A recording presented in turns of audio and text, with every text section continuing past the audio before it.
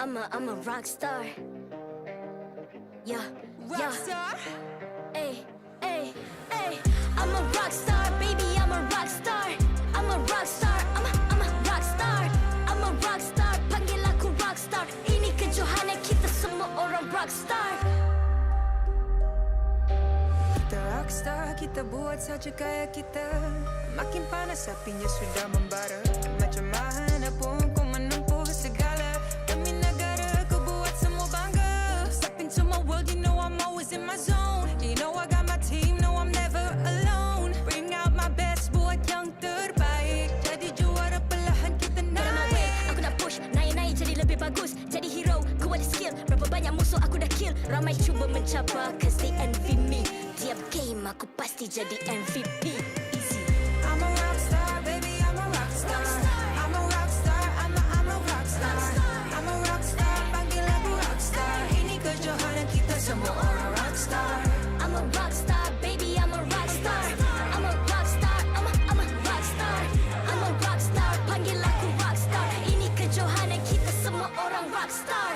Tengok nanti siapa yang juara. Ni peluang kita bawa pulang piala. This is my game, this is my time. Menang semua, everything will be mine. Kalau jatuh kau pasti kembali.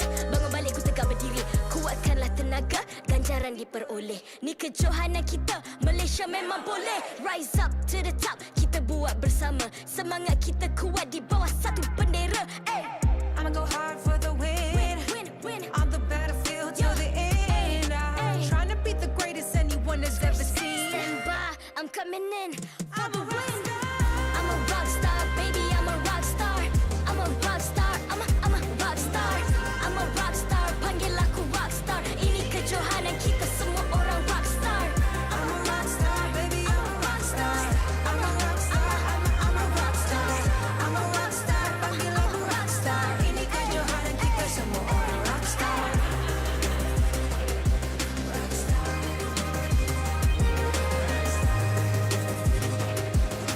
Ini kejohanan kita semua orang rockstar. I'm a rockstar, baby, I'm a rockstar. I'm a rockstar, I'm a rockstar.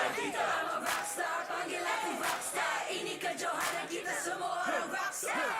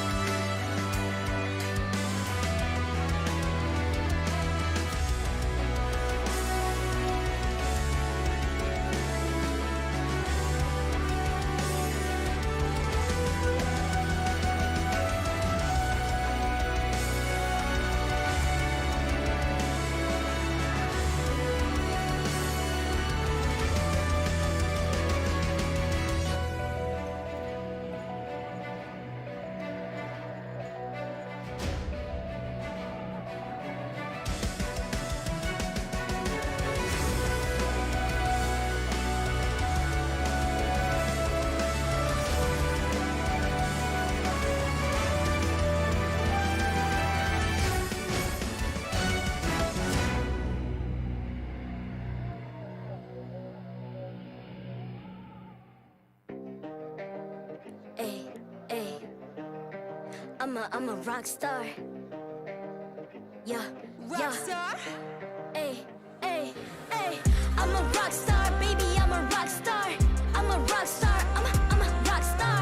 I'm a rock star, panggil aku rock star. Ini kejohanan kita semua orang rock star. Kita rockstar, kita buat saja gaya kita. Makin panas apinya sudah membara.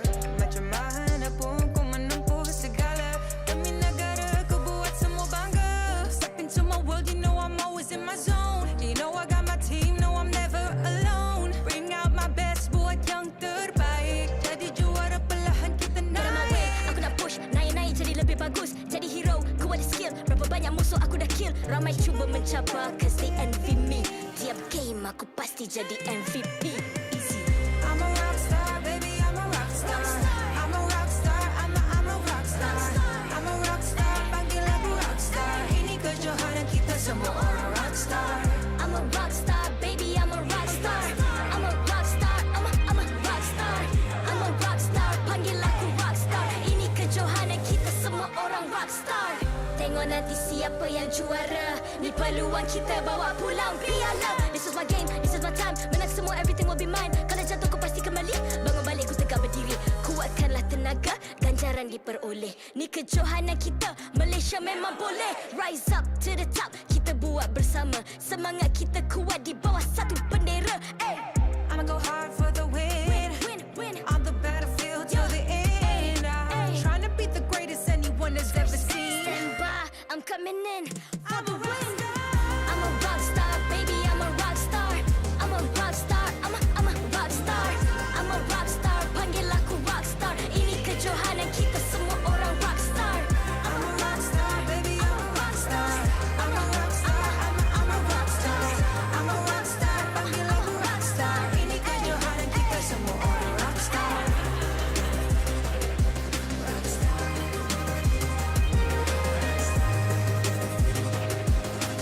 Ini kejohanan kita semua orang rock star. I'm a rock star, baby, I'm a rock star. I'm a rock star, I'm a rock star. I'm a rock star, panggil aku rock star. Ini kejohanan kita semua orang rock star.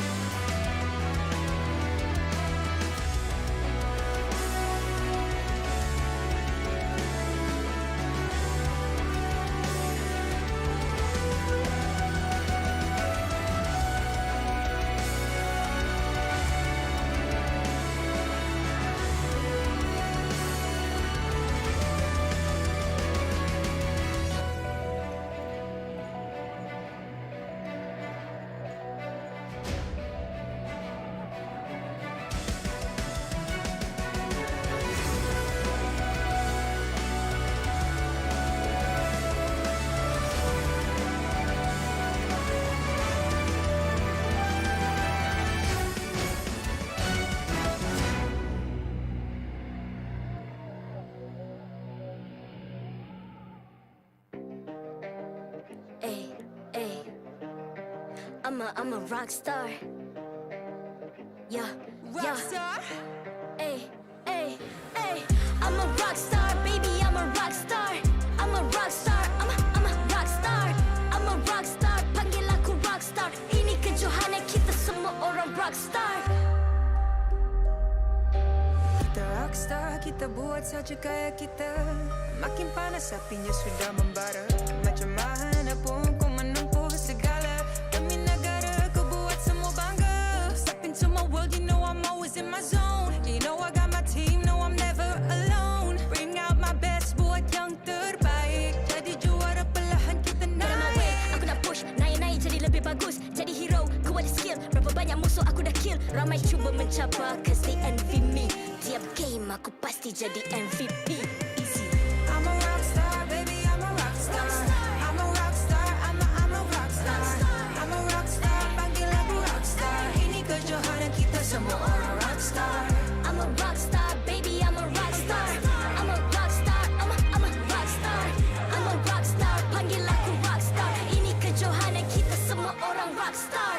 Tengok nanti siapa yang juara. Ni peluang kita bawa pulang piala. This is my game, this is my time. Menang semua, everything will be mine. Kalau jatuh kau pasti kembali. Bangun balik ku tegak berdiri. Kuatkanlah tenaga, ganjaran diperoleh. Ni kejohanan kita, Malaysia memang boleh. Rise up to the top, kita buat bersama. Semangat kita kuat di bawah satu bendera. I'ma go hard for the win.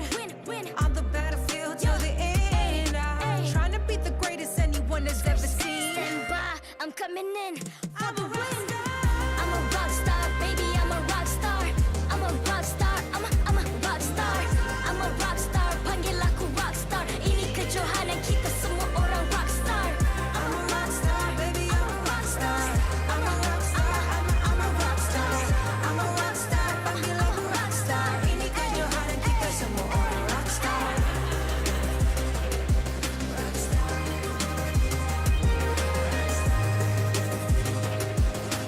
Ini kejohanan kita semua orang rock star.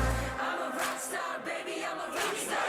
I'm a rock star, I'm a rock star. I'm a rock star, panggil aku rock star. Ini kejohanan kita semua orang rock star.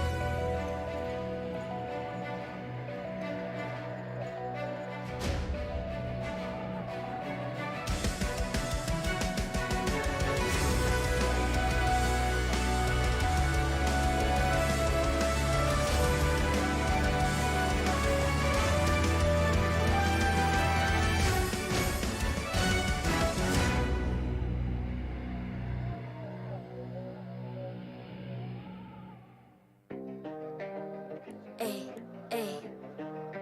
I'm a rock star. Yeah, yeah. Rockstar. Ay, ay, ay. I'm a rock star, baby, I'm a rock star. I'm a rock star, I'm a rock star. I'm a rock star, panggil aku rock star. Ini kejohanan kita semua orang rock star. Kita rockstar, kita buat saja gaya kita. Makin panas apinya sudah membara. Macam mana pun kau menempuh segala. Demi negara kau buat semua bangga. Step into my world, you know I'm always in my zone. You know I got my team, no I'm never alone. Bring out my best, buat yang terbaik. Jadi juara perlahan kita Get on my way, naik. aku nak push. Naik.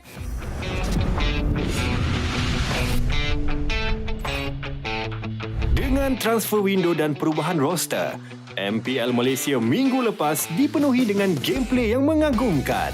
Mari kita lihat semula. TODAK meneruskan gaya comeback king mereka untuk menewaskan RSG Malaysia dengan kepulangan Chico Guys dan gameplay yang mantap dari King of Match Moon. Masih survive. Macam mana dia menggunakan senjata? Kenapa dia masih hidup lagi? Moon percaya untuk mendapatkan kill. Dan dia cuba. Mortal lalala. Tak boleh Zon juga kembali ke MPL Malaysia. Manakala kemasukan Zon nampaknya tidak dapat meningkatkan prestasi GEEK FAM serta-merta di mana mereka tewas kedua-dua match mereka dengan 2-0. Link Eza juga mempamerkan gameplay Lancelot 1 lawan 4 yang istimewa. Dan flicker digunakan untuk selamatkan diri sendiri. Bagaimana kali ini satu triple kill. Dari mana dia datang? Dari mana triple kill dia ada? Dan dia macam Dengan penambahan super rookie, Z, Suhas membuat kejutan besar dan memecahkan rekod tanpa kalah HomeBois. masuk ke arah belakang. GB, Oki shadow kill. Masih tidak percaya untuk membunuh sesiapa. Dan unstoppable diberikan pada Z. Z masih kekal hidup. Double kill. Dan akhirnya, dalam pertarungan perlawanan Team SMG yang sengit, HomeBois melakukan comeback dan membuktikan bahawa mereka adalah pasukan yang paling kuat di Grup A sekarang. Sekarang ni apa yang akan dilakukan? CB damage yang sangat besar. Double kill dicari. Double kill yang dia miliki. Wow! Sekarang oleh pemain yang gunakan mid-lane ini. Terus saja berikan fokus. Minggu ini adalah minggu akhir untuk fasa pertama regular season. Gameplay dan strategi apakah yang akan kita lihat? Jom kita saksikan.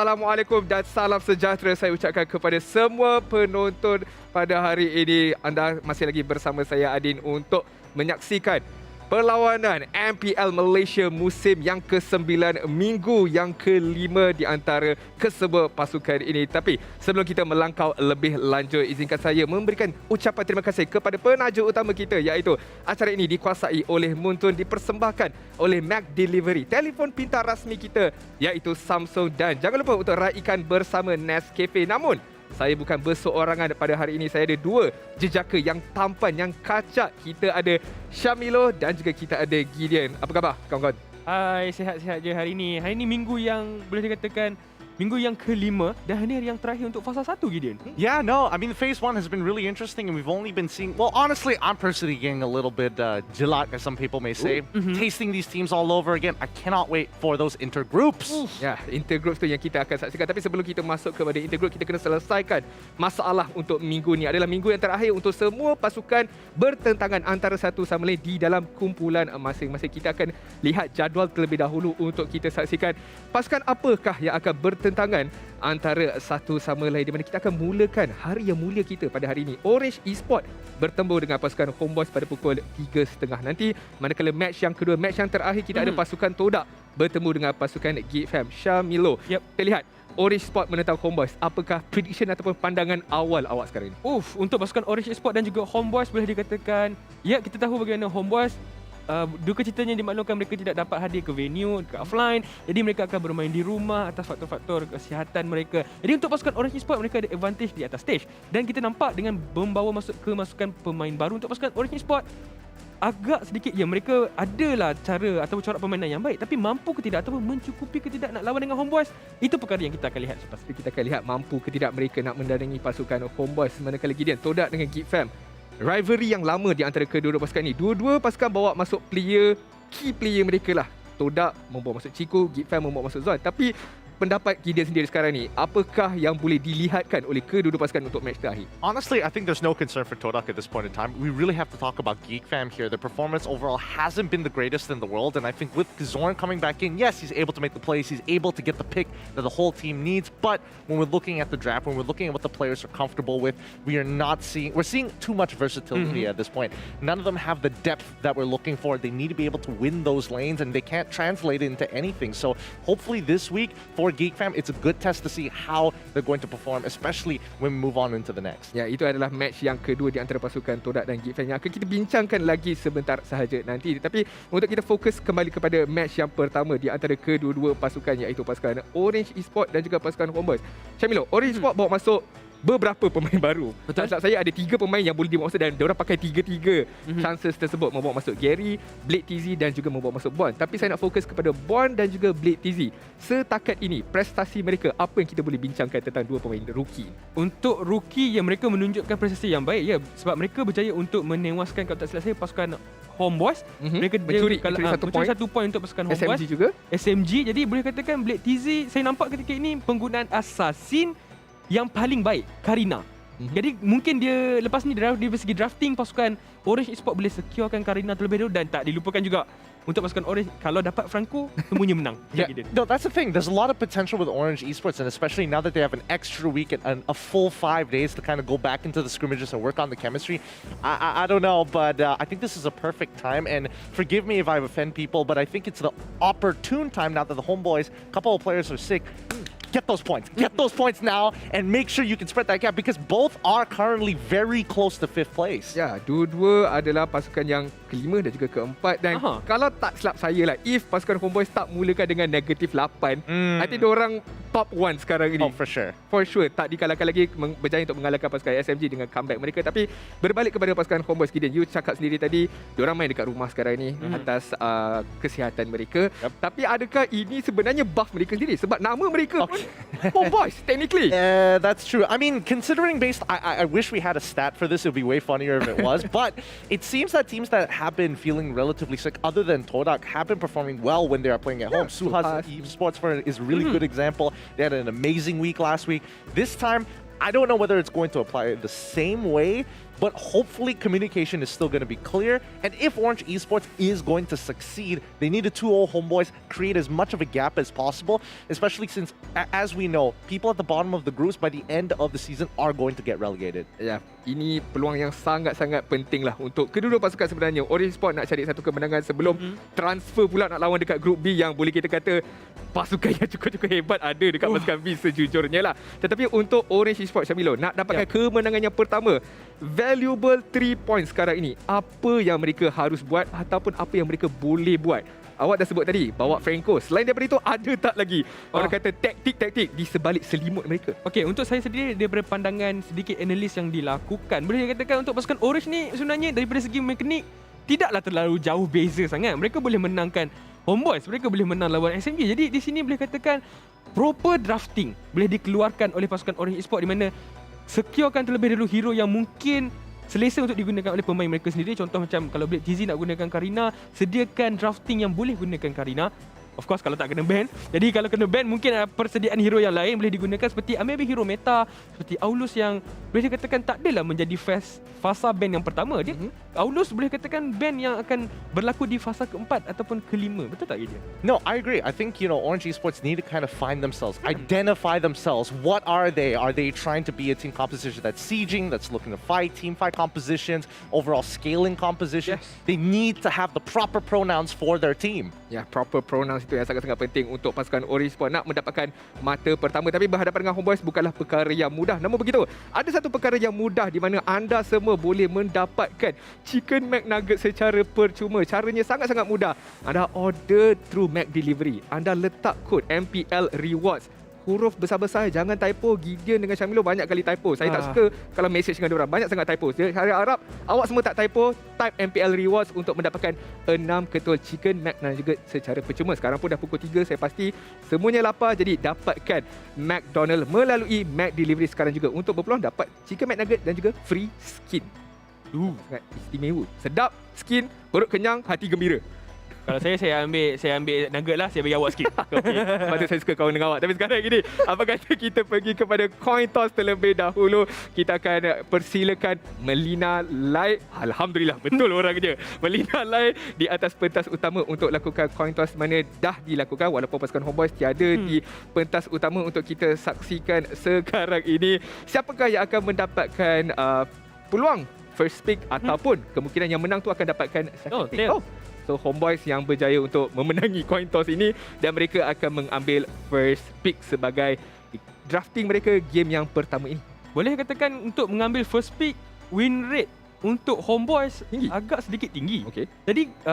Jadi mereka akan teruskan mengambil first pick disebabkan mungkin ada strategi yang mereka ingin lakukan. Mungkin ada hero yang mereka perlukan sangat-sangat untuk dapatkan drafting yang selesa. Contohnya mungkin kalau kita lihatkan daripada segi chibi, dia ada banyak hero assassin yang boleh digunakan. Jadi mungkin assassin akan menjadi keutamaan untuk pasukan HomeBois. Ataupun kita tahu bagaimana Anip, kalau digunakan hero seperti Beatrix, Popa dan Kupa, memang dekat lane tu boleh dikatakan chances untuk dapatkan kemenangan dekat lane tinggi. Jadi mungkin hero marksman yang akan dia berikan fokus. Dan itulah keistimewaan untuk pasukan HomeBois. Masing-masing ada hero-hero mereka sendiri dan Vince dengan dia punya Sicilian.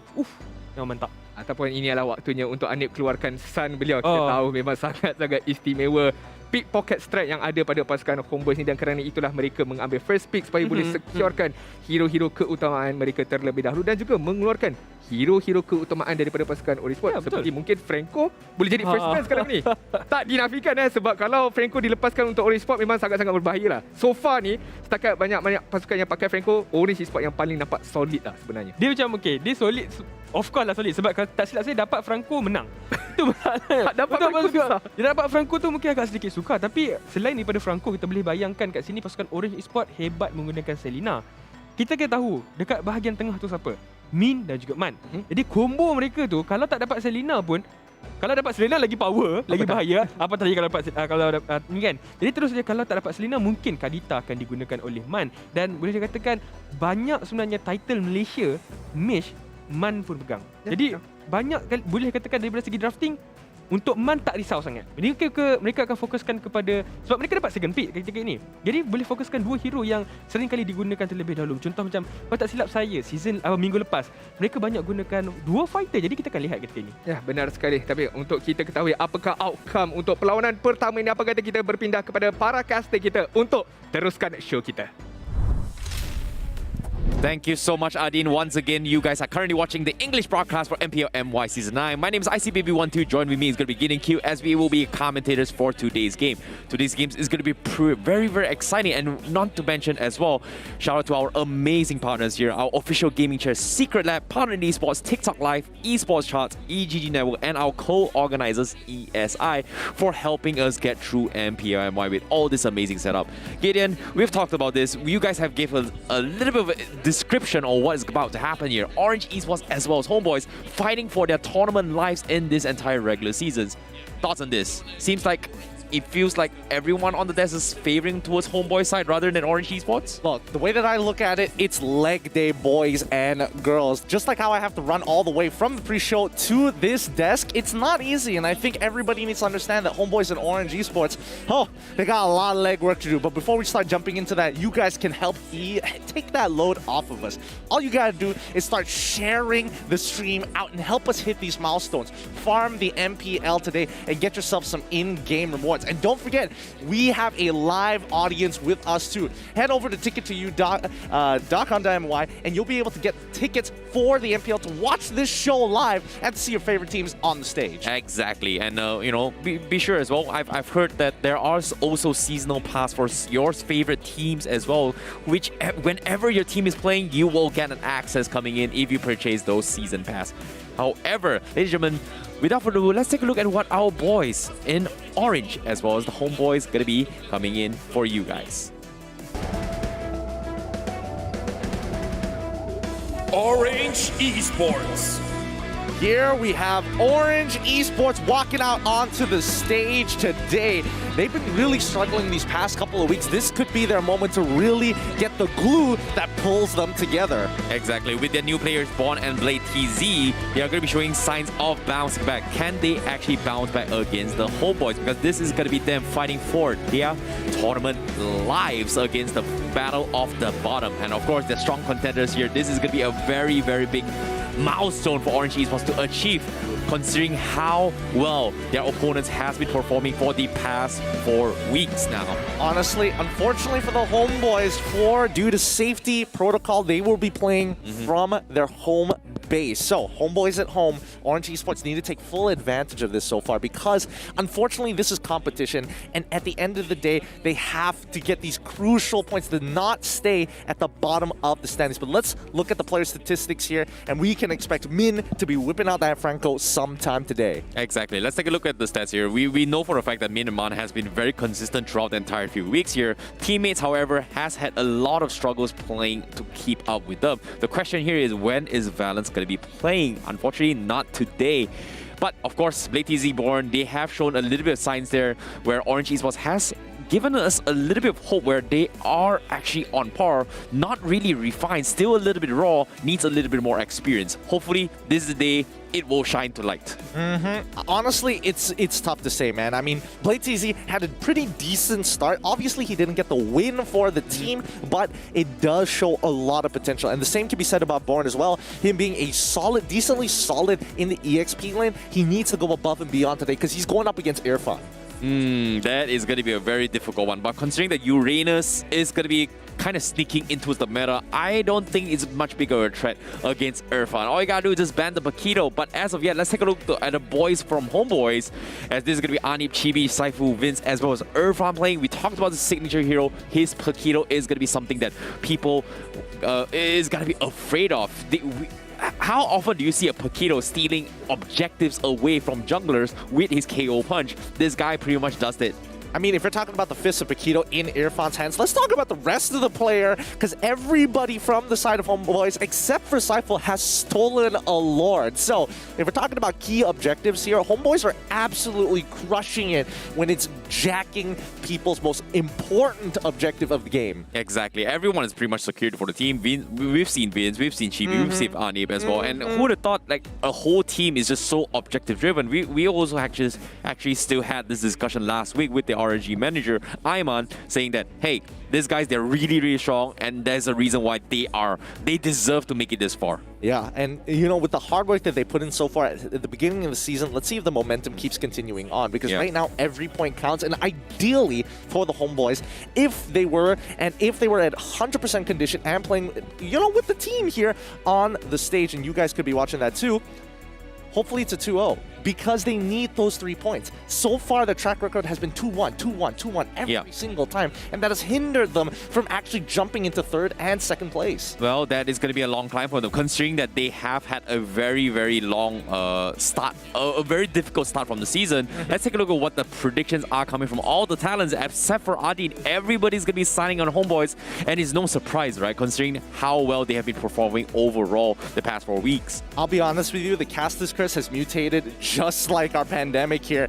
Last time it used to be, oh, if one person picks different, that team is going to win. Now it's if we all pick one team, they usually don't go. The Caster's Curse still persists till today. Yeah, please do not remind me what happened last week, because we all know how it all went down. If you guys did not know what happened, please watch back last week's games and don't scroll to the talent's prediction. Let's look at the audience prediction here, with a large majority still believing in the HomeBois. However, looks like you guys are well informed and thinking, the smart ones are thinking ahead of time. Maybe Orange Esports are able to take the game. With the new players, this new lineup, the concreteness of Min and Man, Orange Esports could cop a win. You know, okay, that's the thing, right? I had the luxury to have a conversation with Kelvin, the former Orange Esports. He did mention as well last week, with Born coming in, it seems like Orange Esports, they have shown a little bit of fight in them. And you know what's really amazing about this? Because why?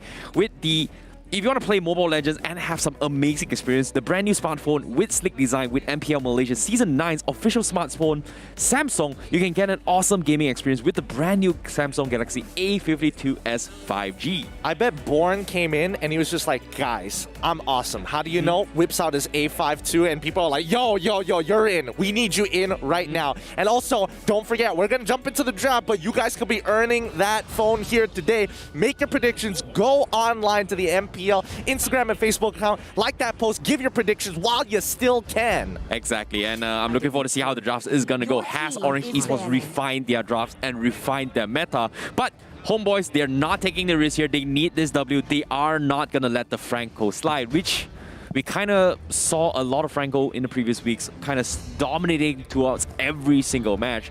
And it's pretty much a big statement here. MPL MY has finally adapted that Franco is going to be meta, needs to be taken out, needs to be first ban material. Now, the question is why, right? Right now, as we can see it, the meta seems to be scaling into the late game a lot faster. The mid game has a very short time span. The laning phase has gotten even shorter than before, all thanks to the supports that are popping up. Franco is great at just slowing down these buffs, which slow down the jungle, which in turn slow down the game. Agree. If you land your hooks, get your objectives, delay objectives, then it's amazing. If you do not, it is one of the most useless tanks ever if you do not delay the game. Okay, let's take a step back here, all right? It's not one of the most useless tanks. If you do not land your hooks, you do not land your ultimates, and you do not do anything for the rest of the game. Ever heard of Atlas? I think Atlas is by far #1 when it comes down to not exactly the best tank in the meta right now. I think Franco far surpasses him. Fair enough, fair enough. If we're being purely objective here. Now, HomeBois, once again, they're getting rid of the Phoveus. It seems to be a consistent ban. Doesn't matter blue side or red side, they will always get rid of it. Valentina, again, is going to be perma-banned. No one ever wants to let it into the Land of Dawn. But now Orange Esports are actually banning out the Lancelot. Yeah, and Lancelot's going to be a controversy here, but considering that Fanny has kind of sneaked in towards the ban phase coming from HomeBois based on last week's performance, it seems like it's no longer going to be a threat here. It seems like every team kind of strayed away towards the Fanny meta now, I guess. The Fanny meta, see, that's the thing, right? Fanny is in this awkward position where she doesn't exactly scale towards the later stages of the game, but her rotations are so fast and her impact in the early to mid game is rather devastating, right? So there's not a lot of heroes that kind of fit that build. I can see where you're going here, but now let's talk about the bans real quick. Seems like Hayabusa is going to be up for grabs. We know that we've seen a lot of Hayabusa come sneaking back into the meta, but I feel like Ling should be something that Orange Esports got to be afraid of. We've seen how Chibi is very flexible in that regards, and in terms of split push potential, I feel like that is going to be the point of interest unless they do not want to deal with a potential Uranus, which I don't think HomeBois has kind of whipped it out yet. Personally, I don't think Irfan particularly likes it, and we saw during the HomeBois versus SMG matchups that it can be extremely frustrating when Irfan is not having a playmaker. Yusong, Paquito, those are the arguably Esmeralda as well, but that really depends on what Vince is playing at that point of time, right? So other than those conditions, Irfan wants to be able to dominate his lane and start pressing his advantage in towards the jungle and the rest of the map. Orange Esports, on the other hand, can stop him. They can force him onto Esmeralda, pick the Uranus up for himself, do what Smooth did against the HomeBois when they were playing up against SMG, and you basically lock one player out of the fight. Yeah, and I feel like this is going to be a issue when it comes to delaying, right? You talk about locking down. I feel like Smooth is a completely different EXP laner compared to what Born is going to be bringing to the table. They have a very similar idea, but considering that HomeBois has taken the W against SMG, I don't think they're all that worried if Orange decides to whip it out, if that makes sense. That's a fair point, but how often do you see Irfan getting dominated in the lane? I don't get to see that very often, and I think it's very difficult to hold back his aggression. The only people who've done it are, control tempo EXP laners like Smooth, who knows how to kind of move the momentum alongside of him, make sure that he doesn't get to expand that lead, keep him contained. That's what Boren needs to do with Irfan today.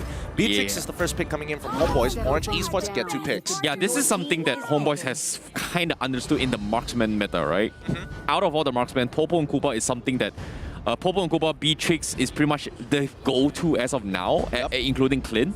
But I feel like in terms of overall early aggression, Popo and Koopa and Beatrix is kind of there, but Beatrix just does way more than Popo and Koopa. So HomeBois, they understand that this is a must go-to. However, Orange Esports, they need a way to shut things down. And currently, the Phoveus can't exactly go towards the backlines. I like this adaptation coming from him. Hey, we're picking the Karina. Karina tank is great at just going to diving the backlines. Yeah, and basically, it's all about auto attacks, right? You have Nibiru, you shoot one time, you get like a couple of shots, 5 auto attacks, technically all built in one, and all of it missing on Karina, especially with the Shadow Dance. It's really frustrating to deal with, but HomeBois now match the picks so far. With Hayabusa, they've already picked their jungle, and now with Irfan on this Paquito, Orange Esports, they have 2 options. Either they match it, saying, yes, we can throw someone like Esmeralda, arguably even throw in Uranus up against this Paquito to control this lane, or we can start looking for our mages and focus banning them out during the second phase.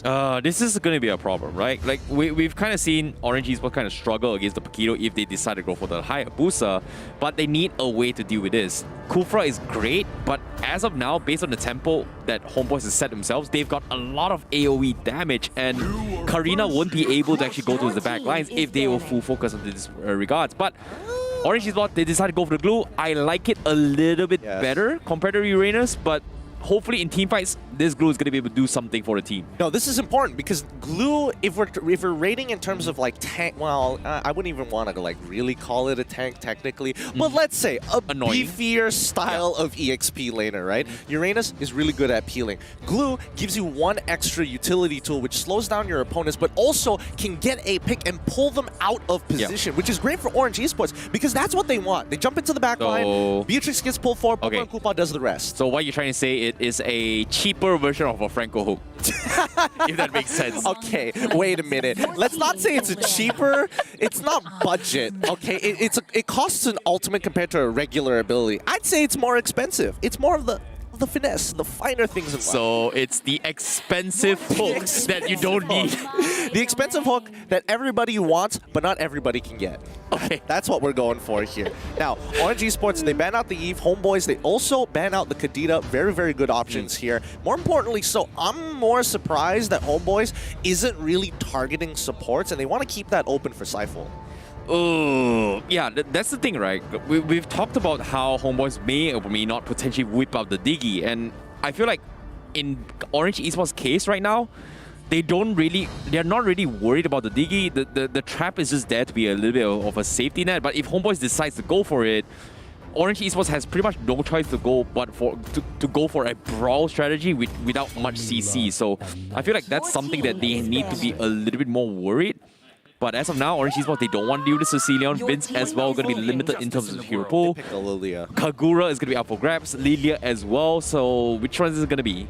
Personally, I think it's either Kagura or Lilia for Orange Esports. It depends on what style they want. If they go for Lilia, they basically want HomeBois to engage on them and they slowly peel backwards. Popo and Koopa and Lilia will absolutely demolish anybody running towards them, and there's so much peel built in their own kits to do that. If it's Kagura, then it's the opposite. They want to have Popo and Koopa as their backup plan. Oh, things are going bad? Alpha Wolf, pull it backwards, slow people down. Kagura jumps into the back line with the help of Karina. I'm not going to lie, I don't really like Orange Esports if they decide to go for the Lilia strat. Like, if you think about it, right, based on their composition, it feels like a DPS playstyle, and they don't exactly have a burst strategy, whereas HomeBois, they've got so much burst potential. But Orange Esports, they say, you know what, we are going to go for the setup with the Eat of Stun. Like I said, great overall crowd control, but still not enough burst when it comes to this, unless the Karina does something about it. Okay, so fair enough, Orange Esports have identified it's between these two majors. If we get one, honestly, it doesn't matter. We need to start looking towards the support section. And I think that's a much smarter idea because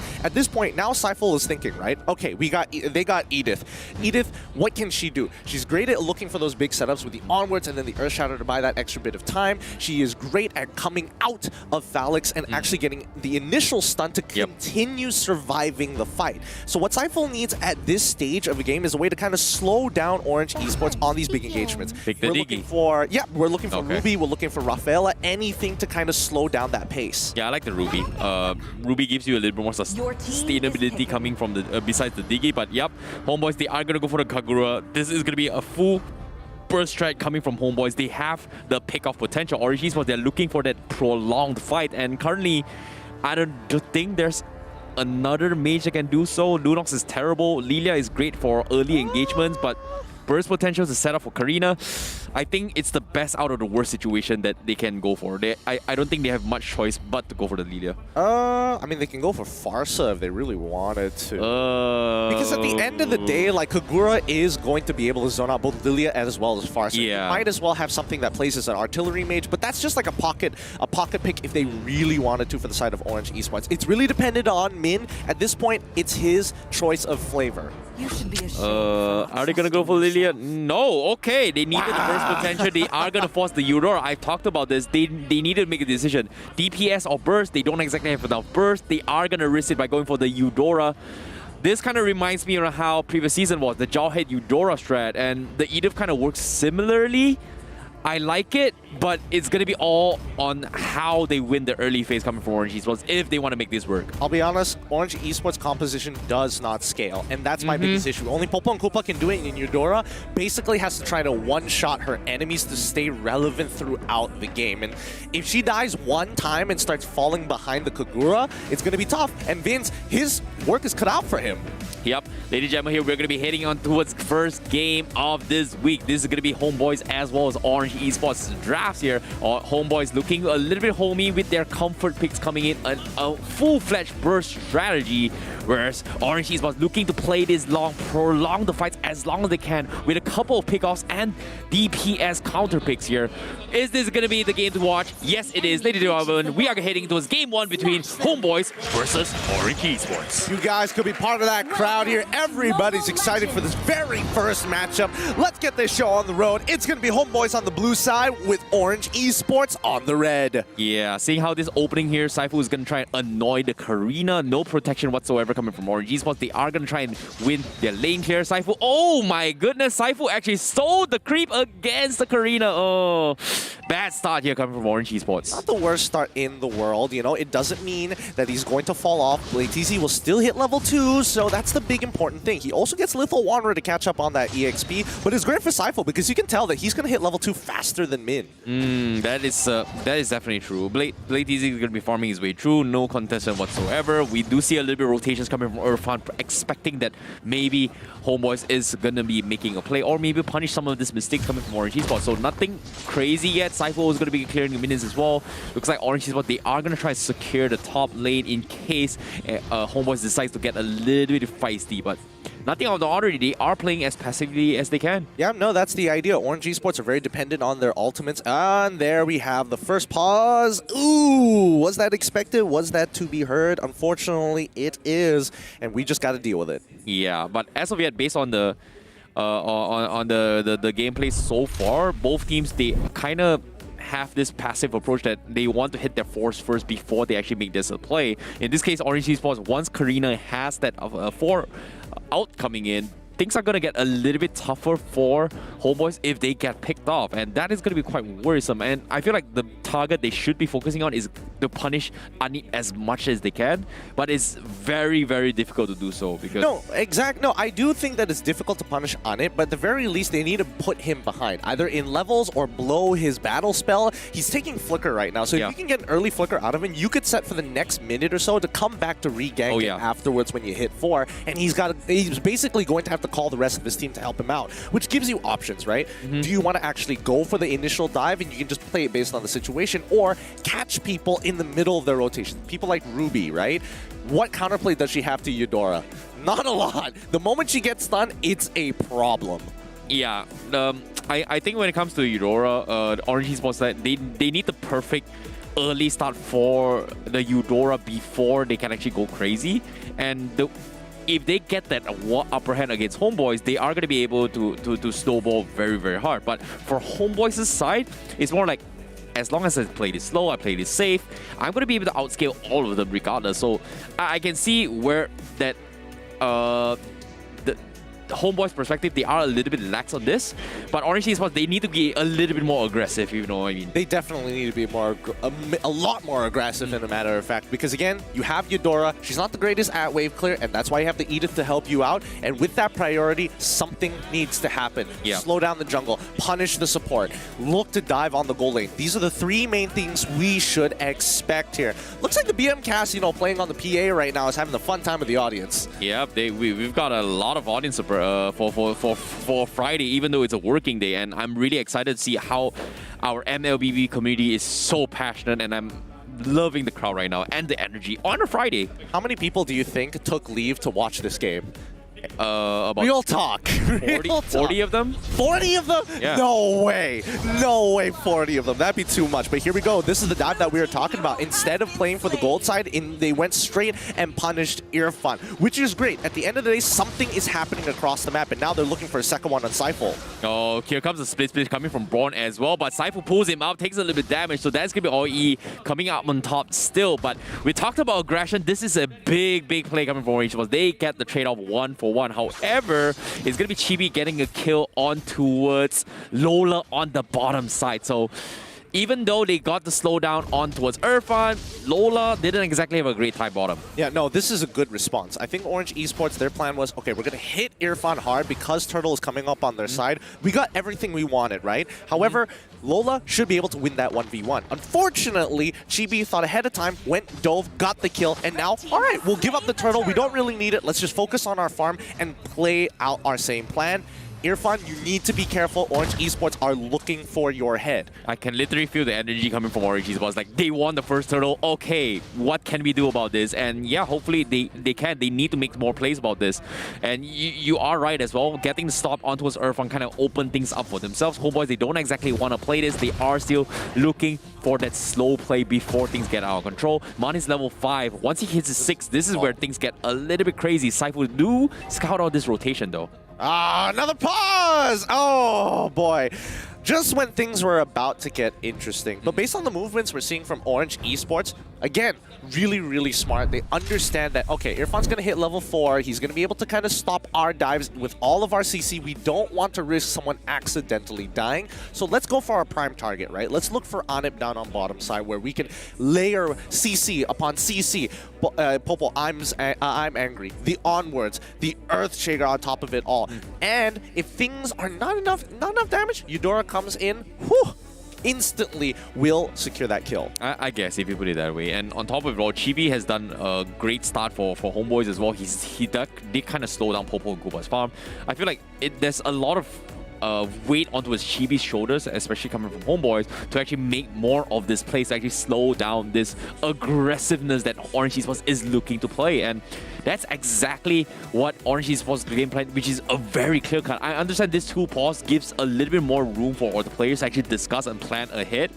And of course, we are also trying to ensure the integrity of the game overall. But I feel like the thoughts that put into this past 2 minutes for these 2 pauses has gone through a lot, and you can see that both teams have very, very clear objectives of what they need to do next. It's about getting a read and executing upon it. For HomeBois, they are making reads and they're using Cypher as a scouting tool. Wait. Get well soon, HomeBois. Oh, yo. Now that's some real energy right there. That's some real support energy coming in for the HomeBois. Their fans are lovely. Yeah, I know, right? Like, they're amazing. Like, HomeBois fan is everywhere. You can see the shirts, the jersey. Everyone took leave on a Friday. You guys, it's just sad to see that HomeBois is not here, but overall in general, they are definitely going to be here to support their boys, right? I mean, of course. I mean, if we look at Anip, he really looks out of it. Every time you see that webcam, he looks like he's like, man, this is agony. Vince, he looks like he's powering. I've got a question. Do you know why everybody's covering their faces? Shy? No. What? In case their bosses watch MPL and they don't want to get caught, bro. They don't want to tell anybody that they took leave that day to watch this game. Oh boy. But you can see the support from the fans, and I love it. You guys could be filling up those seats. You see those empty seats? That could be you there. That could be you showing off your love to your favorite team. Yeah, definitely. But still. Have you had one of those experiences before when you're like, hey boss, I gotta take a leave because I gotta do something here. I'm going out on a date and watch MPL, you know? Yeah, when I was watching Batman and then my boss was there and we were both in the same theater and we were like, whoa, this is awkward. That actually happened? Yeah, it was pretty funny. Oh crap. It was pretty funny indeed. That's gotta be a very, very awkward situation to be in. It was an awkward conversation. He looked at me and he was just like, don't tell anybody. And I just thumbs up and then he the bro code. The bro code. The bro code. That's how we knew that we were both cool. It was just like, nice. That's a pretty cool, you got a pretty cool boss. I wonder who it is. My girlfriend. Oh. Dude. All right, we're jumping back into the game. Let's see how the game has kind of progressed. And at this point in time, we're seeing that Orange Esports have doubled down on trying to attack this bottom side. HomeBois, amazing read here. Cypher got the information from the river and now tells Anip, yo, chill out, wait for a second. I'm going to walk in first. Let's see what happens. Yeah, man. And speaking of getting farm as well, Anip needs his farm. And knowing HomeBois strategy, they kind of have the tendency to protect Anip's farm into his later stage of game. And we don't exactly see Anip shine too much into a later stage game. And you can even see the formations coming from HomeBois, making sure that Anip, don't worry, we got your back, farm safely. However, they do find a pick up on demand. They force a flicker coming in, and that's going to be Orange Esports trying to go for a reply. Vince will be able to escape this, and that's going to be a couple of skirmishes coming in. However, 2 flickers from both mage has been burned out, so nothing major. It's still 50-50s for now. Ah, man. man, that's really unfortunate. And for Orange Esports, they're heavily reliant on Mon actually living. That flicker is going to be an escape tool taken away from him. So now Orange Esports aren't going to be as aggressive, and they have to be extra careful on these rotations. But they are still playing for the turtle.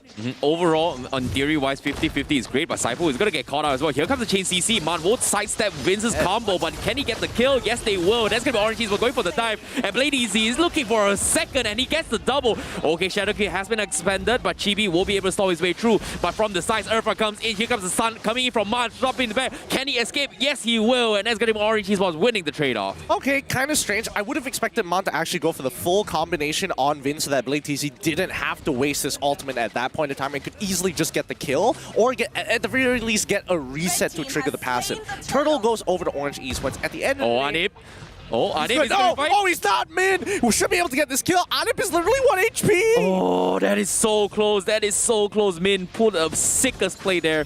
But however, that is going to slow down his rotation. And on top of it all, the gold crab almost being secured by OE. Nothing crazy yet, but OE, they are going to be able to take the tier 1 up top. And that is huge for Orange Esports. They've got full tempo in their control. If that exact same situation played out in the Philippines or in Indo, I guarantee you, Min would have gotten out of Phalanx form and went straight for the dive and then try to trade 50-50. That would be a very, very risky play. But yes, I can see where you're coming from. However, HomeBois, they are going to be setting up an ambush for themselves. OE, are they going to walk into it as well? Lola's going to go there. Big time of Fender comes in. Anip goes for the shotgun as well. It almost takes them all out. But OE immediately flickers away as well. And Lola will be A-OK. Great attempt coming from HomeBois. Unfortunately, will not succeed. Orange Esports, they will get the full reset. However, the tier 1 bottom is going to be jeopardized in this vicinity. Blade TZ going to be looking for a play. He goes for the flank as well. He's going to be able to escape his way through. He is pretty tanky. Man is there to provide assistance, but OE, they're trying their best to defend, but it's going to be all for naught. It's a 4v3, and OE decides to back out. The snipes! Ooh! I don't think that was a good response coming in from Orange Esports. Why is Irfan allowed to move like this? He should not be on this side of the map. Born has already gotten the tower onto that top side here, so mid should have been the instant punishment coming in from Orange Esports, considering that both their most important members were already chunked out to 10% HP. Oh, that is so close indeed. But yes, I definitely agree where you're coming from as well. They trade 1-for-1 should not be happening for HomeBois, and somehow Orange Esports just let them get away. Blade TZ, he's got the turtle buff, but Orange Esports, they're not snowballing hard enough. They've got 2 turtles in a row, and this third turtle, HomeBois, is looking for a full-fledged fight. Irfan, nope, it's not going to be this Saifu. Will get focused down, and he's going to be the first one to fall. Chibi goes in for the fight as well. Can he escape with the Phalanx? He goes in for Phalanx, stuns onto Vince, and that's going to slow him down. Blade TZ is going to give chase, but looks like OE has the bigger picture. They will eventually lose their tank, but OE seems to be in a better position here. Irfan going to be providing the frontline tanks for the side of HomeBois, but they are a little bit too late. OE, once again, will take the turtle. Now, you could say that the Orange Esports could have clumped up a little bit closer so that RNG wouldn't have taken into effect. Others would say, you know, RNG, you're just unlucky there.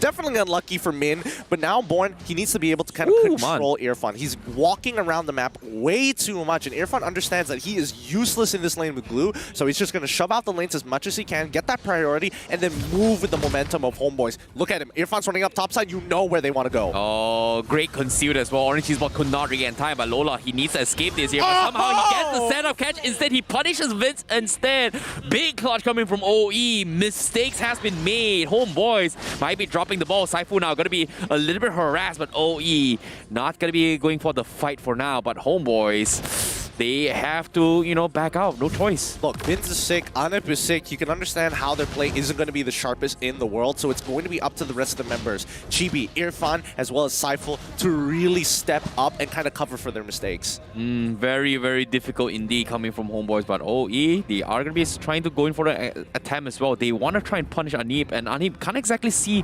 where the rest of the members are, so they are going to play this a little bit slow. Min will force out the slam. That is going to be on a cooldown for now, but HomeBois looks like they are a little bit more responsive and trying to figure out what Orange Esports is trying to do. In this case, bottom side, Chibi is going to get dived in as well. He pulls him back. Here comes the snipe as well. Chibi is going to be in some trouble. Can he pop the OK Shadow kill? I don't think so. He's going to die to Born. Yes, and they will get the kill. However, Born, he flickers in the wrong direction. He's going to try and mix his space, but however, Ani will secure and trade 1-for-1. But a jungler for a side lane tank, that is not a good trade-off for a HomeBois. Okay. Thought process going through, maybe that wasn't the worst play in the world, mainly because topside they were able to get a tier 2 turret. Now they can start pushing mid. All this because he gave his life. Now Man is going to go for the initial engagement. Cypher cannot hold on. That's way too much damage coming in from Min and Lola. And now Vince is the next to fall. Lola has come into this game 3-1 and oh. Uh-oh, Blade Easy, he's gonna get one more and he flickers away through the tower, but he's gonna be dead. And here comes the slam. Orange Esports got them all surrounded.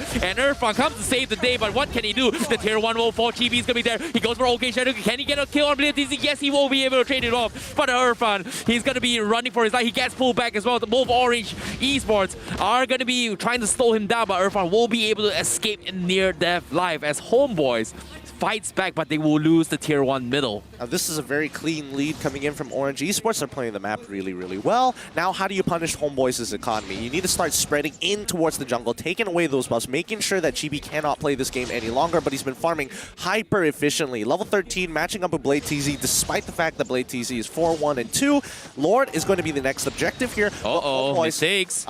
This is what we're talking about. The picks coming out through. Oh, the snipes coming from Ani kind of missed out, but he still got the kill on towards mid. And that is huge coming from HomeBois. They managed to delay the Lord, but guess what? The pull comes in to get Lola as well. As HomeBois, Anib gets a double and they return the favor. They get back the lead and they are going to be opening up for the Lord as well. This is good. HomeBois will be able to recover from their initial deficit. But Born, he's going to try and make something happen here. This is going to be something to happen. Blade DZ gets pulled back as well. HomeBois, they want to still fight this as well, but on the side as well, they are going to focus on towards Man instead. Vin will take him off. Blade DZ is still a little bit low. He's going to look for the retribution, but HomeBois is trying to bait him out. Blade DZ needs to go for the fight as well, but can they get it? Who's going to get it? I don't know. Oh! No! He gets the steal. HomeBois completely ignores him, and Blade DZ will sneak it out there, but he will pay with his price. Min is going to be the next to fall as well, as HomeBois gets the full team wipe, and Lola is only one left alive to defend against this. However, they do still have the Lord. Lola, he's dealing so much damage, but Lola should be going down here. Anap wins that 1v1. However, Vince gives up his life for the sake of it. I mean, you could say that it's really unfortunate for Orange Esports, but what did they achieve? They took away the Lord from the HomeBois, and they will not be able to reclaim Elite, but HomeBois, in terms of gold, already 1.3k ahead. Oh, that is big still. Like, HomeBois, they thought Blade TZ kind of backed out. He was half HP. Who would have thought that Blade TZ decides to go for a dive, and you could see that Chibi wasn't even in the vicinity to actually retrieve the Lord. He was actually secretly farming a little bit more on the sides. And oh my goodness, that was so unfortunate coming from HomeBois. Truly unfortunate indeed. And I mean, unfortunately for Orange Esports, I do think there's a little bit of a communication issue when it comes down to the micro, because Min comes in with the flicker huge. He's able to knock up 3 people. At this point of time, that's when you should see Blade TZ getting out. He already was in the Shadow Dance form. He needs to just walk away, and he probably would have survived. Yeah, that is going to be a very difficult one. But all in all, the match is pretty much fighting on his way through, but Orange Esports showing a little bit of a slight fight coming into this match. We weren't expecting the match to be this 50-50 and close, I guess, based on their previous performances. Look, I can't really blame the HomeBois not being as clean as they usually are. They're not exactly feeling the best in the world, and as you can see from the fans, people wearing the HomeBois jersey, they're calling out "Get well soon, HomeBois." You know, Vince and as well as Anip aren't going to be playing at their 100%, but they still have their moments of brilliance. Yeah, I definitely agree. It's a tough life being a professional gamer. In this case, the fans understand and will appreciate the boys who's currently at home, unfortunately. Yeah, and hopefully they'll be able to make it happen. Looks like people are taking advantage of it because, again, they're allowed to record here at the live arena to see these competitions go through until they get caught and they're like, oh boy, oh shucks, then now this is embarrassing. You know what's the beauty about going to these events? What? I wouldn't be able to tell who these people are if they're putting on their masks. I'm not gonna lie. Don't. Yeah, it's true. Why not? I mean, if they have hoodies as well, that makes it even harder to tell. Oh yeah. Hoodies plus mask, anonymous. You don't know who they are. Could you be an international hacker? No idea. I wouldn't be known. I wouldn't know. Like the pretty much the only people who know would be the MPL staff who ensures the safety of them coming in. Oh, that's true. That is a good point. They do have to get verified. But now let's jump back into this game. Yep. Now, speaking of the matches, seems like HomeBois will successfully get the Lord defense very easily against Orange Esports. Orange Esports, however, it's back to the drawing board. They were banging on Blade TZ going out of control, and currently he is able to do so. But we haven't seen him go super crazy yet. It's more like Orange Esports punishing HomeBois' mistakes so far. No, I mean, that's the idea. Both compositions essentially want to do the exact same thing. They're trying to match each other's movements because at the end of the day, how this game is going to turn out is getting into the later stages, and that's when you see the scaling happen, right? However, if we're looking in terms of scaling, only Lola scales and Anip scales in this situation. But HomeBois have one added factor that Vins will be able to scale alongside with Anip, giving them an extra backing for the 13th and 15th minute. Saifu looking for the push. Min gonna be able to scout things out. So HomeBois getting a little bit aggressive in this kind of place. But fun fact as well, Min does kind of scale to a later stage of the game. Not as hard as the Beatrix, but it is still a tank marksman-ish. So he's gonna be able to do some serious damage later on. Well, that's like saying Ruby scales. They both do the same thing. They both just want to be really tanky, hold that front line for as long as possible. So if we're talking about like scaling in that sense, sure, fair enough. But in comparison to what Vins can build, he can affect multiple people with just this yin-yang overturn. And I'm not talking about just winning the 1v1 against Mon. Okay, fair enough. But yeah, overall in general, as long as HomeBois do not clump together into the Eudora, all is well. But so far, Man hasn't had that one-shot combo yet. He's been playing very passively to set up kills for BladeTZ, and I like how he's playing that sacrificial role rather than, you know, getting the kill. Saifu now gonna try and stop Born. He's gonna force the split, and this is not huge. He's gonna open up the map a little bit. OE doesn't have the information. They know HomeBois is gonna be on the top side. But once again, they don't want to take the risk. 10 seconds left before this next Lord, and OE has the upper hand, and they will be the gatekeepers for this Lord pit. Yeah, Orange Esports, they understand this. Like, okay, this game's going into late game. We don't have the big snowball that we wanted to initially start off from the 3rd minute. So now this is the next best bet. Yep, OE, they have to retreat now, seeing that OE is going to be split off on the side as well. Min is going to try and stall this back. BladeTZ reveals the position, but they get the pull onto Min. A big cash coming from HomeBois, knowing that they are isolated here. They pull them back, they dissect them. OE going to be going for the regroup. Born is going to be open up as well. He doesn't have to split. He goes for the chain stun, but they are going to be able to split the fight. Saifu gets taken down. They take down Vince as well, but double kill coming from Vince as he takes out Min, Mon, and Lola. And that is a huge play coming from HomeBois. BladeTZ is going to be the last man standing, but what can he do? He's going to get focused down, and that's going to be HomeBois completely swarming them out. Born is going to be the next to fall as HomeBois will go ring around the roses and take them all out. What just happened there? Can we pull up the item build? I'm curious to see what Saifu decided to go for in terms of his build.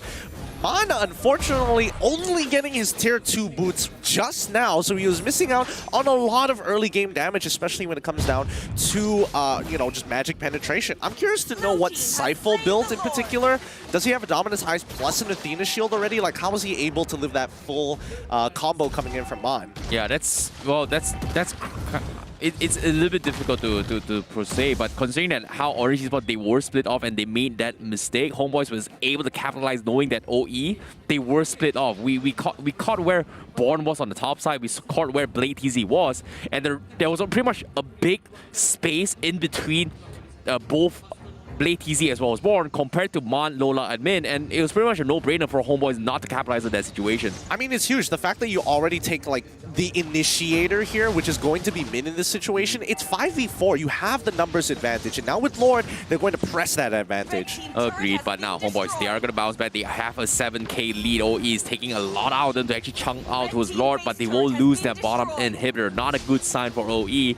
But once again, Orange Esports, they need to make some sort of play, and I don't know what kind of play they can do because Born hasn't been able to get the big catch yet with his split. Technically, at this point in time, Orange Esports don't need to do anything. Alright, here's the item build. So far, we have the Immortality. Yep, he had the Dominance Ice on top of the Athena Shield, and that's why he was able to survive both BladeTZ and as well as Mon. Good itemization coming in from Saifu. He also has the Magic Resist boot, so he knows that he's going to get locked down for long periods of time, and having a way to kind of shorten that even by a split second is going to be more than enough on something as impactful as Ruby. Yeah, I like how Saifu is also going to go for the Radiant Armor. That just further dumb skills the Karina as well as the Eudora's damage, alongside with Anim also going for the Athena Shield. That means OE, they have pretty much lost a lot of their majority of their main damage. It is all going to come down from Lola. So Lola is going to be point of interest coming from HomeBois. If Lola goes down, they pretty much win 60% of the fight. Yeah, they have to play around him.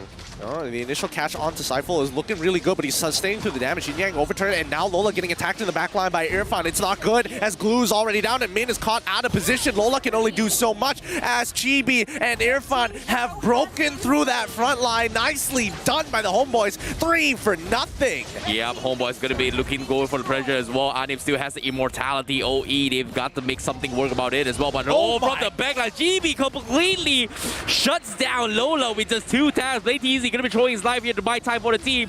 But is he making space? He's blurring the minutes away. Yes, he's doing a fantastic job, but he's going to pay with his life, and he will eventually fall into the hands of Chibi. But the rest of the minutes from the bottom and top side is going to collapse on the Crystals Orange Esports as HomeBois takes game number 1. Let the HomeBois revel in their victory. That's just game 1. Game 2 is very close on hand here. We're seeing great macro, great micro communication from the HomeBois. Orange Esports, they just need better micro communication during the fights, and I think it would have been 50-50, but still, GG, well played to the HomeBois. Yeah, GG, well played to HomeBois. And Orange Esports, they had a strong start here. Unfortunately, the combo just wasn't exactly working out. Hopefully, they will be better coming in from game number 2, and it comes down to the question as well, Eudora just not doing enough compared to other major, I guess. Yeah, that's the thing. Well, I mean, I wouldn't say she's doing as terribly, because I think by the end of the 7th minute, we already see like, what, 5 assists coming out of Eudora at that point in time. She is doing work, but it takes a while to get to that one-shot potential, right? Yeah. And I think most people like to go for the traditional, what's it? Clock of Destiny, into Lightning Truncheon, Yeah. when I think they should have gone for just 100% max out on magic penetration, magic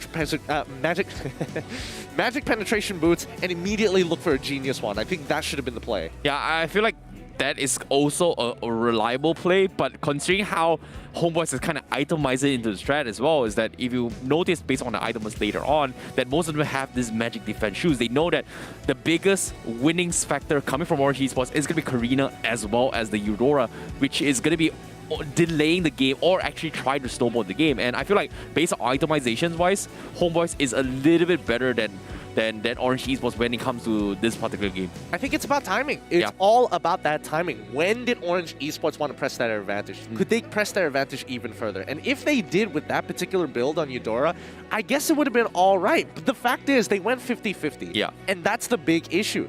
Clock of Destiny takes way too long to start scaling in time. You're not a Veil. You're not someone like a Lilia who could really take full advantage of it. Let's look at the item build and we can talk a little bit more, because I think it's very clear to see here that HomeBois, they had a very clear idea of what they wanted to do. Chibi, full damage, that's expected. Irfan as well. He's like, you know what?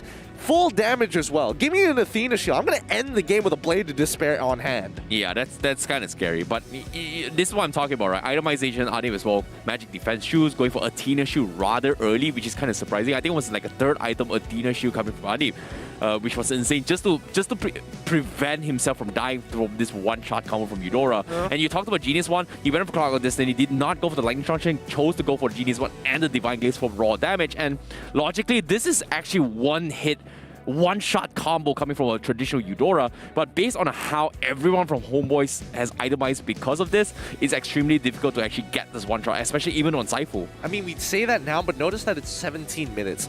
17 minutes. Yeah, definitely. The Clock of Destinies was already completed as first item, got the max stacks. It's doing well, but you're not taking full advantage of the Genius One. Yes, you have that raw damage. It's too late. You got to have the added bit of damage with the Lightning Truncheon that combos really nicely with a big chunk of mana you're going to get from the Clock of Destiny. Yeah, I can see where you're going as well. And I think what you're trying to say is that by 17 minutes into the game, the Eudora should at least be almost near max level. Yeah, at least one more Holy Crystal, I guess. Exactly. That's what you're trying to say. So, again, I think itemization could have been done better on Man's side, and understanding that Orange Esports wanted to play for certain timings, and the timings just did not hit. One, his build, the fact that he ends the score 0-3 and 5, he wasn't able to get more assists after the mid-game. Yeah, it was just a very tough call. I think it all kind of went south ever since they lost the first Lord fight. Like, the couple of 3 turtle fields was like so much in favor of Orange Esports, and HomeBois was able to capitalize on this. I think this... but before that, let's take a look at the MVP for that match. HomeBois is going to have Anip on the Beatrix with a 7-1-5 KDA. And it's no surprises considering that he's been popping off. He won a couple 1v1s with Lola as well. Yeah, I mean, that's the thing. When you have a team playing behind you, understanding the mechanics of how the lane works, it's so much help to have your jungler show up at the right time. Level 4, this is the perfect time to jump on in. I can help you finish him off, get rid of Popo and Koopa, get me that 1 kill lead, and I will do the rest. That's all Anip needs, and that's why he is one of the most underrated gold laners here in the MPL MY. Yeah, not super flashy, but gets the job done. You know, I feel like he's definitely earned his spot as one of the potential up and rising gold laners coming in, or arguably one of the top gold laners as of yet, based on their current results so far coming from HomeBois. And yeah, it makes a lot of sense. He's very objective 5. He gets the job done. Oh, if the other side of the lane loses, I'm gonna make sure I'm gonna do something about it in his lane, and he pretty much does it for the team. Exactly. He's really effective with what he does. Let's look at the highlights here, brought to you by Samsung Galaxy. And now, this early game, it's looking so great for Orange Esports, right? They are absolutely rolling over HomeBois mid-rotations. But then you see these awkward movements here from Vince. You're thinking, all right, HomeBois, they're out for the count. They are able to turn this around. Orange Esports, despite the early lead that they had, HomeBois was able to scrape gold across the map to keep it even. The gold lead never exceeded 2,000 for the side of HomeBois. So when the turnaround happens off of their power spikes from HomeBois, they start pressing on their leads. They understand that Orange Esports is starting to fall behind, but more importantly, these 1v1s, and especially when it comes down to the mages, Vince is going to be way more effective than Man. Yeah, I definitely agree, but it all kind of went south in this particular fight where HomeBois was able to punish Man rather early mid-rotation because both Born as well as Blade TZ was all the way in the top side. And that was a great play coming from HomeBois to actually punish this, and because of that, they completely stopped all comeback or momentum that Orange Esports needed to actually win this game. And even despite Blade TZ, even though he's tanky, there was nothing much he could have done if his teammates kind of just flopped in all these fights. And you can see HomeBois, they had a clear objective. We are not going to force the Lord, we are going to focus on the heroes, and they just completely wiped them out, and even in this play as well. No, I just think generally it's just bad from Orange Esports. Yeah. It's just the lack of communication during the middle of the fight. Do they not realize that their backline, and especially for Lola, who has actually been doing a really good job throughout the early to mid stage, just gets punishes in the later stage because nobody's really communicating. Where is Paquito? Is Chibi going to be jumping in anytime soon? They know Chibi's going to be jumping in, but then Paquito suddenly walks out of nowhere, catches 2, is able to kill the dog, and all of a sudden, Chibi starts running in to finish off these kills. Yeah, I get where you're coming from as well, considering how Orange Esports kind of played that momentum. It feels like they are lost. It might be the pause, it might be something else, but we know for a fact that Orange Esports, they came in the game in the first few minutes very strong, had a very clear objectives, but things didn't go according to plan. They seemed a little bit lost, you know. Like, I agree, it might be communications. One of the biggest one was that they did not back off enough time. They did not back off quickly while the rest of the teams were not in position, and they actually lost min in the process. And while that's actually happening, I wouldn't say it's a communication. It's more like they had the right idea to back out, but Saifu had the biggest pull, just making sure that he cannot escape, and that was really sick. And it forced OE to fight in a position where there's nothing. It was pretty much a losing war. I mean, it was a mechanical mistake, and I think, you know, it's still that warm-up. It's relatively early for a gamer, as everybody knows, but they could be celebrating the Nescafe and staying awake throughout the entirety of these games. So boost yourself up. Don't make those mechanical mistakes like you always seem to do during your ranked games. Go and scan that QR code down below. Get yourself 30% off of your favorite coffee flavors. Exactly. Use NES MPL 30 on the Shopee app and you get yourself the pretty sweet deal as well, capped at 20 ringgit for the Nescafes that you or me or want to actually caffeinate yourself for this next upcoming games. I'm looking forward to see you guys have that in your home very shortly. Now, pulling it back to that game, right? Personally, I think Orange Esports, macro-wise, was doing it great. It was a group effort, just like you guys at home, a group effort to make the 500 share milestone off of the very first game of today. We're not even done with the series yet, but take your rewards while you still can. We still have 2 more milestones, 800 and 1,000. It's not going to be too difficult to hit, considering how quick you guys are on that share button. Exactly. Please spam shares here, show support so far. But overall, this first game has been really great coming from both HomeBois and Orange Esports. I'm looking forward to see, can Orange Esports bounce back, or will HomeBois take the clean 2-0? I think it's important that HomeBois is able to take the clean 2-0. If they can break Orange Esports' mental, it would be a perfect time because they're going to shoot up in the standings. Okay. And when it becomes intergroups, Now. ooh. I definitely agree. In case you guys are wondering as well, let's talk about the standings currently, both for HomeBois as well as Orange Esports. Both of them currently in the bottom of the pack, 4th and 5th place, and HomeBois is currently one game ahead against Orange Esports. If HomeBois takes this spot, they will officially take the number 4 spot away from Orange Esports. All right, let's pull up the recap just in case you guys just started tuning in. You missed out a great game between HomeBois and as well as Orange Esports. HomeBois currently a game up, and talking about the draft so far, very similar draft in what both teams wanted to do, and I think it was a great idea for Seifel to actually pick up this Ruby to kind of slow down that oppression, but it has that versatility that we're looking for, right? It's got that engage, it's got that disengage, and more importantly, so it slows down people like Born from jumping into the backline as easy as we thought it would be. Now, let's talk about the drops real quick here. I think we had this discussion saying that, hey, Orange Esports, they need some sort of bursty hero to actually compensate with their lack of burst potential, where they are looking for a lot of sustained DPS playstyle. Initially, they could have just picked the Kagura, but instead they did not. They prioritized on the Edith over the Kagura and gave away the Kagura to Vince based on the drafts. And that was kind of ridiculous because if we compare both damage-wise, Vince has got 53,000, Eudora's got 21,000. Chibi's got 58,000, Blade TZ doing his job, of course. Irfan 46,000 as compared to Born 22,000. Lola's got 46, same with Honey. The only lacking part is the mage and the XP laners. And like I said, they're looking for sustained fights, but they just need someone to go in for the finisher, and Eudora just did not cut it. Yeah, that's why I personally believe that Orange Esports, they were making some really good macro decision makings from early to mid. Later into the game, yes, it was a good time to fight, but it's all about that communication in the middle of the fight, where I think HomeBois just have generally better chemistry in comparison to Orange Esports. And I think that's the biggest difference of why Orange Esports lost this game.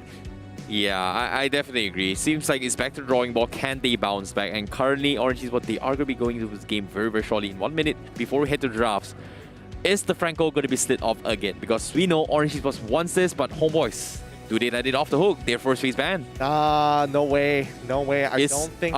Is it kind of sneaky towards the stage where Franco is first ban material every single series now? I think against Orange Esports, yes. Because again, it's just too effective when you get hit by that Iron Hook. There's not a lot of counterplay to when you get Iron Hook into Bloody Hunt. Like, what do? You purify out of that? Purify before the Bloody Hunt. You purify before. You time journey before the Bloody Hunt.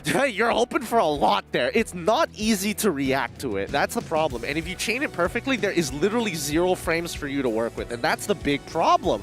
I think at this stage of the game, HomeBois, they're just going to keep banning it. Even if they are on the red side, they get rid of the usual. They get rid of the Fanny, they get rid of the Valentina, and then they get rid of Franco.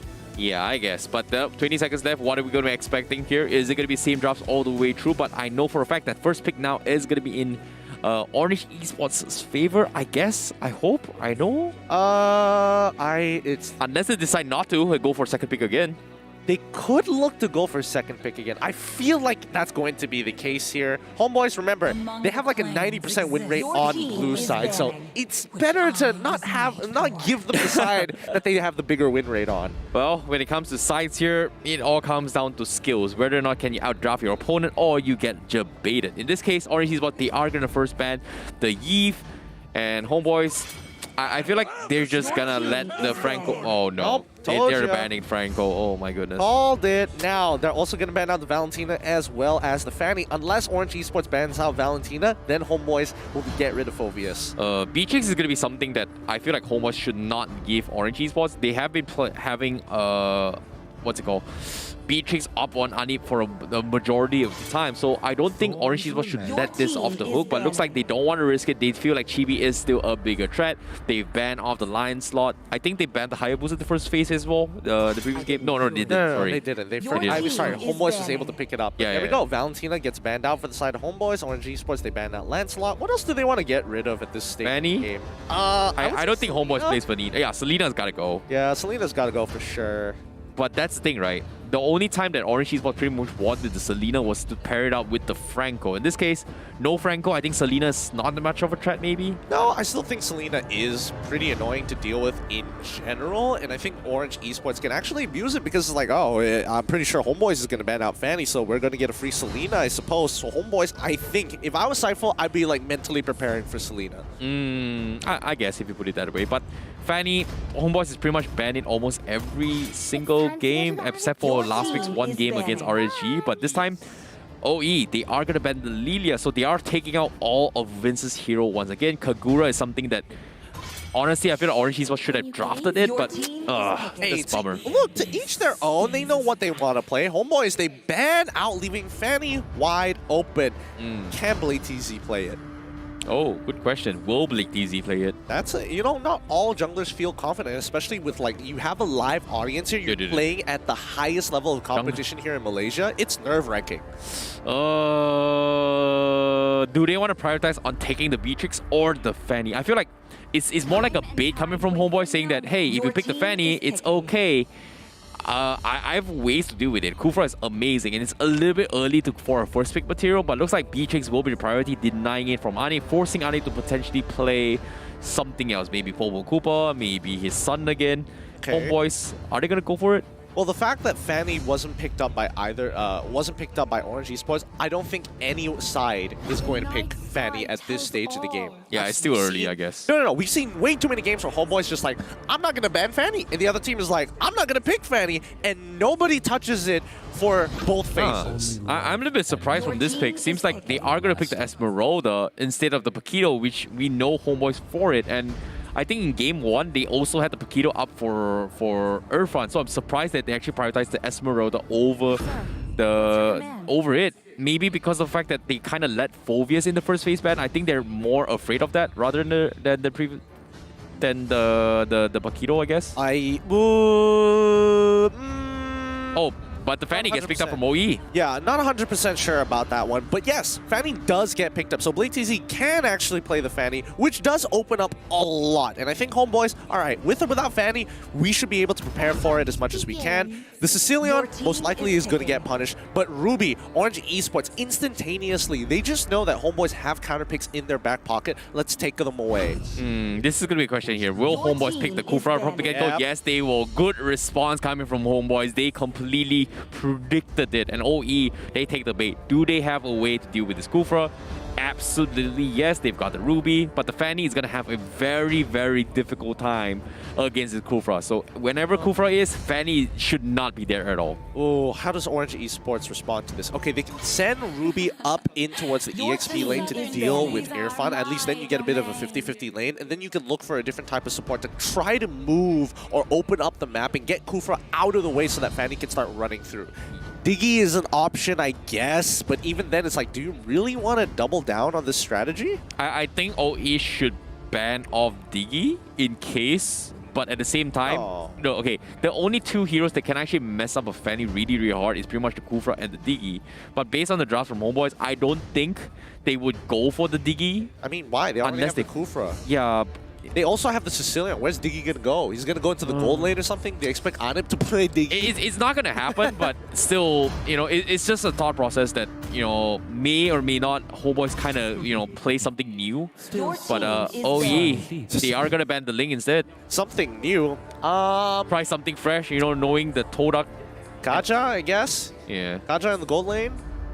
Gacha XP lane is not bad as well. Well, yeah, that's true. I was thinking about that. Throw Esmeralda down inside the gold lane and say, like, all right, I'm just going to, you know, I'm sorry on it, but you're just going to have to take one for the team. They don't really need a marksman if they want to, and they can also force, like, what, potentially a Hanzo jungle if they want to? No. Coming from HomeBois. It's not the best, but I would say, why waste your time with a Hanzo when you can get, like, I don't know, Paquito in the jungle? Oh yeah, that's something pretty good as well. Yeah, Paquito, anything that literally plays for the early stages of the game. As long as it's not a marksman, then it's at least it won't be as awkward.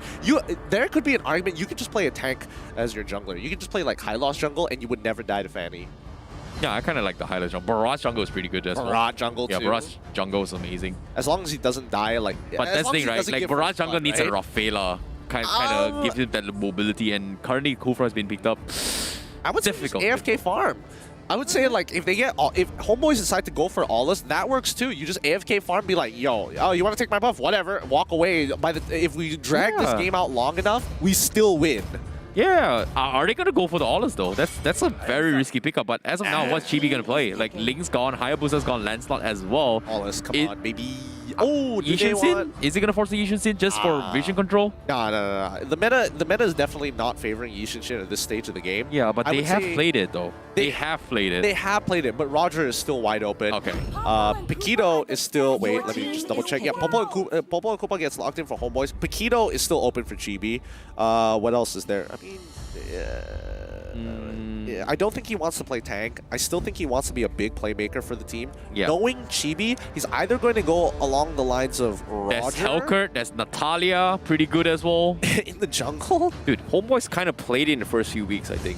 Natalia in the jungle? Helkert jungle. Okay, Helkert jungle. Okay, I would make an argument there. Fair enough. It's great for dealing with Fanny as well. It's just silence him and then hopes he doesn't pull his cable out. As soon as he sees the steel cable, he's just like, nope, presses alt. Where am I? You don't know where we are. Plays hide and seek for the next like That's 5 pretty seconds. good. You know, he decided to go for it. But OE, they go for the Melissa pickup. Wait, what? This is a mid Beatrix with a Melissa gold lane and a Dyra of XP. And I know the Dyrov matchup against Esmeralda is not favoring to Esmeralda. Yeah, it's pretty dog water for Esmeralda. But they force a double marksman coming from OE.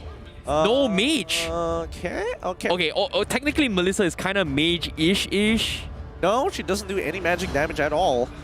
No, I mean, she throws out a puppet, which looks cool. It's kind of like Kagura's umbrella.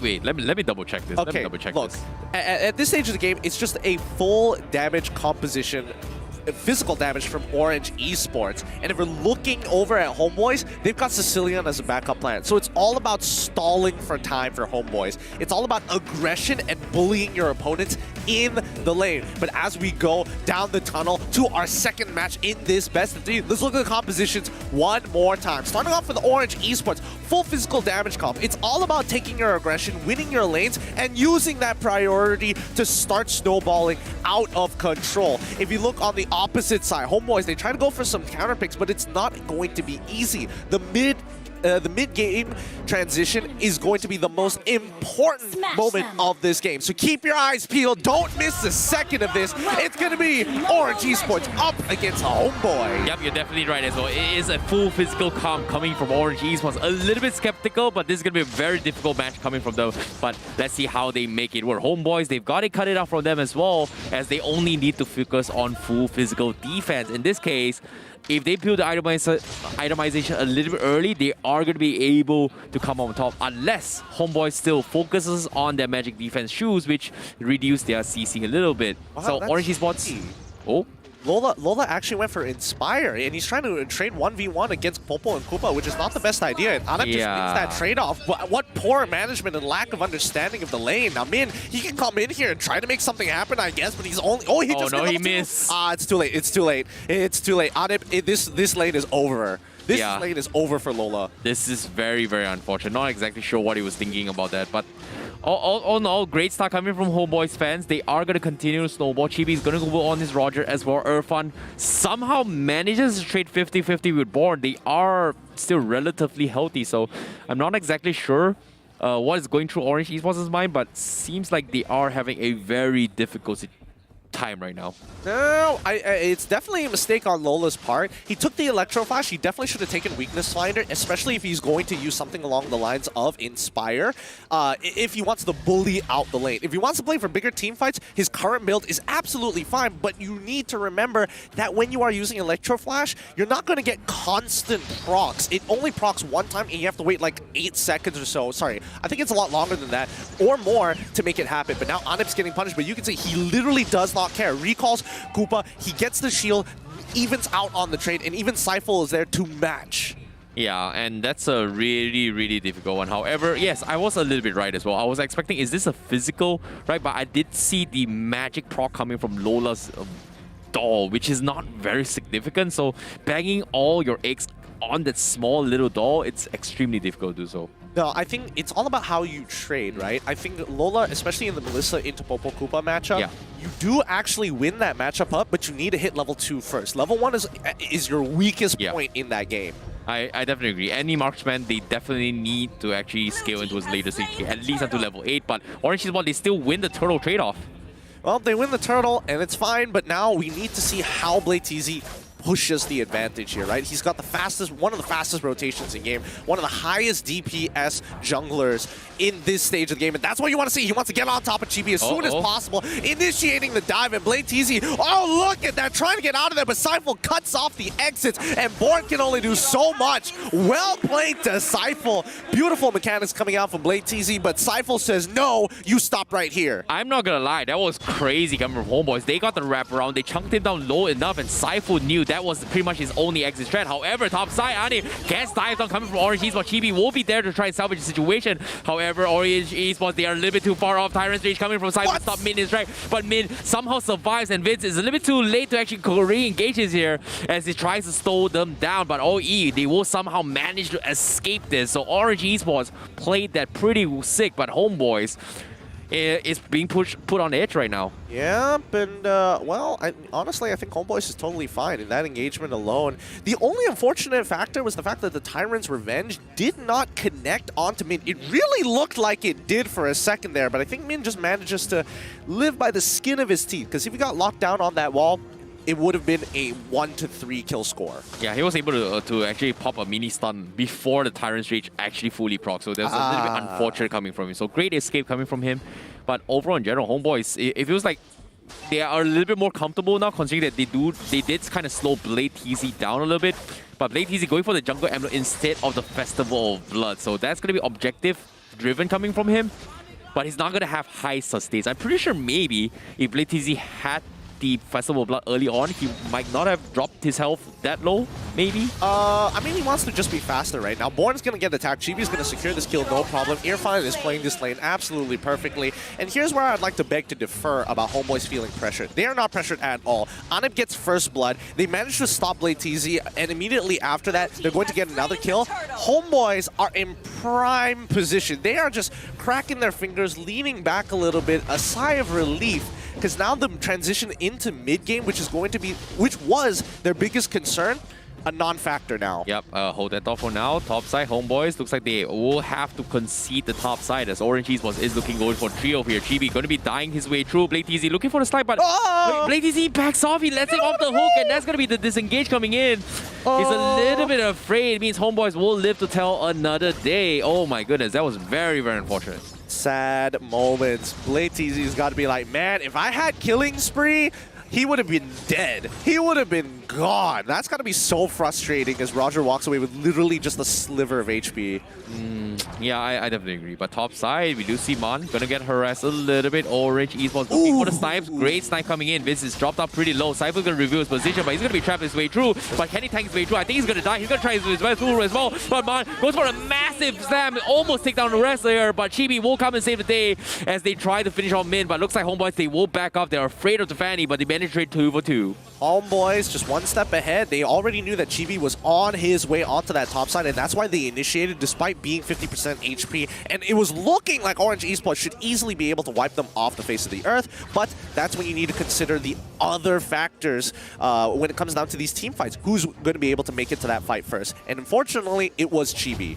Yeah, at the same time as well, I like how HomeBois is very disciplined. Like, they know they can overextend, but because it's a Fanny, if they overextended, they might lose their lives to a Fanny. And there's no way or utilities that you have enough to actually escape it. So that's a very, very smart discipline call coming from HomeBois. But as of now, Orange Esports, they are getting a little bit desperate here. They need to pick a fight, and Irfan is going to be next objectives. But Irfan, he's super tanky. GB looking for the wraparound. OE, they're going to be in some trouble here. Here comes a big slam coming from Bot. They got the wombo combos, and OE, they managed to fish them off the hook, and that's going to be a double kill coming in from Mon. And they're looking for more. It's Orange Esports gets the bait coming in, and they will completely push HomeBois down. Oh, that's a feels bad bad there. Big feels bad. The Lycan Pounce ended up sending Chibi into Dairon's ultimate. So not only does he have reduced armor in his wolf form, which is the worst thing in the world because you feel like a regular human being as a marksman, but now Anip is going to get punished on that top side off of that aggressive play. That should be a kill. No, Min! He ends up dying! Oh my goodness, what a clutch coming from Anip. Now Saifu looking for the catch as well. He sidestepped Lola. Here he's going to be get away.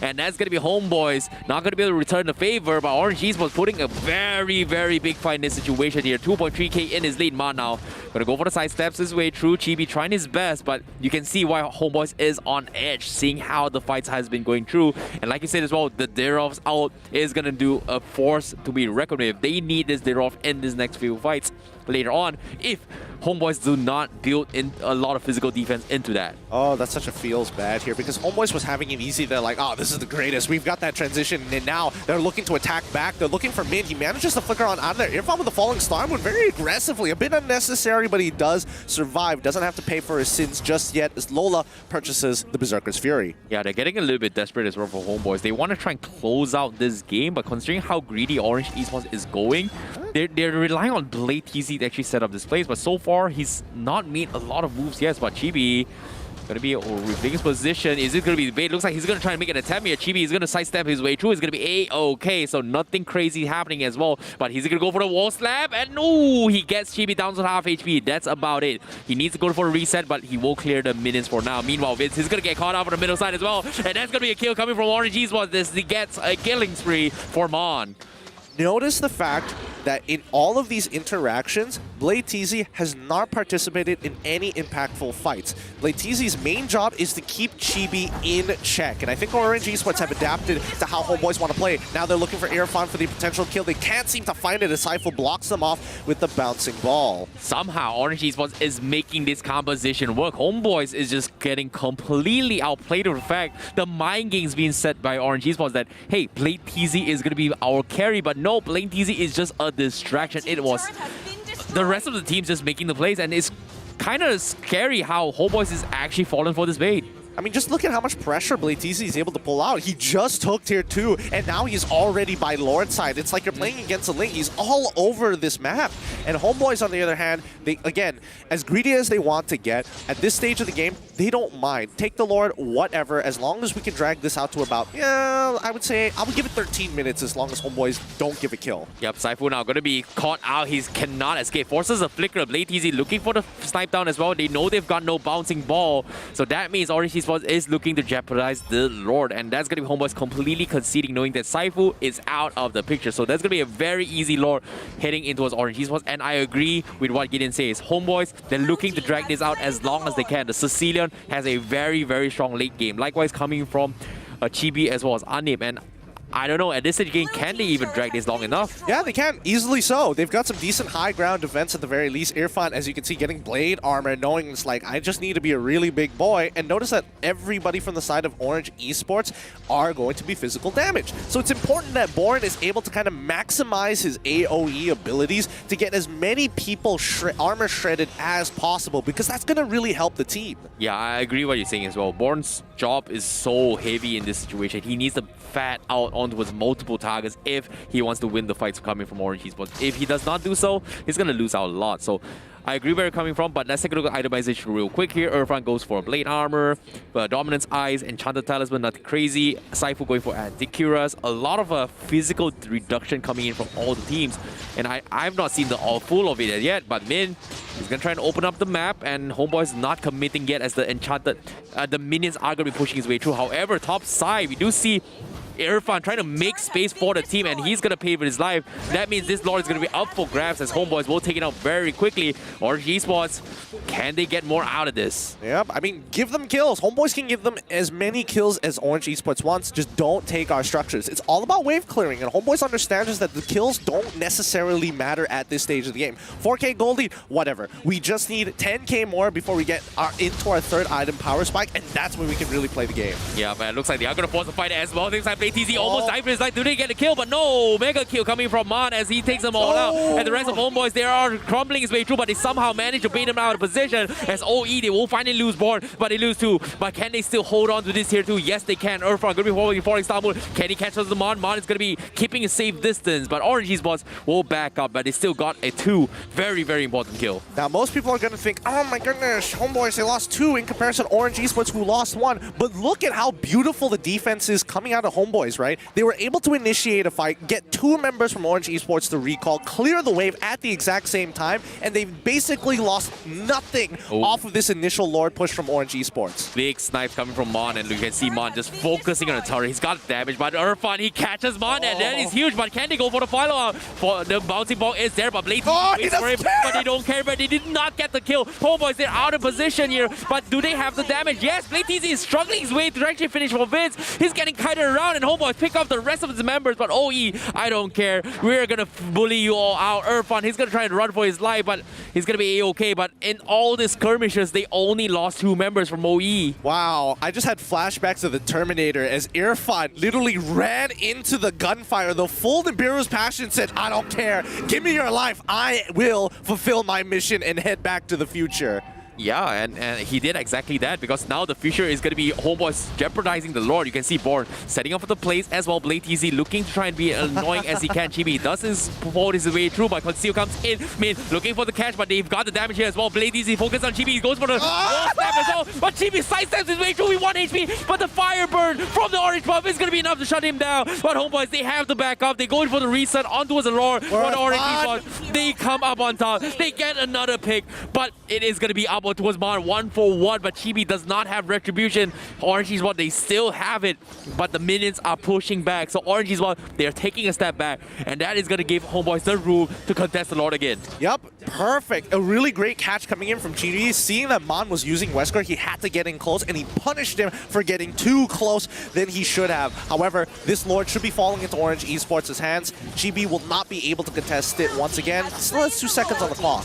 Oh my goodness, BladeTZ with his wall spams almost killing Chibi, and somehow the Orange Boss was able to get the kill. So that was a big clutch coming from him, because if Chibi survived that, Orange Boss would have lost that fight then and there. Yep, this is a Luminous Lord now, so it's important that HomeBois get rid of this early on to make sure that the inhibitor turrets are healthy. And Orange Esports are like, no. We can't let this happen. We don't want this game to drag longer than it should. And hopefully, if HomeBois make a mistake, it's going to be great for OE. Yep, 14 minutes in towards the game here. HomeBois, HomeBois, they need to fight.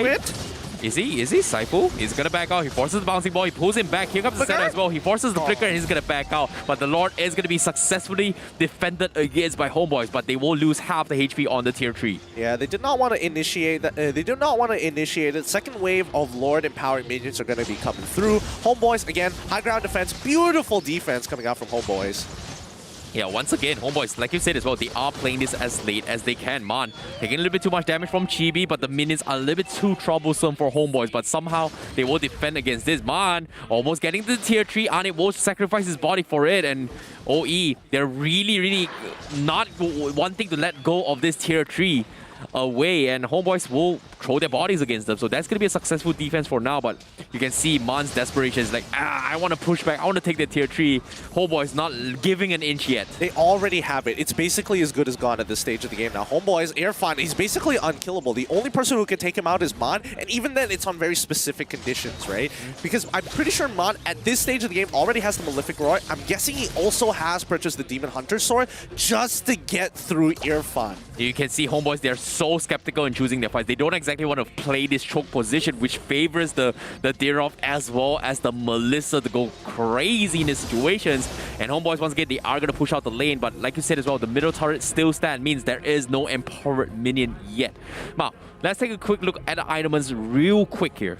Well, looking at the items so far, nothing too out of the ordinary, but notice that Anip has also got for the Brute Force Breastplate. He knows all he's got to do is survive. His team is all about peeling for him, and if it comes down to a proper 5v5, HomeBois won't look for the initiation. They will peel back, wait for Sifle for the re-engage, and then capitalize on their damage. I agree. Look at this. Even BladeTZ's damage spike has starting to whittle off for HomeBois, and they're already scared. Mon goes for the snipe. Sifle gets pulled back. He's going to peel his way through. That's going to be tanked down. That's huge coming from Orange Esports. HomeBois now has to make a run for his life as well. Vince tries to survive his way through. They're in a choke spot. Can they go for the return fight? Chibi tries to dive his way through, but they successfully escape his way through. Irfan comes in. Not going to be able to slow them down in this track, but Orange Esports, they will have the upper hand. I don't know. I think maybe HomeBois would have wanted to actually take that fight because honestly, Irfan was in a really good position to make the difference, but against 4 members, I guess he has to keep in check that, you know, Min's able to slow down the fight. Lola still does some good damage. Yep, and as of now, Saifu is a little bit too far off. The Lord's dropping to his half HP. Born is going to go super crazy with the Fanny. Are they going to go for the 50-50 clawing plate? Seems like Irfan is going to start his way through. He's going to try and bully Lola out with the trunk. Can he go for the red division? He's looking for it. Does he get it? No, he does not. That's going to be Blade Easy securing his way through. Orange Esports, they are going to force the issue. They are going to make a run for it. But Chibi, he sidesteps his way through. He's got immortality. He needs his teammates to help him. He baits out a couple teams. Boss comes in. He will eventually fall, but he secures the retreat here as Lola will be the only one to fall. But they still lost their third Lord coming from HomeBois. Wow, what a like and pounce timing coming in from Chibi to survive that. He loses his immortality, but he's like, I get to walk away for free. Oh my goodness. Now Orange Esports, they need to make this Lord count. Anim, he gets caught out from Blade Easy. He's going to go around Red as well. Orange Esports, they're bullying them all out. Saifu tries to stop him in track, but could not connect the dot. The Lord is going to be pushing in. Orange Esports, they're looking to close out the game 4v4, but looks like they are going to be calling Chibi to come and salvage his fight. But OE, we are going to focus on the tier 3s on the sides instead. Irfan is going to try and slow things down, and Orange Esports says, we are going to back up. We do not have health enough for this. Yep, 2 inhibitors finally down with the 3rd Lord of the game. This is what Orange Esports have been waiting for. One more Lord, and they can put HomeBois out of their misery. That is insane coming from this game. Who would have thought Orange Esports bounce back this hard, and HomeBois, they are getting flustered because of this Fanny pickup. Exactly. Now, here's the thing. Saifu made the initial mistake. He got caught off, which enabled Orange Esports to get on top of Lord for free. It's all about picking and choosing your fights, and I think HomeBois, they understand that fighting for these neutral objectives where Orange Esports are actually clumped up together is so beneficial. The bait! Blade Easy! He was able to bait Saifu's bouncing ball. They completely saw Saifu rotating with that, and because of that play, Saifu was baited out, and because of that, everyone from HomeBois, they are gonna have to back out.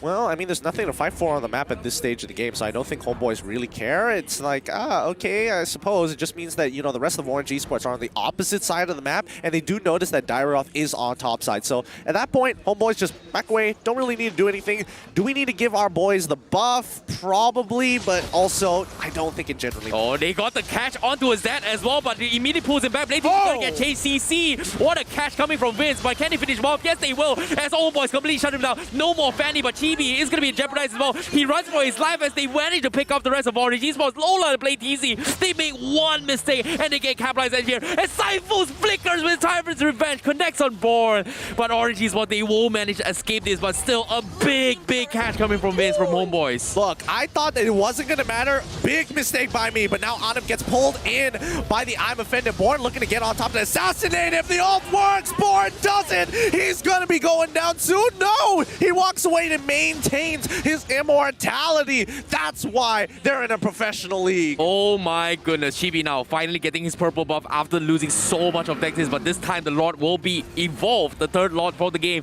HomeBois in a position to contest this. However, the minions are pushing from the bottom side, so they are going to lose control of the Lord pit as Orange Esports is looking to push out before regrouping their way towards the Lord pit. All right, I'm curious to see what the item build. I just saw Mon actually pick up the Malefic Roar, so this entire time he didn't have it, or maybe he's been switching it out with Immortality. I'm not entirely sure. Irfan.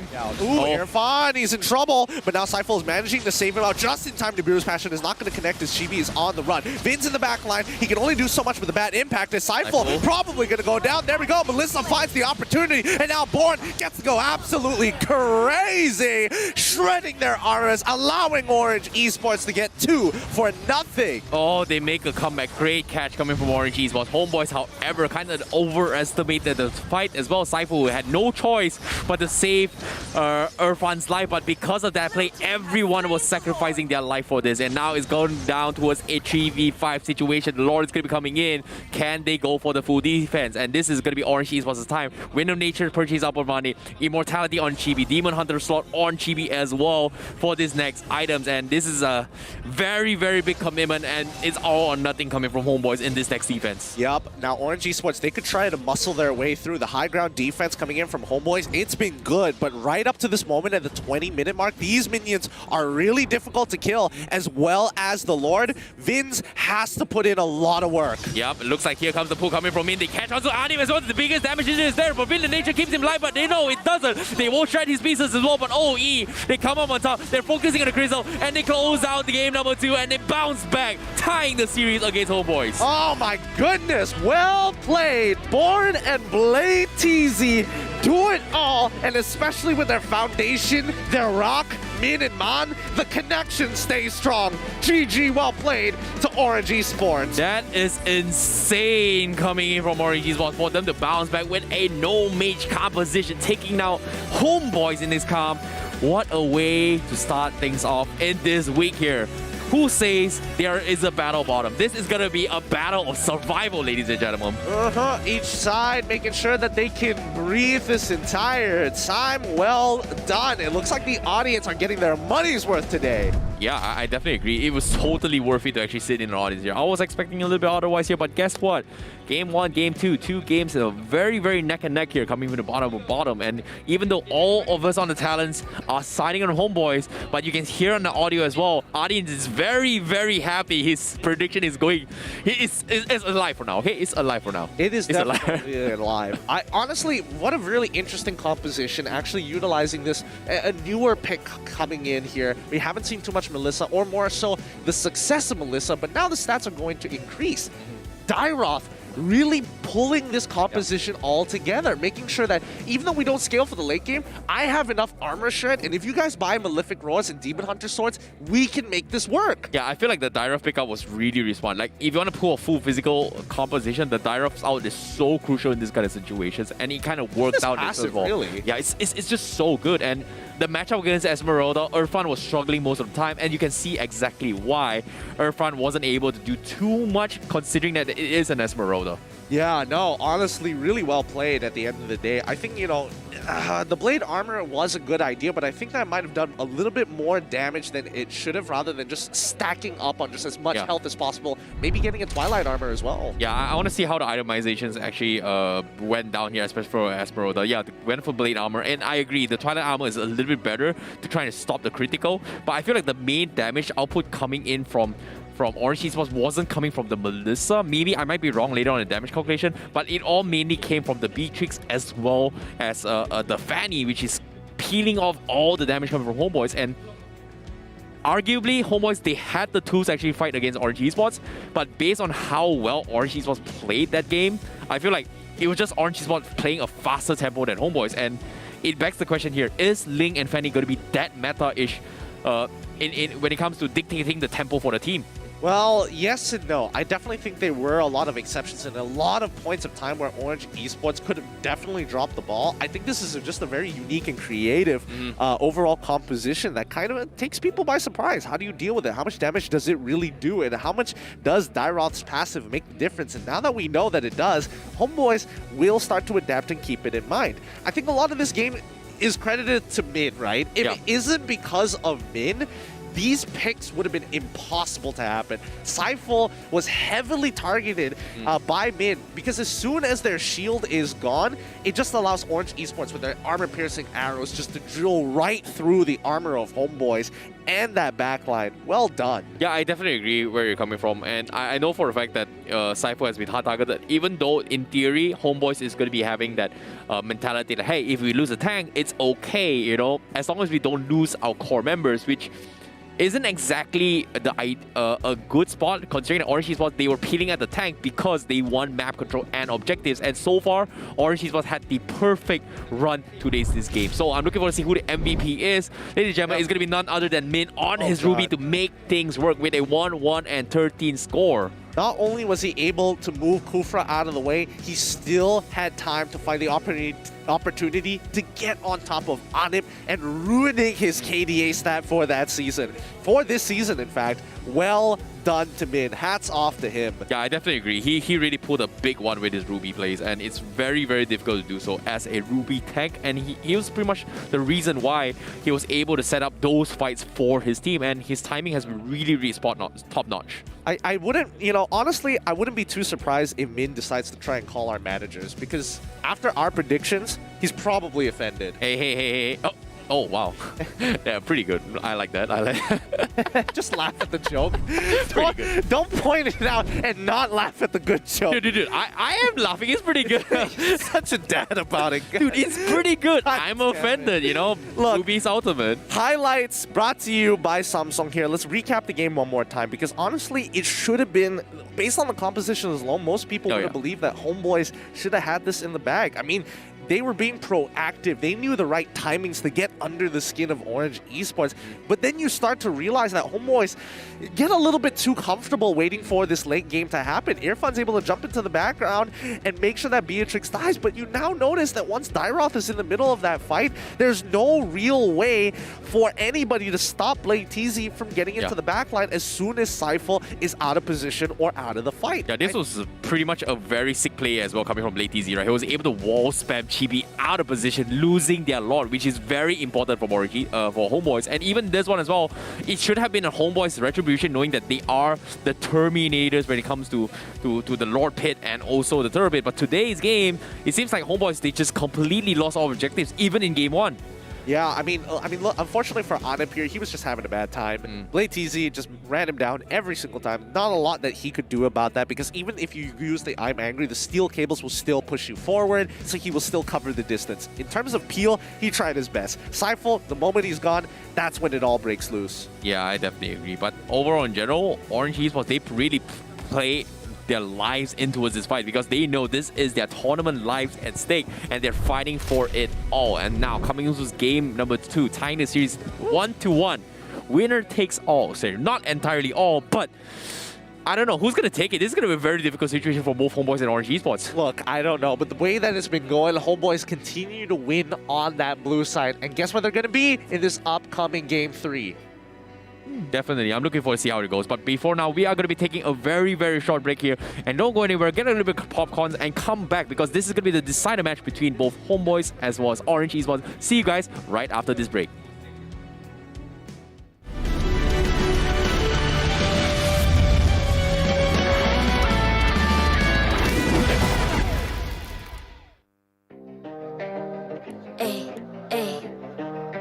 I'm a rock star. Yeah, Rockstar. Ay. I'm a rock star, baby. I'm a rock star. I'm a rock star. I'm a rock star. I'm a rock star. Panggil aku rock star. Ini kejohanan kita semua orang rock star. Kita rockstar, kita buat saja gaya kita. Makin panas apinya sudah membara. Macam mana pun kau menempuh segala. Demi negara kau buat semua bangga. Step into my world, you know I'm always in my zone. You know I got my team, no I'm never alone. Bring out my best, buat yang terbaik. Jadi juara perlahan kita naik. Aku nak push, naik jadi lebih bagus. Jadi hero, ku ada skill. Berapa banyak musuh aku dah kill. Ramai cuba mencabar, cause they envy me. Tiap game aku pasti jadi MVP. Easy. I'm a rockstar, baby, I'm a rockstar. I'm a rockstar, I'm a rockstar. I'm a rockstar, panggil aku rockstar. Ini kejohanan kita semua orang rockstar. I'm a rockstar, baby, I'm a rockstar. I'm a rockstar, I'm a rockstar. I'm a rockstar, panggil aku rockstar. Ini kejohanan kita semua orang rockstar. Tengok nanti siapa yang juara. Ni peluang kita bawa pulang piala. This is my game, this is my time. Menang semua, everything will be mine. Kalau jatuh kau pasti kembali. Bangun balik ku tegak berdiri. Kuatkanlah tenaga, ganjaran diperoleh. Ni kejohanan kita, Malaysia memang boleh. Rise up to the top, kita buat bersama. Semangat kita kuat di bawah satu bendera. I'ma go hard for the win. Win. On the battlefield till the end. I'm trying to beat the greatest anyone has ever seen. Stand by, I'm coming in for I'm the a win. rockstar. I'm a rockstar, baby, I'm a rockstar. I'm a rockstar, I'm a rockstar. I'm a rockstar, panggil aku rockstar. Ini kejohanan kita semua orang rockstar. I'm a rockstar, baby, I'm a rockstar. I'm a rockstar, I'm a rockstar.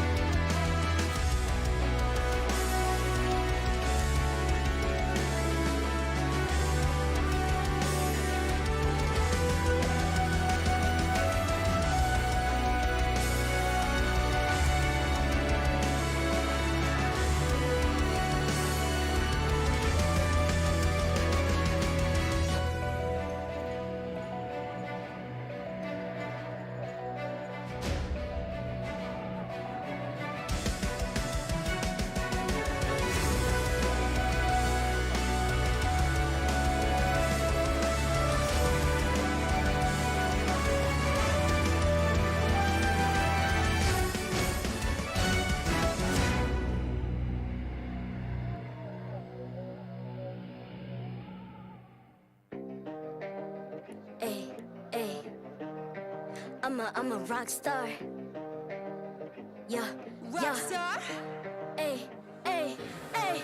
I'm a rock star, baby, I'm a rock star. I'm a rock star, I'm a rock star. I'm a rock star, panggil aku rock star. Ini kejohanan kita semua orang rock star. Kita rockstar, kita buat saja gaya kita. Makin panas apinya sudah membara. Macam mana pun kau menempuh segala. Demi negara kau buat semua bangga. Step into my world, you know I'm always in my zone. You know I got my team, no I'm never alone. Bring out my best, buat yang terbaik. Jadi juara perlahan kita Get on my way, naik. aku nak push. Naik-naik jadi lebih bagus. Jadi hero, ku ada skill. Berapa banyak musuh aku dah kill. Ramai cuba.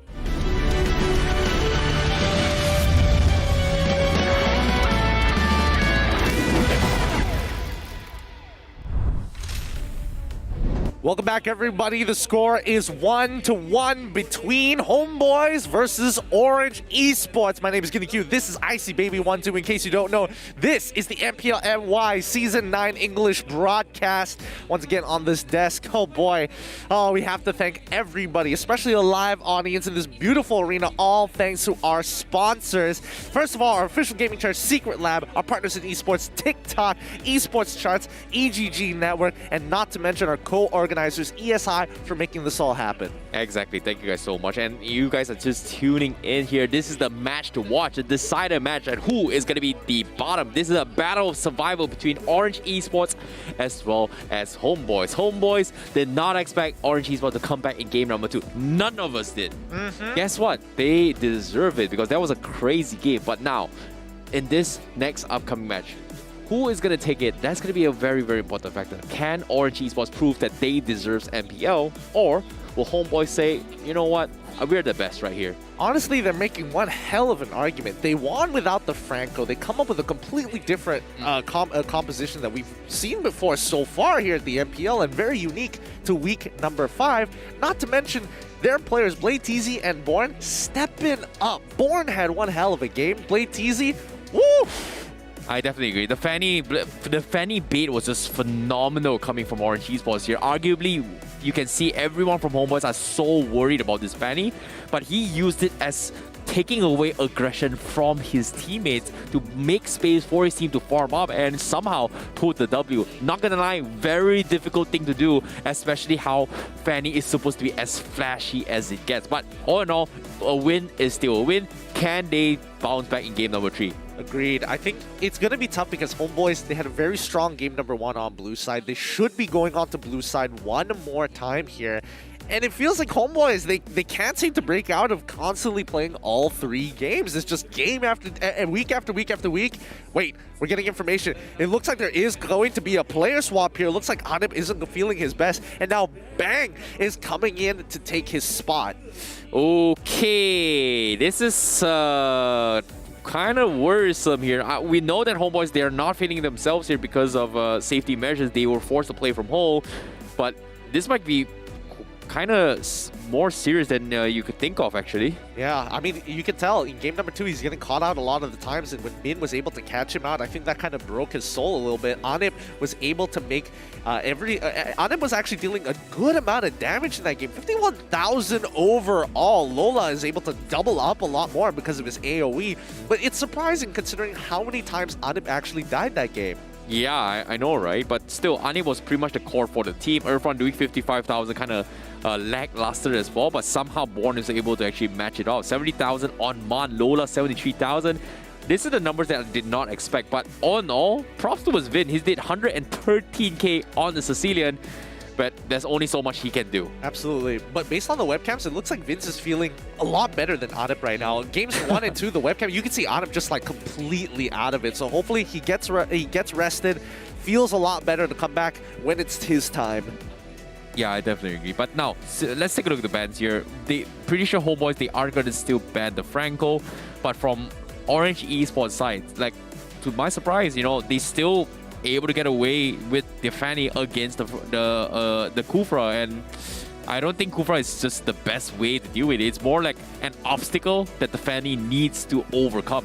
And based on game 2, Bladeteezy was just completely able to ignore and bait out the bounty ball multiple times from Saifu. Yeah, I mean, especially Seifel is just one guy, right? You can't expect him to kind of do everything here. And I think most people need to understand from this composition that Orange Esports built, it's very well crafted. They have a lot of answers, right?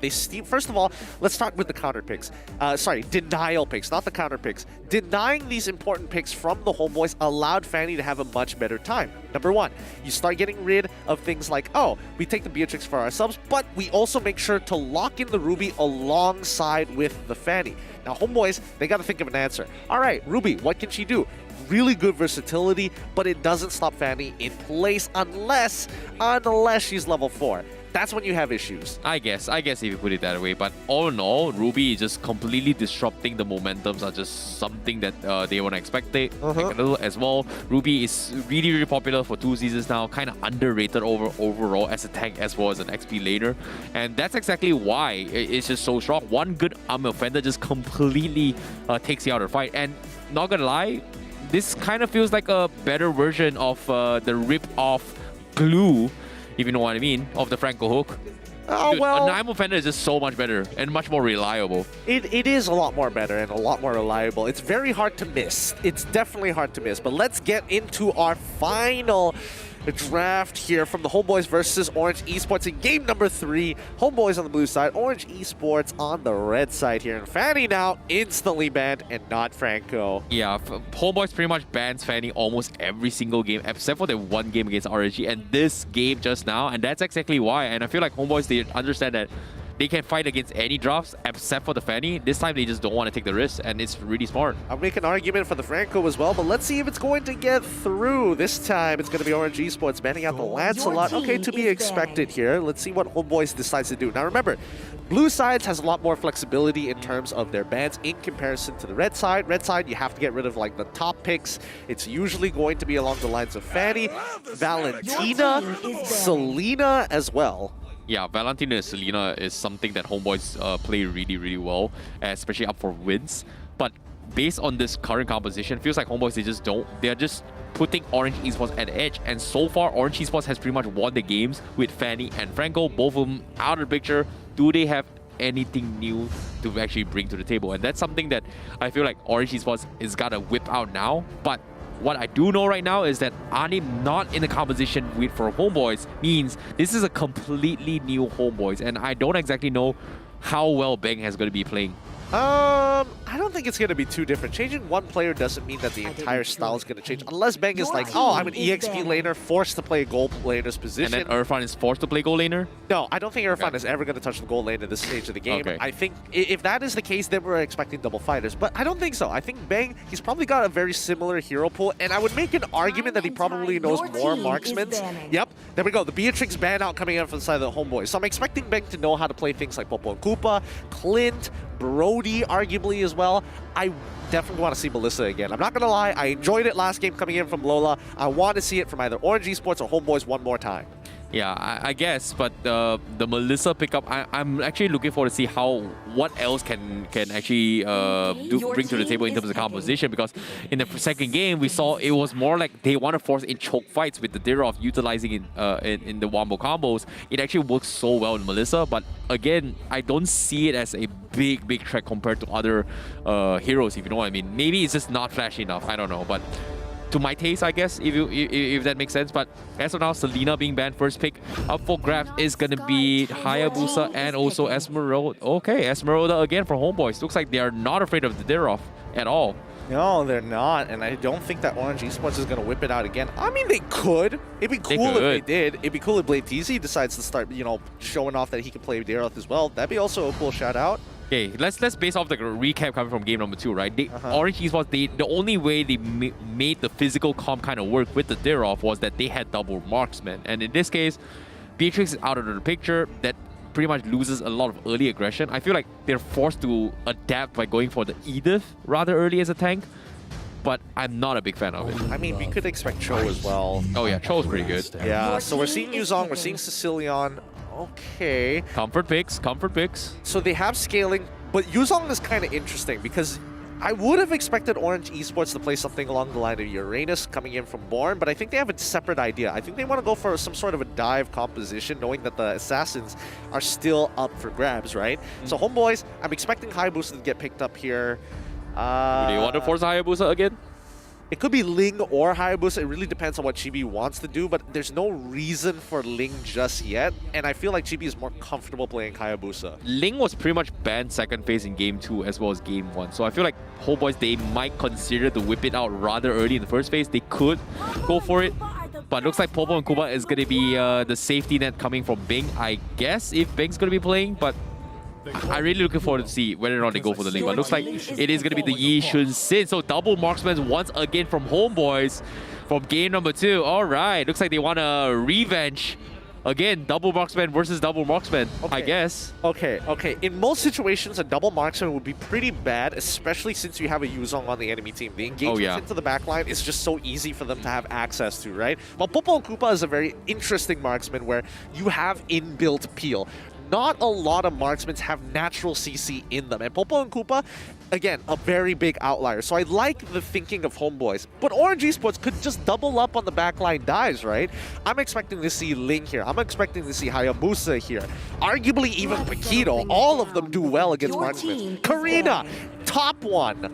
Yeah, Orange Esports going to go for a comfort pick again, Karina. But I was expecting maybe a Kimi to be picked up from Orange Esports instead. But okay, not gonna happen coming from them, but looks like coming into the bans here, what are they missing?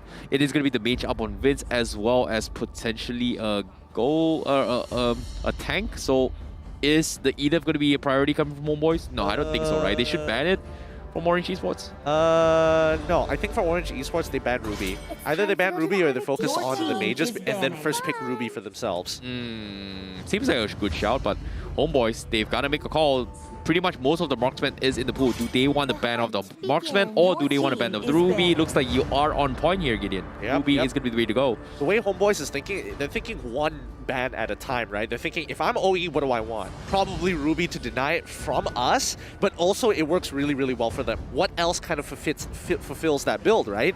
I'm thinking, I don't think Orange Esports wants Raf at this stage of the game. They kind of want to press their advantage rather than slow the aggression. I think they would want the Edith again, but looks like they are going to ban the Matilda from Orange Esports. HomeBois, do they want to give it to Min? Because Min has been a 4-factor from Orange Esports multiple times here. His Franco has made waves, his Ruby has made waves as well. But looks like HomeBois, they will choose the Kadita over the Edith. So Orange Esports, they have the option to actually go for it again if they want to. Unless they go on to Cho. Wait, surprisingly enough, Cho has made it to second phase. See, that's the thing. I don't like this Kadita because they're making the assumption that they're going to play Kadita as like a support position.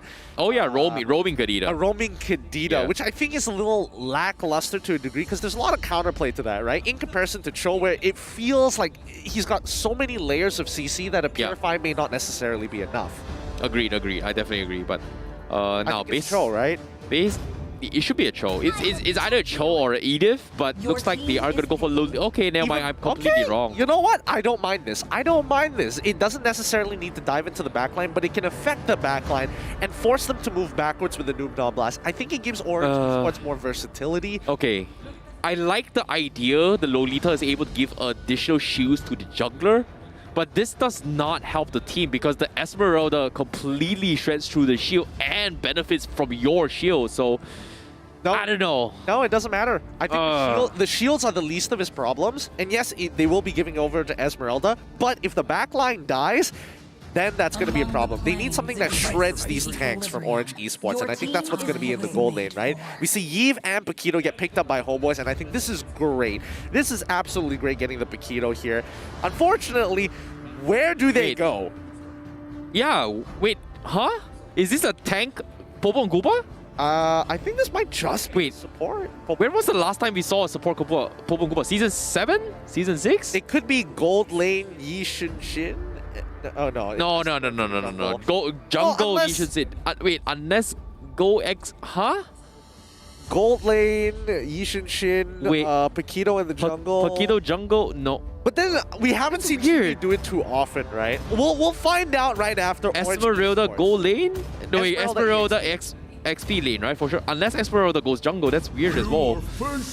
I don't know. I feel like the most logical one is going to be a support Popo and Koopa. What? Oh, and then they go for glue as well. Wait, what? Yeah, because again, I don't think they're expecting the goal laners to be where they need to be, right? Yep, Seifel is the one playing EXP. Seifel is the one playing support. Irfan is getting EXP Parkido. They have Bang playing gold lane Esmeralda, and Orange Esports are like, okay, we respect the fact that you don't have a gold lane marksman, so we're going to also play these big bruisers too.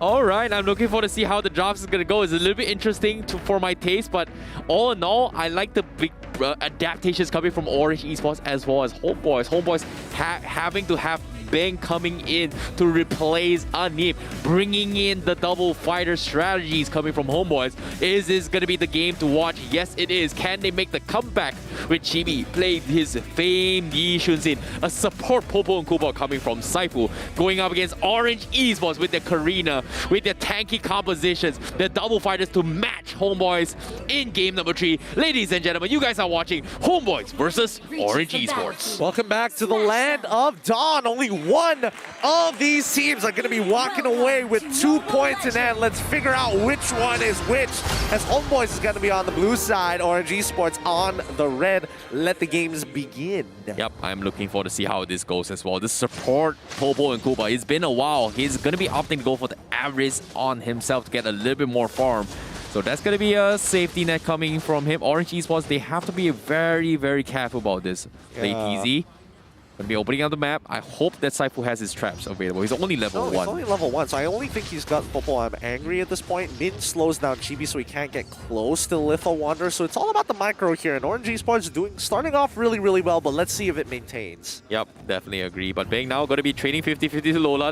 Look at them. They're just having a pretty fun time, I guess. Yeah, but I don't think it's going to go too... It's not really going to go anywhere. And the same thing is going to go for bot side as well. However, you will see that Irfan is willingly sacrificing his HP just to get first push onto Irfan. He generally doesn't care. It's interesting to see both the top side lane here, where the XP laner from Lola, both of them decide to freeze the lane rather early. It feels like they're trying to set up for potentially a mid-rotation, which is kind of weird for me, considering how early it is. I mean... Okay, if we're looking at top side, right, Lola's idea is that he needs to look for that big trade against Bang. But it's difficult to do so. It's an Esmeralda matchup. And Esmeralda generally is like, I don't want to shove in the wave and then give Lola free EXP. Because what am I going to do on the map? There's literally nothing I can do. And he's taken Avarice as well. Yeah, big damage coming from Vince as well to slow down Min. And because of that, he's going to be bullied out rather early. Irfan looking for the creep cut as well. And OE, they know this is up. Irfan almost close with his KO punch. He just hits his 4. Can he get his combo? But looks like he's going to get wrapped around and trapped. And Orange Esports going to get a free B out of that as the rest of HomeBois is focusing on the jungle. Saifu going to be caught out. He tries to catch Blade off guard. But the Emu comes in. Do they get the kill? Yes, they will. Thanks to the courtesy of Vince's real-world manipulation to save the day. However, he's in a very awkward position. Orange Esports looking to finish ball, but Vince managing to escape in near death, and that's gonna be Orange Esports losing their jungler in the expense of securing their turtle. However, do they have enough damage to clear this turtle in time?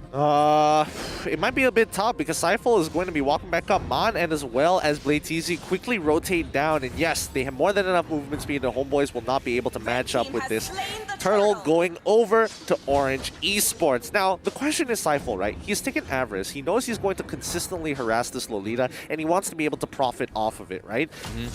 What build is he going for? Is he going to go for the old non-meta tank build or full damage? I think it's definitely going to be full tank. Somebody's got to be a frontliner, and I think first item Curse Helmet is pretty decent if he decides to go for it, to go for a little bit more harassments coming from HomeBois. But as of now, what I do know is that Orange Esports is going to go in for a little bit of time. Lola pops the Black Dragon in time. Looks like they will try and catch the team as well. The rest of Orange Esports looking for the fight. Lola getting kited pretty hard for week 24. Here comes the real manipulation. Numenon Blast being set up as well to connect on Vince. He traps him in his place, but Man, he doesn't have the mana.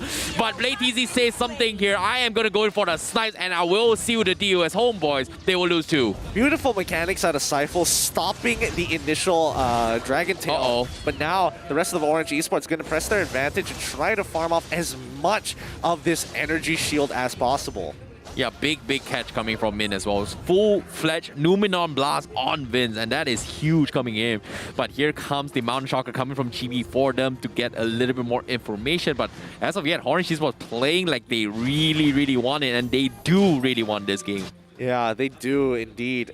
Man, Irfan, he's going to get some damage onto Min, but as you can see, it basically does nothing to him. Min generally, with the tank emblems, can sustain through that damage, and Irfan has nothing. He hasn't even had his first item yet, so don't expect him to do too much at this stage of the game. What's really crazy about Orange Esports is like 3 games in a row, Orange Esports has secured that first turtle against HomeBois, and I don't know, it's just something about Orange Esports today. To force HomeBois in a situation where they lose all turtles and objectives from the get-go, not an easy thing to do. I'm guessing scrims have been going well for Orange Esports. Lola wanting to get onto Stifle here. Really, honestly, if he wanted to keep on going, he probably could have gotten that kill. Now, real world manipulation is coming up.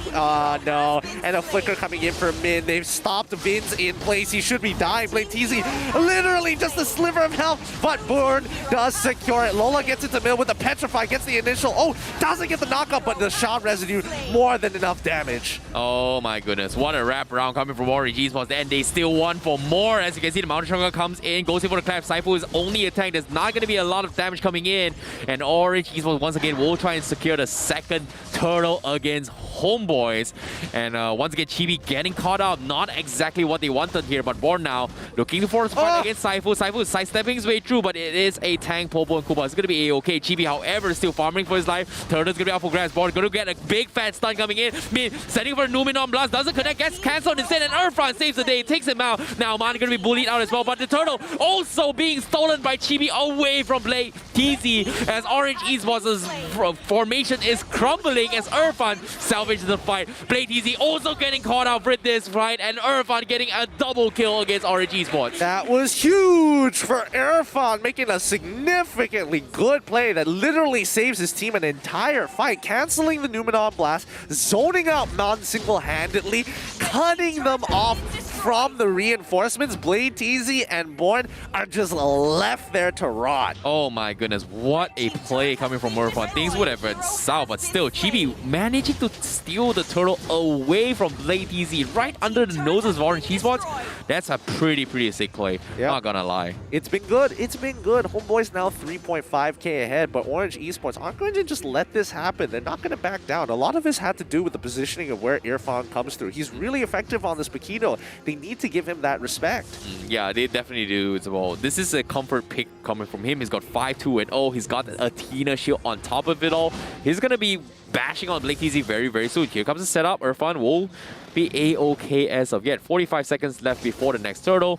Bang is doing a fantastic job pressuring the top side, and they need Blade TZ. Blade TZ is going to concede it, but now here comes the split from Born. He's going to try and stall it for the team. Can he catch or latch onto anyone? Yes, he will connect on Irfan. Can he pull back? No! Irfan pulls him back, but he's going to be stranded for now. He needs to make a run for this. Mountain Shocker comes in, but HomeBois, do they want to re-engage? Chibi poking from the sides, but looks like that should be all in this small skirmish.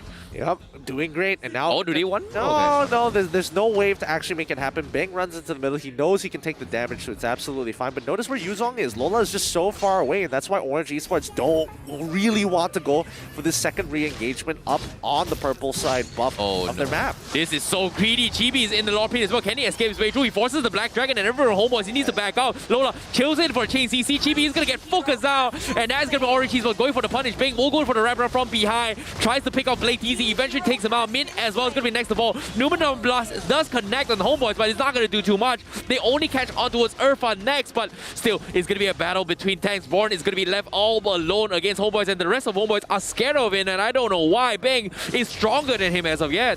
Yeah, I think they understand that he's a little too hard to kill, and even if the split goes through, what is the main objective? Look at where the positions of the waves are so far. Mid is wide open. The sideways are not necessarily pushing in their favor. They need to go back and farm. But looking at the items, we Blade of Despair, War Axe coming out from Chibi's side. Very comfortable with the position that he's in. Irfan, he's also got the Athena shield to protect himself from Vince, so you know, to protect himself from Mon, so you know who his primary target is going to be. Exactly, but as of now, the Lux Lord is is coming in. HomeBois already in position, except for Bang is all the way on the other side of the map. Orange Esports forces out the Black Dragon cover from Lola. He's going to try and catch Chibi once again. Chibi will sidestep his way through. He doesn't get turned out, but Born will storm his way through. But somehow Chibi manages to escape through the Orange Bus pit. The split split comes in, but he's not going to be able to latch out. Born down to his last HP. Earthfront will seal the deal for the team, but he's going to pay his price. Real manipulation keeps him alive for a little bit. But HomeBois, they're still fighting back of his life. But Orange Esports, they've dove down too deep. They're going to be in some trouble. Bang says, hello, brother. I'm going to be Bang for today as he goes in for a couple kills. His Orange Esports completely loses out in this trade-off. Yep, and Chibi continuing to farm this entire time, gets a perfect clear from bot to top side. Bottom side needs to be cleared up because the Lord was still taken away by Orange Esports, and they got a lot of spring cleaning to do. Yeah, this is really, really hard coming from HomeBois, but all in all, good fight once again. But Orange Esports, again, successfully stealing the objectives against HomeBois, known to be the Lord Turtle Terminators, and that's kind of scary to see how Orange Esports has adapted so far. I mean, they've been doing good jobs, but still, remember, HomeBois is still ahead. They played that fight so nicely. They still win out in the trades, and they are double Orange Esports in terms of their kill score. Orange Esports, it's all about getting to that back line. That is the execution that they need. They need a front to back if this is going to work out for them. HomeBois, and especially for Chibi, extremely comfortable on this Yishin Shin. 2 targets on top of him, and Blade TZ could not get on top of him. Exactly. Orange Esports, they'll be focusing on taking down Chibi, but little do they know, the biggest threat right now is going to be Bing, and as of yet, he's very close to his Ice Queen 1, and once that thing is available, this Esmeralda is pretty much unkillable due to the amount of shields going to be provided from Orange Esports. Yeah, and not to mention the peel. That's going to be so important for HomeBois. They just need to protect their backline. Born forced to use the split, and they open up the Mountain Shocker just to have a good idea of where Orange Esports is. Yeah, they're going to be regrouping as well. Sypho slowly going to be opening up the map. He's got his Immortality and the traps available. Orange Esports, they have to be very, very careful in this next peel, but as of yet, looks like they want to peel off the tier 2s. Born going to try and slow things down on the creep base here. He's paying with his life, but the rest of Orange Esports, they might not be able to help him if he loses a little bit too much for this, but looks like he is going to recall back, and HomeBois, they're not going to apply more pressure. Yep, there's no need to, because at the end of the day, it's all about this Lord, right? They can siege for as long as they want, but they can't necessarily get into close contact with Mon. It's not an easy task to do, and nobody can really do that unless they find an angle. I guess, but seems like they are going to burn out on towards the Windwalker as well. As they continue to wait for this next Lord. Is going to be up on 25 seconds. HomeBois already pushing out all the lanes on every single lanes as they are making their way in towards the Lord pit. Likewise, Earthfront also going to be setting up a couple ambushes in case he gets a couple of stragglers from Orange Esports.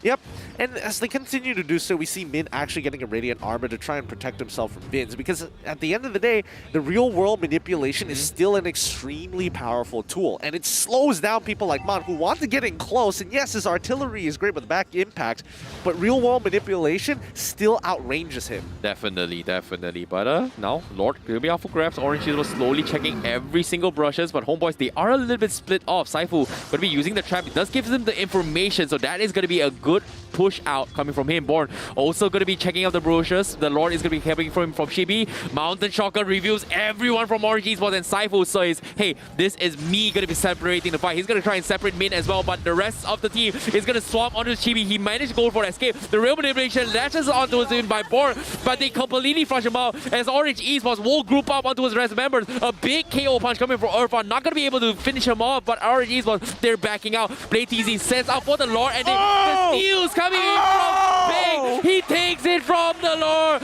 Out of nowhere, Orange Esports, they've lost the turtle pit. And that is going to be Orange Esports backing out. But now, Earthfront, they're not letting them off the hook. He wants to go for more, but is forced to back out as of yet. I guess it's tradition. He is a true homeboy. They've all done it before, and he continues to do so, holding the brand true to the name. Homeboys continue to steal Lords like nobody's business. Oh my goodness, that was a big catch coming from him. Blade TZ did not have the retribution in time, but now he's going to go for more as Orange Esports' base is going to be jeopardized as well. Born forced to use the split to delay the Lord push, and he's going to be A-okay. Is it going to go for the latch? No, he does not. But the Lord is going to be the full defense coming in. Orange Esports, they're having a very, very difficult time as the rest of HomeBois is looking for pickups instead. Yep, but now they're going to continue pressing forward here. They want to make sure that they get everything. Real world manipulation to siege them out, using their range to their advantage. But on blast, no flicker coming in from mid. He didn't want to waste it. It's all about that defense. They finally break open the inhibitor as HomeBois start moving on backwards. Yeah, and the only expense they used was only the Koopa up on towards Saifu actually take down the tier 3. They sacrificed the Koopa for a tier 3. Absolutely worth it from HomeBois. This is great. This is great. But now the next load is coming up in 92 more seconds, and the 8.2 lead is looking good on the HomeBois. It just means more damage, more utility, more peel. But look over at Orange Esports, right? With such limited resources that they have, Lola is dying over and over again, but is chunking out people like Chibi, people like, well, mainly Chibi at this stage of the game, and allowing people like Born to finish them off. Yeah, I'm surprised Chibi has been using himself as bait multiple times for the team. He's got the mechanical skills, but it's not the most ideal way to start the fight. Mountain Shocker again, revealing the positions of Orange Esports. Looks like Born overextended a bit too much. He might actually get crit his way through. He latches onto a Saifu. Saifu will pay the price, but the rest of HomeBois are ready for this fight. Nimram Blast does connect, and Chibi needs to make a run for it as well, as Bean will keep him in check. He eventually goes down, but the shield comes in. It's not going to be enough, as Bang will seal the deal as he takes him out. So 1-for-1 trade is only a tank for a tank, but aside from that, Born is still looking to prolong the fight. He's all by himself. He's too far away, and the rest of the team is there, and that's going to be a 3-for-1 for HomeBois. Beautifully played by the HomeBois, cutting them into 2. They knew what Orange Esports' plan was, and it was going out well, but now they're going to press their advantage, and now Mon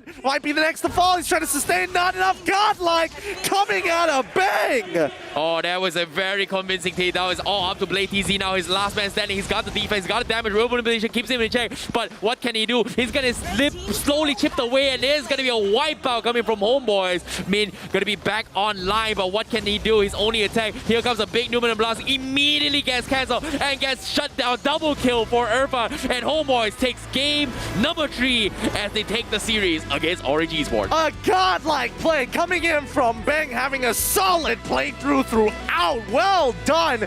GG, well played to the HomeBois, as our boy has now turned to our Bang. Oh, what a game. But still, Orange Esports, not even though they've taken the loss in this series, but they have learned a valuable lesson. They are no pushovers, and there's still so much room to improve. However, I'm looking forward to see what the boys in the post show has to say about that particular match. Sid, saya dengar tadi Sid lah, tapi tidak mengapa. Selamat datang ke MPL Malaysia musim yang ke-9. Anda bersama saya Syamilo. Satu game yang sangat menarik dan sangat hebat ditunjukkan oleh pasukan HomeBois. Tiada Anip, tiada masalah. Masih lagi ada Banks untuk membawa kepada kemenangan pasukan HomeBois ketika ini. 2 berbalas dengan 1. Permainan pasukan Orange Esports sangat-sangat hebat di game yang kedua. Tetapi di game yang ketiga dengan menggunakan 2 fighter akan menjadi tanda tanya untuk kita fikirkan, untuk kita kupaskan dekat sini. Adakah perkara tersebut berkesan untuk dikeluarkan, ataupun adakah ini adalah kesilapan yang mereka lakukan? Pasukan HomeBois boleh dikatakan mereka bermain dengan sangat-sangat baik. Untuk anda semua, 2 berbalas 1, peminat pasukan HomeBois sememangnya sangat-sangat gembira ketika ini. Bang bermain dengan sangat baik, seperti apa yang Talent kita katakan sebentar tadi. Dia punya impak di dalam game sangat-sangat membuahkan hasil menggunakan Esmeralda. Jadi ayuh kita akan lihatkan terlebih dahulu itemization yang disiapkan oleh pasukan HomeBois. Dengan adanya Bang, sentiasa akan memberikan tekanan kepada pasukan Orange Esports di bahagian belakang dengan adanya Ice Queen Wand untuk menambahkan lagi efek snowball. Betul tak Gideon? You know, Shamilo, you're absolutely right. Compositions like this don't happen very often, and when they do, it becomes crazy. Bang coming in to sub out for Anip. You don't see that very often, but notice the builds you see by both Irfan and Bang. They know for a fact that Chibi is going to get run down by people like Lola on the Yuzong, by Born, as we saw throughout that game. Instead, they're like, hey, instead of building really boring, get greedy with it. Get the biggest amount of damage you can get. Hunter's Strike. We're seeing an Ice Queen's Wand on top of a Holy Crystal from Bang. They wanted to make sure that if you're trying to get to our backline, we're going to punish you with your life. Dan kalau kita lihatkan kat sini, pasukan Orange Esports, game yang pertama mereka gunakan marksman. Game kedua pun mereka gunakan 2 marksman. Tapi ketika ini, di game yang ketiga, mereka tidak menggunakan sebarang marksman. So adakah ini sebenarnya punca mereka kekalahan? Honestly, it's a little tough to say because when you first initially see Yishin and Popo and Koopa locked in, you're not entirely sure because Popo and Koopa traditionally isn't used as your general tank these days. Most of the time, it's like, oh, you expect them to go into the gold lane, but this time they use it a little differently.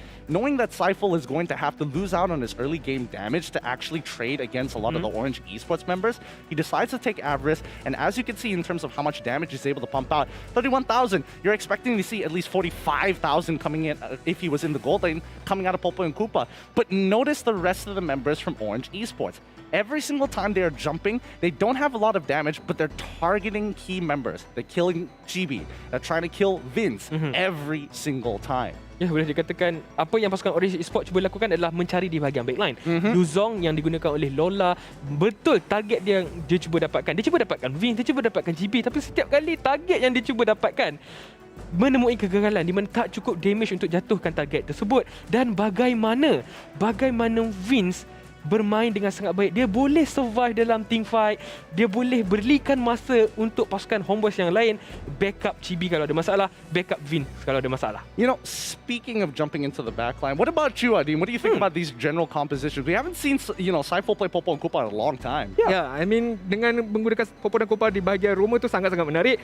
Lagi menarik kalau dia buat at least satu item damage, iaitu corrosion sight. Sebab untuk pasukan HomeBois, dia dah ada Ice Cream 1 mungkin daripada Vince, boleh slowkan lagi pasukan pihak lawan. Apatah lagi kalau ada corrosion sight yang boleh digunakan Seifel untuk slowkan lagi movement speed daripada pasukan pihak lawan. Kalau dia buat Demon Hunter Sword pun saya rasa cukup sebenarnya nak jatuhkan pasukan Orange Esports. Sebab kalau kita lihat kan, semuanya keras-keras. Jadi kita akan lihatkan terlebih dahulu MVP kita untuk game yang ketiga di mana akan diberikan kepada Bang HomeBois dengan match KDA 706, match kill participation 54% dan match goal per minute 759.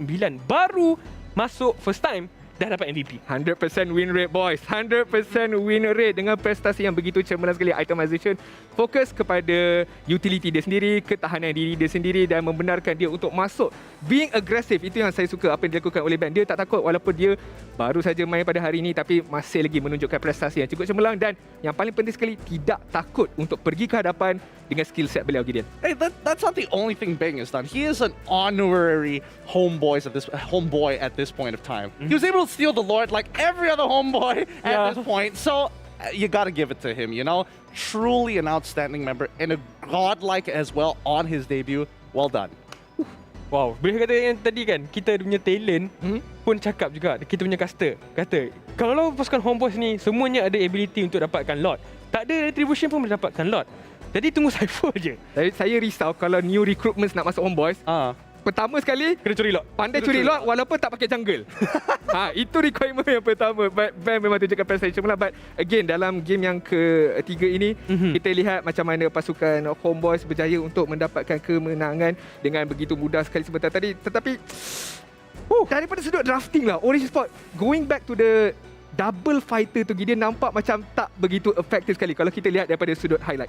Yeah, let's look. Honestly, when we're looking at the highlights, personally, I don't like this style of play. I generally want to see a faster line, and especially during the laning phases, I was expecting Popo and Koopa to go into the gold lane, right? But as soon as you see what they're trying to do, I felt like Orange Esports kind of played into HomeBois' composition, right? Like now we want a full dive composition. That's all we want to do. We don't want to have too much scaling for the late game, except for maybe Sicilian, right? And that ended up getting punished very, very hard because people like Chibi is just dodging these fights. Look, right here, he's going to be like, oh no, I'm going to get caught up. Hops over the wall, gets back into the fight, and now he's turning the fight for the HomeBois. Ya, boleh katakan untuk pasukan Orange Esports sendiri, kalau mereka nak masuk dalam team fight, mereka cuba untuk dapatkan target tersebut, tapi target tu tak boleh nak dihabiskan sebab bagaimana pasukan HomeBois punya chemistry, mereka backup each other dan setiap kali adanya orang yang pergi di bahagian backline, ada Saiful, ada Bang untuk berikan tekanan semula kepada pasukan Orange. Ya, ini lah, Chibi dia macam touch and go. Dia masuk, dia fight and then dia tahu dia dah tak boleh continue, dia back off sedikit, tunggu team fight tu berlangsung and again macam mana dia elak team fight tu dengan begitu baik sekali walaupun ada Black Dragon Form, walaupun ada Glue Split, walaupun ada Numinum Blast, tapi still Chibi elak semua skill set yang dilontarkan daripada pasukan Orange Esports. Yang menandakan kat sini adalah what if Blade TZ dia tukar sikit build lane instead of build tank, build damage maybe boleh burst chibi dengan cepat sedikit. Oh no, he would have been destroyed by Irfan or Bang. Just walking into them is a problem. If he walks into Irfan, he just gets one shot anyways if he didn't build tank. If he walks into Bang, by the time he gets his Holy Crystal, it's over. Ya, I mean pasukan Orange Esports dengan kekalahan sebentar tadi, mereka masih lagi akan duduk di tangga yang kelima dengan 4 mata, manakala pasukan HomeBois berjaya untuk menewaskan pasukan Orange Esports 2 berbalas 1, akan tinggikan sedikitlah kedudukan mereka daripada sudut mata, iaitu 7 mata. Suhas, MLBB, pasukan SMG masih lagi pegang top 3 buat seketika ini. Ya, untuk pasukan SMG masih lagi gah di atas dengan 13 poin dan MLBB Esports 10 poin. Jadi ini yang kita tahu yang minggu ni adalah minggu terakhir untuk fasa 1 dan lepas ni kita akan lihatkan pasukan-pasukan di grup A akan berhadapan dengan pasukan grup B dan juga prestasi yang ditunjukkan oleh grup B sangat memberangsangkan. Untuk pasukan grup A kita nampak yang Team SMG, MLBB, Suhas dan juga HomeBois squad. Untuk pasukan Orange, adakah mereka ada cara lagi untuk mereka improvekan balik mereka punya prestasi berhadapan dengan grup B, Gideon? Honestly, I think it could come down to like who are their scrim partners, right? Who have they been scrimming to get ready for Group A? For all we know, they've been scrimming all the Group B people. Yeah. And now Group A, it's like we don't have a lot of information. We're not used to their playstyle. That's fine. You go into intergroups, we might see a new side of Orange Esports. I still have hopes for them, but doubtful, but I'll give them the benefit of the doubt. Ya, masih lagi ada peluang secara mathematically, masih lagi ada peluang, tapi agak sukar lah. Dia macam nak mendaki gunung yang sangat-sangat tinggi sekarang ni untuk pasukan Orange Esports. Tapi itulah dia match yang pertama yang telah dimenangi oleh pasukan HomeBois, walaupun ada masalah kesihatan tapi masih lagi menunjukkan prestasi yang cemerlang. Ucapan get well soon kepada pasukan HomeBois, semoga mereka diberikan kesihatan supaya mereka boleh tampil semula kepada offline stage. Manakala Orange Esports masih banyak lagi perkara yang harus diperbaiki daripada sudut drafting, kemungkinan tapi daripada hero pool dan juga execution nampak improving, tapi again a lot more improvement yang boleh disaksikan. Untuk kita teruskan perbincangan kita, saya nak sneak peek sedikit untuk match yang akan datang ini, pasukan TODAK dengan pasukan GEEK FAM. Satu pasukan yang boleh dikatakan sangat-sangat baik prestasinya, dengan true line up mereka akan turunkan sebentar nanti, berhadapan dengan pasukan GEEK FAM yang boleh dikatakan kedudukan kritikal. GEEK FAM sekarang ini, apakah yang boleh dilakukan untuk mereka at least dapatkan keyakinan sedikit untuk menewaskan pasukan TODAK? Okey, kalau kita lihatkan untuk pasukan GEEK FAM, sebenarnya game pertama mereka dominasi dengan sangat baik, tapi ada beberapa mistake dilakukan, bukan personal mistake tapi team mistake. Satu team ada mistake yang sama, tak boleh nak menamatkan game. Itu adalah punca pertama kenapa pasukan GEEK FAM tak boleh mendapatkan kemenangan. Bila game pertama mereka tewas, nampak game kedua mental mereka yang mana kalah di game pertama tu bawa sampai game yang kedua, dan itu adalah situasi yang buruk di mana pasukan GEEK FAM ketika ini kita nampak 2-0, dan hari ini untuk berhadapan dengan TODAK mereka perlu lakukan sesuatu. Dan saya dapat jangkakan yang, sebab minggu lepas saya interview Ciku, dia cakap minggu ni dia nak bawa yang the strongest line up untuk pasukan TODAK. Jadi memang sedikit mencapai lah untuk pasukan GEEK FAM sebenarnya. Sangat-sangat mencabar sebenarnya untuk pasukan GEEK FAM nak mendapatkan kemenangan against pasukan TODAK. Tapi kalau kita sempat nak tanya you sikit je, bila I sebut Ciku, apa yang benda pertama yang terlintas dekat fikiran you sekarang ni? If I sebut Ciku.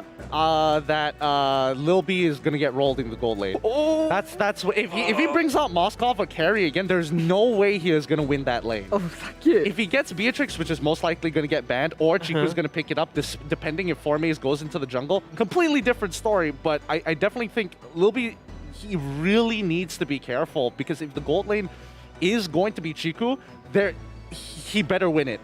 He better win it. That matchup di antara Ciku dan kalau Ciku dekat gold lane, Ciku dengan Lil B sebentar nanti akan jadi satu matchup yang sangat-sangat crucial untuk pasukan GEEK FAM yang masih lagi mencari rentak mereka untuk mendapatkan kemenangan dekat Group B yang boleh dikatakan Group of Death lah sekarang ini. Semua powerhouse ada dekat Group B, dan pada minggu hadapan mereka akan cross group pula berjumpa dengan ahli-ahli pasukan Group A. Jadi sekarang ini apa kata kita move on kepada MPL ni, di mana anda boleh berpeluang untuk mendapatkan satu random skin, dengan soalannya adalah pemain manakah yang mendapatkan kill tertinggi pada minggu keempat, iaitu minggu lepas. Adakah SMG Sasa, adakah SMG Harpist, ataupun Suhas Box? Syamil, kalau awak dapat peluang untuk jawab, awak nak jawab siapa sekarang? Ada dua SMG punya pemain kat situ. Sebab saya punya cue card pun tak ada jawapan. Suhas. Pemain manakah yang mendapat kill tertinggi Okay, ada dua jungler, ada dua jungler. Okay, kalau kita ikut logik Harpist player baru, mungkin tapi ini minggu keempat, dia bukan overall Ini keempat, ini minggu keempat. Jadi kalau kita nampak kan, Harpist dengan Boss jungler. Okay, Sasa goal laner. Tapi nak kata goal lane tak dapat kill? Betul. So okay, Gideon, big brain sekarang ni Gideon. How would you dissect this question sekarang ni? I'm thinking about the games that SMG played compared to Suhas at this point. Because at this point, we're going based off just pure team performance. Suhas had a great performance last week. SMG, So I guess that might give you a hit. I could be wrong about this. For all we know, that Suhas won so convincingly that they didn't get a lot of kills, and so it could backfire. To be fair, saya pasti pasukan mana-mana dia bermula dengan S. Sama ada Suhas atau SMG. Tu confirm saya yakin lah. Itu yang saya yakin. Sebab tu penting ya guys. Nak eja kena betul Yeah. Caps lock. Semuanya sangat-sangat penting sebenarnya. Kita lihat. Okey, jadi kalau anda tahu jawapan, jangan lupa untuk scan QR code dan jawablah soalan ini dengan tepat untuk mendapatkan ganjaran lumayan. Tapi sekarang ini, kita masih lagi ada TikTok campaign #ini gaya kita. 14 Februari sehingga 29 April. Tadi awak nak menari ke macam mana tadi? Kan ada yang buat 14 Februari sehingga 29 April 2022, di mana anda boleh tunjukkan semangat MPL anda dengan gaya anda tersendiri. Jangan lupa untuk letak #ini gaya kita dengan video TikTok yang paling kreatif supaya anda boleh berpeluang memenangi telefon pintar rasmi iaitu Samsung, ataupun anda boleh mendapatkan kerusi rasmi kita. Kerusi gaming rasmi kita iaitu Secret Lab. Gideon memang fanboy Secret Lab. Sangat-sangat fanboy. Dia kalau boleh nak bawa pergi mana-mana.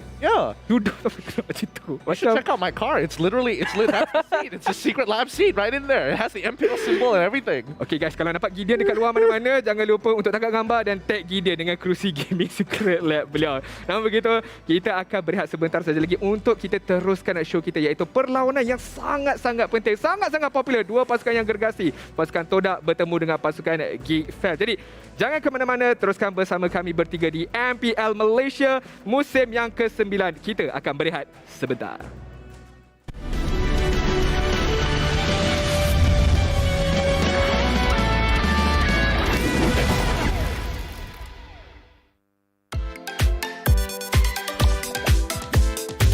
I love you, cutie, kitty, best party, happy journey. Hello, hello, we are bodies, cutie, friendly, we are bodies. It's kitty and bodies, be together, be forever. Hello, hello, arigato, really friendly, kawaii. Hello, hello, arigato, really friendly, kawaii. Hello, hello, arigato, cutie, friendly, kawaii. Hello, hello, arigato, happy cutie, happy journey. Heidi, Heidi, Vice, Heidi, Heidi, Heidi, come and do kitty. Higher bodies, Heidi, Heidi, higher bodies. Then to the Heidi, Heidi, Vice, Heidi, Heidi, journey. Come and do kitty. Higher bodies, Heidi, Heidi, happy cutie, happy journey.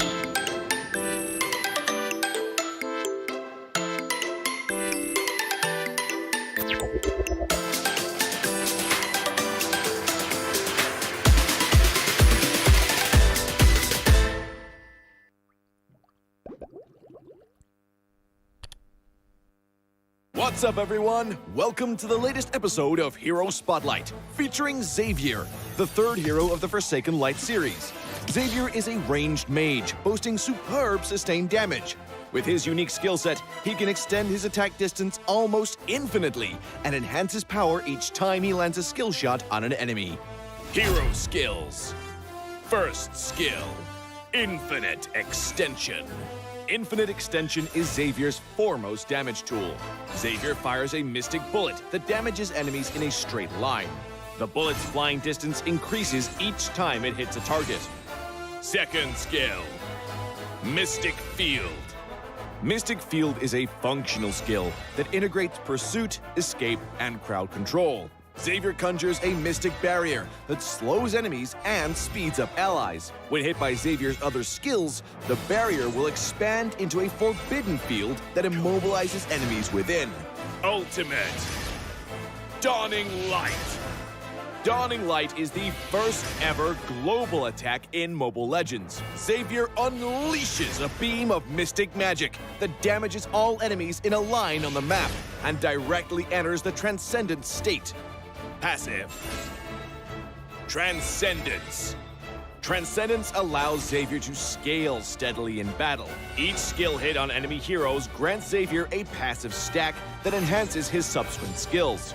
At max stacks, his next skill cast allows him to enter the Transcendent state, during which all his skills are enhanced to the maximum. Pro tips.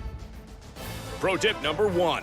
Make use of minions and creeps to extend the attack range of Infinite Extension and launch a surprise attack on enemies in the distance. Crumble into dust. Pro tip number 2. Cast Infinite Extension or Dawning Light and then Mystic Field on the path of the skill to control enemies in the target area.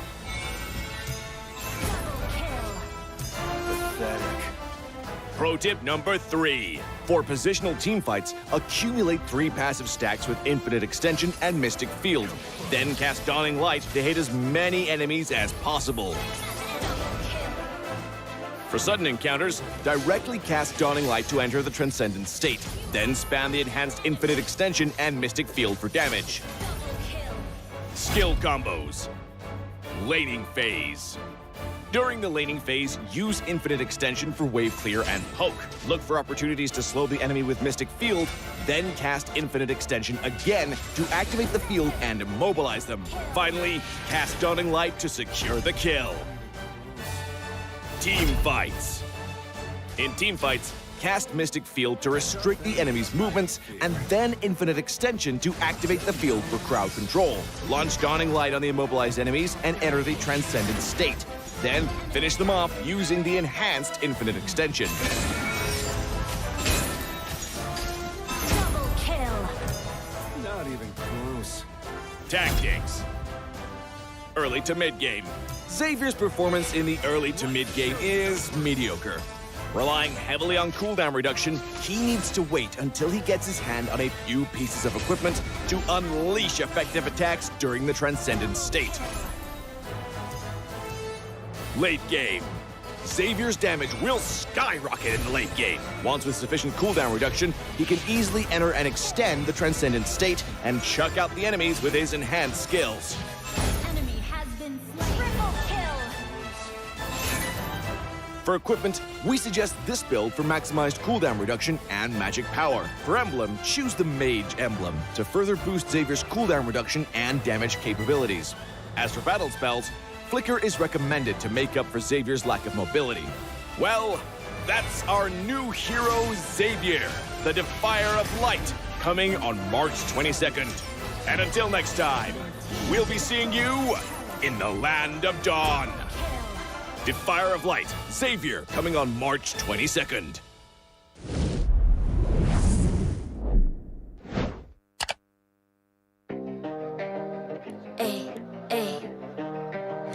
I'm a rock star.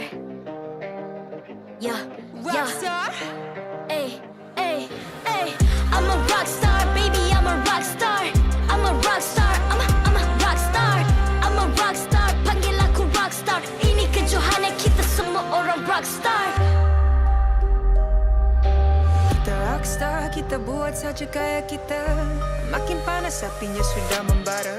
Macam mana pun kau menempuh segala. Demi negara kau buat semua bangga. Step into my world, you know I'm always in my zone. You know I got my team, no I'm never alone. Bring out my best, buat yang terbaik. Jadi juara perlahan kita naik. Aku nak push, naik jadi lebih bagus. Jadi hero, ku ada skill. Berapa banyak musuh aku dah kill. Ramai cuba mencabar, cause they envy me. Tiap game aku pasti jadi MVP. Easy. I'm a rockstar, baby, I'm a rockstar.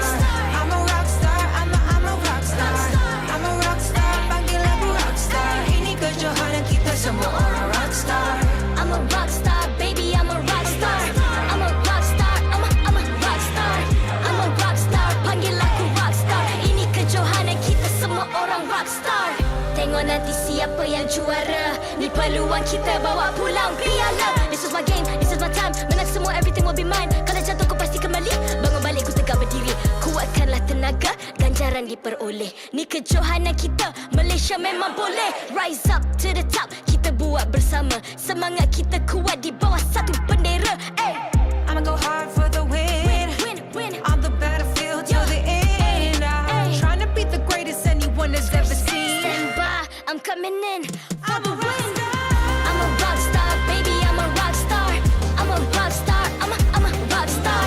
I'm a rock star, panggil aku rock star. Ini kejohanan kita semua orang rock star. I'm a rockstar, baby, I'm a rockstar. I'm a rockstar, I'm a rockstar. I'm a rockstar, panggil aku rockstar. Ini kejohanan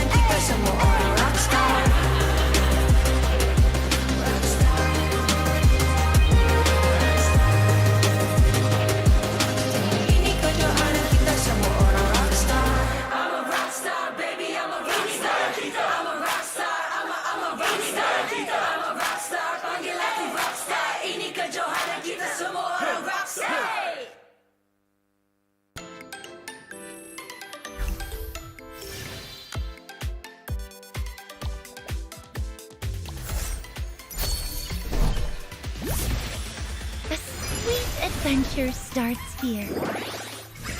Let's go out and play! Introducing my buddy. That's Maru. Friendship is a magic string that binds us together. Are you ready for a super cute adventure?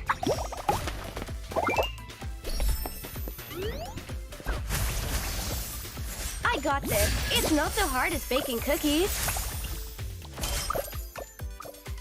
I won't stop till I win. Same for my buddy here. Here we go, fam. Mega kill! What should I draw today? Purin or a pudding? Making the magic happen on the tip of my paintbrush. Don't fear. Orange Esports is always on time. Let's create some miracles! You have slain an enemy! Guess what's in my bag? A homemade monster kill! Cinnamon is no ordinary husk.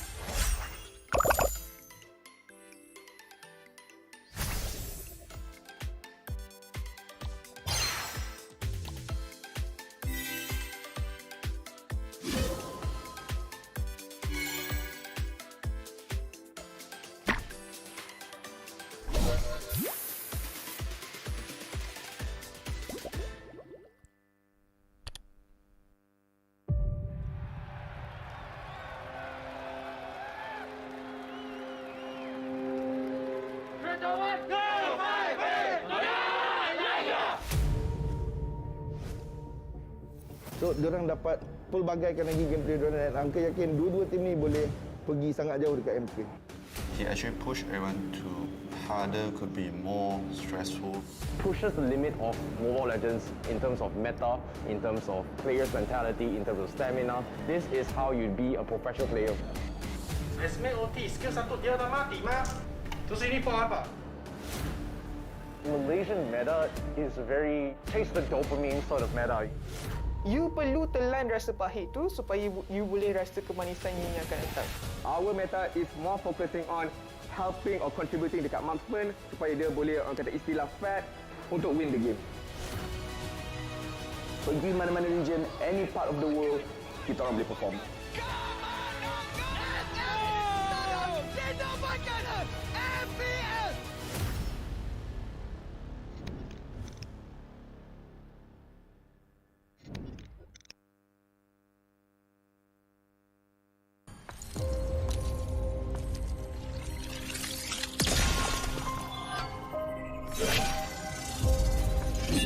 Like a blizzard, we march on.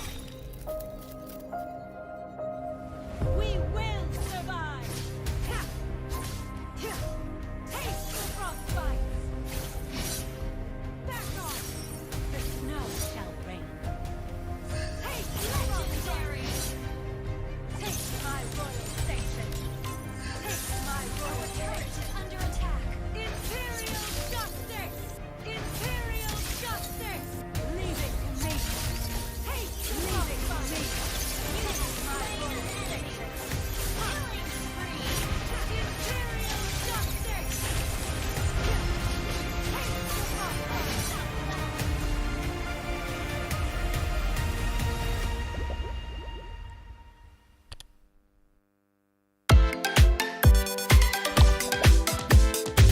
I love you, cutie, kitty, best party, happy journey. Hello, hello, we are bodies, cutie, friendly, we are bodies. It's kitty and bodies, be together, be forever. Hello, hello, arigato, really friendly, kawaii.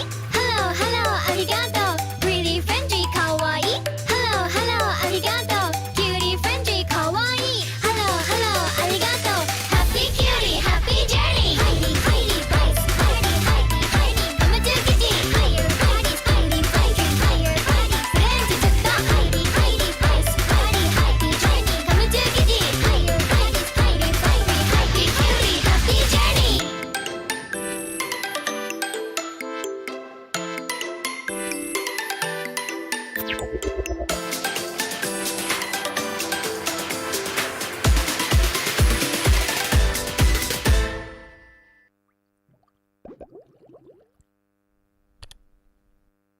What's up, everyone? Welcome to the latest episode of Hero Spotlight, featuring Xavier, the third hero of the Forsaken Light series.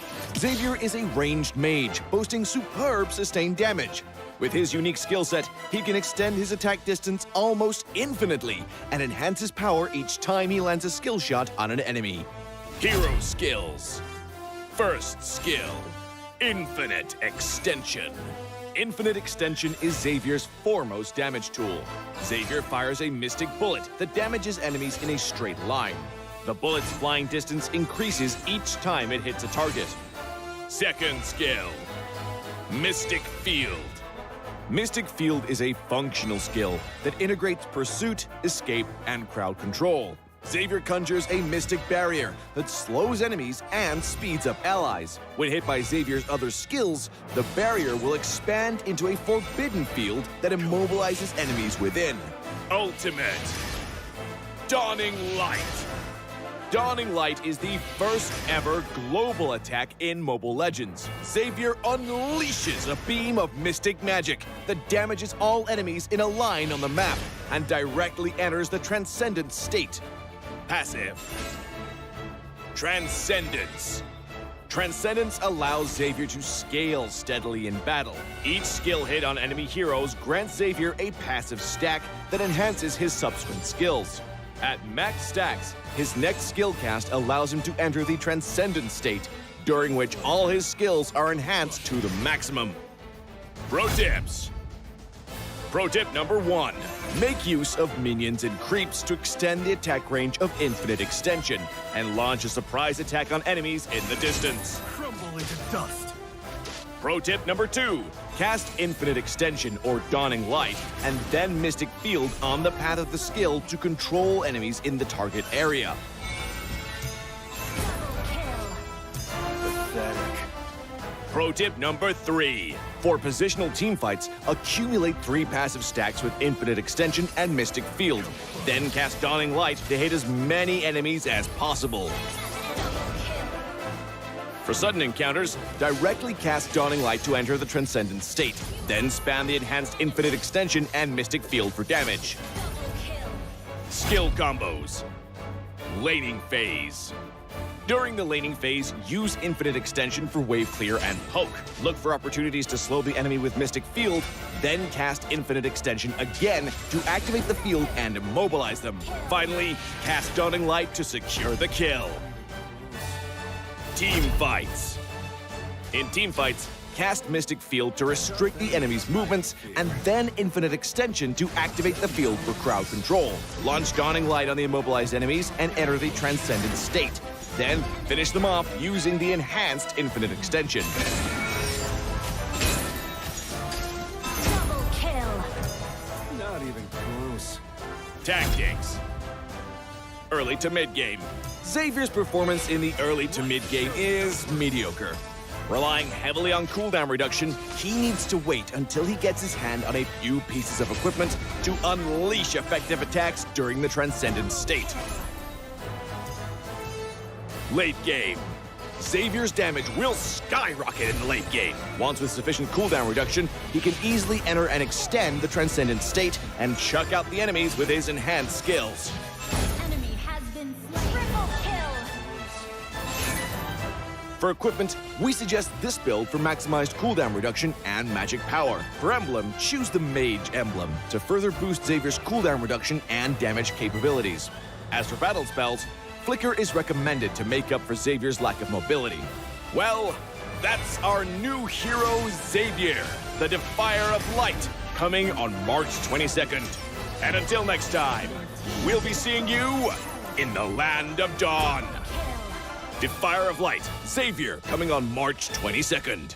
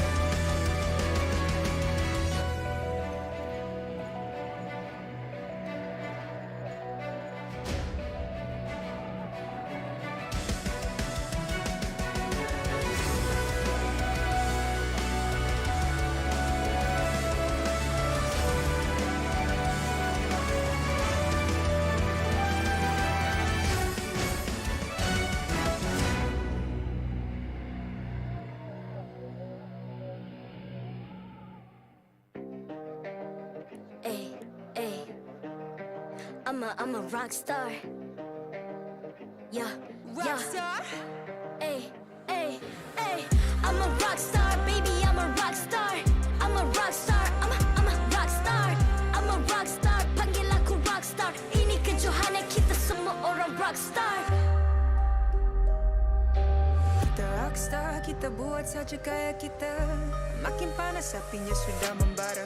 Macam mana pun kau menempuh segala. Demi negara kau buat semua bangga. Step into my world, you know I'm always in my zone. You know I got my team, no I'm never alone. Bring out my best, buat yang terbaik. Jadi juara perlahan kita naik. Aku nak push, naik-naik jadi lebih bagus. Jadi hero, ku ada skill. Berapa banyak musuh aku dah kill. Ramai cuba mencabar, cause they envy me.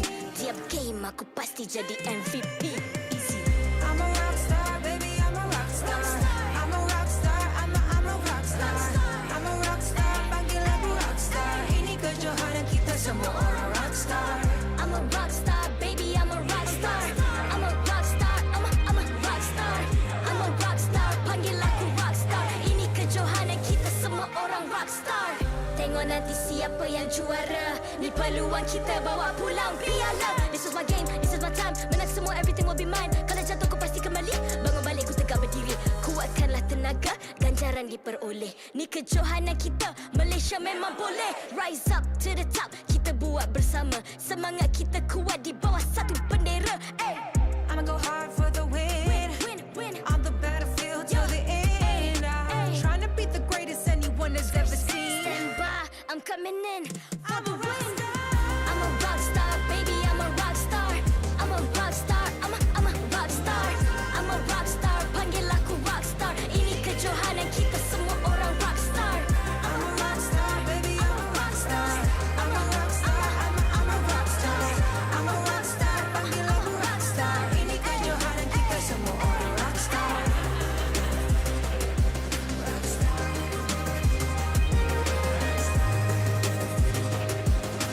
Ini kejohanan kita semua orang rockstar.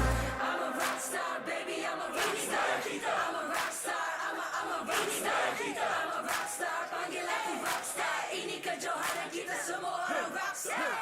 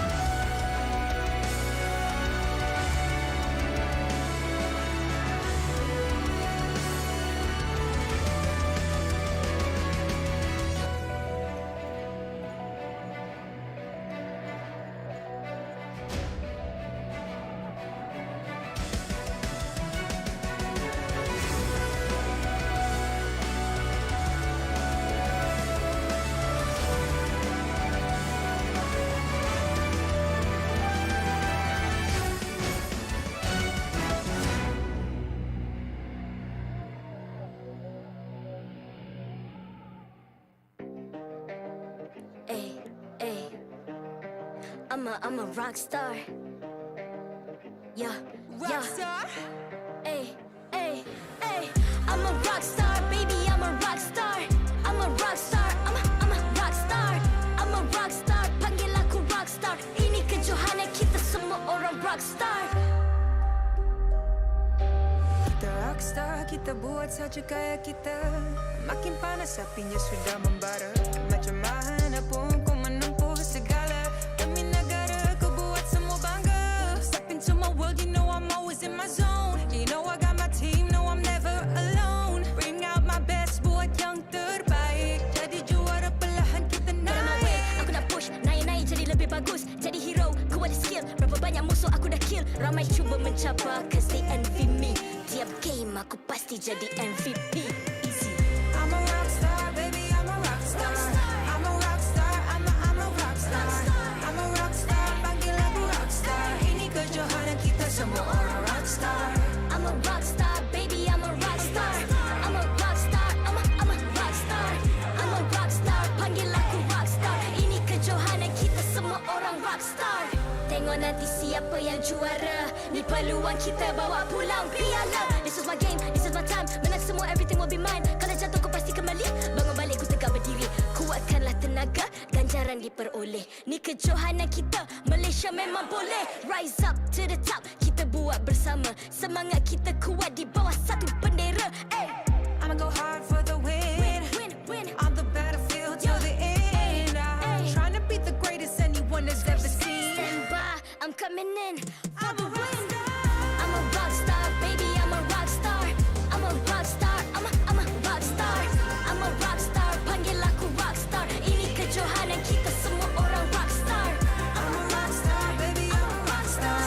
I'm a rock star, I'm a rock star. I'm a rock star, panggil aku rock star. Ini kejohanan kita semua orang rock star. Rock star.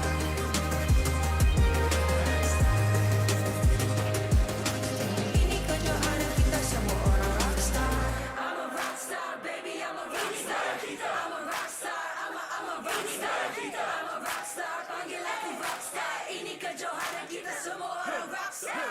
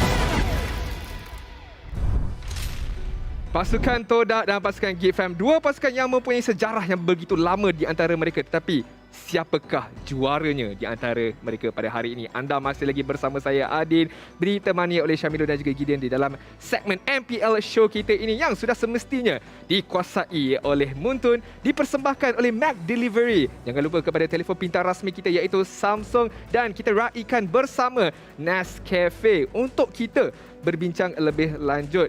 Syamilo, pasukan GEEK FAM sekarang ini dalam tangga yang tercorot sekali dengan prestasi yang tidak memuaskan, dan kalau kita nak lihat daripada transfer window, yang lagi satu akan tiba nanti. Tapi sekarang ini apa yang mereka boleh lakukan daripada sudut drafting, daripada sudut execution, di manakah salah silapnya? Okey, nak cari salah silap tu sebenarnya agak sedikit sukar kita nak katakan, sebab pasukan GEEK FAM setiap kali mereka bermain game pertama, awal game sampai ke mid game, mereka control game. Mereka tahu apa cara mereka nak buat dengan drafting mereka. Mereka bermain dengan sangat baik. Tetapi bila ada satu kesilapan dilakukan, ini akan keep continuous, ataupun dia akan sentiasa akan berlaku lagi dan kemudian game tersebut tak boleh ditamatkan dan kemenangan diberikan kepada pihak lawan. Jadi bila game pertama mereka tewas, nampak seperti macam mereka punya mental tidak cukup kuat untuk bawa kepada game yang kedua. Dan boleh nampak game kedua, drafting boleh dikatakan agak sedikit boleh dipertikaikan. Kenapa? Dan mereka punya gameplay sendiri nampak yang kurangnya komunikasi antara mereka sendiri. Ya, I mean, Gideon, mungkin awak boleh setuju ataupun tidak setuju dengan saya di sini, di mana pasukan GEEK FAM prestasi mereka, kalau mereka snowball early, mereka boleh dapatkan kemenangan dengan lebih mudah. Tapi kalau mereka kena main from behind, nampak agak sukar sedikit. Jadi daripada drafting, do you think pasukan GEEK FAM perlu draft hero-hero early game supaya mereka boleh dapatkan momentum dari early game and then transfer it to mid game and then terus menang? I don't think that's their initial problem. I think overall their draft's about heroes that the players are comfortable with. Whether it's actually good or not is a different story, but I think the problem mainly is that lack of flexibility when the plan doesn't go according to what they initially wanted to do. Like, let's talk about Lil B for an example, right? Look at that hero pool. 2 meta heroes and the rest, not so sure. Ya, Moskov dengan carry bukanlah begitu meta sekarang kalau nak dibandingkan dengan Beatrix bersama dengan Clean. Average KDA bukanlah yang antara tertinggi sekali, dengan goal per minute masih lagi berpeluang untuk mendapatkan farm. Kill participation 53%, a bit of 50-50 di sini. Menyertai pasukan GEEK FAM pada musim yang ke-7. Pada musim ke-7 tak nampak sangat dia punya kebolehan, tapi semakin lama dia berada di pasukan GEEK FAM, kita nampak kemunculan dia sekarang ini. Ya, secara jujurnya di musim yang kali ini nampak dia bermain dengan sangat baik. Dia punya Beatrix memang sangat bahaya, boleh dikatakan kalau dia dapatkan Beatrix, lane dia boleh kontrol dengan sangat baik. Tapi ketika ini pasukan GEEK FAM akan berhadapan dengan pasukan TODAK. Dan kita tahu bagaimana gold laner pasukan TODAK iaitu Momo, dari segi dia punya prestasi, dia punya experience ataupun pengalaman dia jauh lebih membantu Momo untuk lebih kekal kuat di bahagian lane. Jadi kita akan lihatkan ketika ini seperti yang saya bincangkan, Momo. Kerana apa? Lihat daripada segi dia punya hero pool. Dia boleh gunakan Mia. Dan Mia dia kalau diguna, saya tak silap saya 100% win rate. 100% win rate. Kemungkinan benar sekali apa yang dikatakan oleh Syamilo. Average KDA kalau nak dibandingkan dengan Lil B, kita nampak Momo lebih tinggi sedikit, 56% di sini. Goal per minute pun sangat-sangat tinggi. Kill participation pun 60.9. Tapi apa yang hebatnya tentang Momo ini adalah bagaimana dia tenang. Dalam apa-apa keadaan sekalipun, dia mampu untuk memberikan kemenangan untuk pasukan TODAK. Gideon, you ada dekat M3. Boleh ceritakan sedikit macam mana Momo ni as a person bila dekat M3 tersebut? As a person during M3, I think he is one of the saving graces of TODAK. When everybody else was about to give up, Momo was the only one able to hold on to his mental and not only inspire the team, but make sure that they were on his level, making sure that they don't break under the constant pressure that Na'Vi was putting on them and making a breakaway win when all odds were against them. And I think that's what Momo brings to the table, right? He's got a hero pool that's extremely flexible. He's good at his lanes, and he's got a great mentality facing up against some of the best gold laners here in Malaysia. And I think in retrospect, when you're up against someone like GEEK FAM, where you don't have that flexibility and everybody has like an individual idea, what's really setting TODAK apart, besides the fact that they have the mechanics and their overall mentality, is the fact that they have chemistry.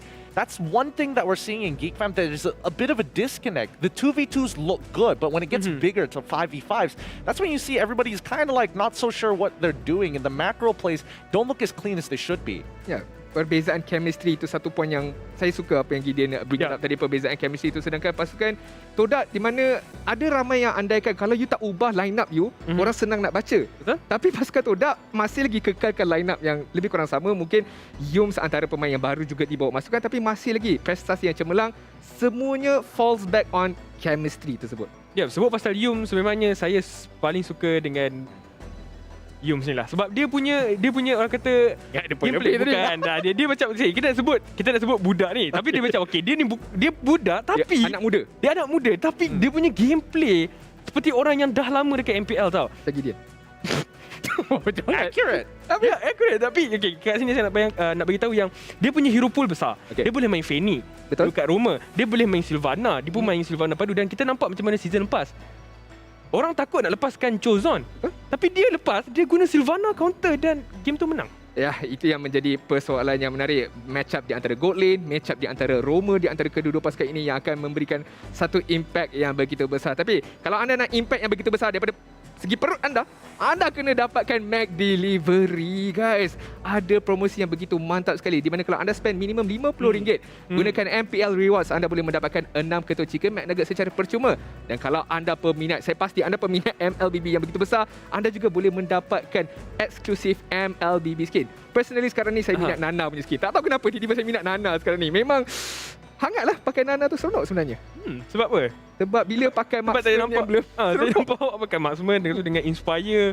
Sakit sebenarnya Nana ni kalau buat marksman Gideon pun sendiri suka pakai Nana. Walaupun dia pakai EXP, dia pemain EXP laner, dia pakai Nana flexibility dengan skin-skin yang ada daripada McDelivery yang mana anda boleh menang. Okey, sekarang ni apa kata untuk kekalkan integriti kita akan beralih kepada coin toss di mana kita akan mempersilakan kita punya birthday girl Melina Lai. Birthday dia semalam. Jadi happy birthday Melina Lai. Akan melaksanakan coin toss di mana kita ada Hazim dan juga Amok daripada pasukan TODAK dan juga pasukan GEEK FAM. Wih, baju TODAK tu. Wow. Geram pula saya tengok. Lawa betul baju dia. Tapi tak apa, kita nak tengok ketika ini coin toss di mana heads akan dipilih oleh pasukan TODAK dan tails untuk pasukan GEEK FAM. Jadi kita akan lihatkan result dia akan berada kepada siapa, tangan siapa, dan heads untuk pasukan TODAK. Jadi second pick confirm. Ya, confirm. TODAK ni Ciku dah cakap dah, memang kalau pasukan TODAK menang coin toss tu, confirm dia akan dapatkan second pick supaya diorang nak tengok apakah yang akan dilaksanakan oleh pasukan GEEK FAM. Counter pick. Kalau sejujurnya awak lah captain sendiri, awak pilih second ke first sekarang ni? Okay, kalau kata player saya, ada banyak hero yang boleh gunakan dan flex dia sangat tinggi. Contoh macam kita ada Momo, kita ada Formation, kita ada Ciku. Second pick memang sangat mudah sebab kita boleh plan nak counter balik draft untuk pasukan lawan. Kalau enemy ambil kalau enemy ambil Beatrix, kita akan counter balik pakai hero. Contoh macam kita boleh ambil Clean dan boleh katakan counter ni akan sentiasa terjadi dalam drafting. Ya, benar sekali. Dan kalau kita nak lihat counter daripada sudut drafting, kita akan beralih kepada caster Malay dan juga English kita untuk teruskan perlawanan pertama. Thank you so much, Adin and Gideon. Wow, poof, you're back. Wait, how?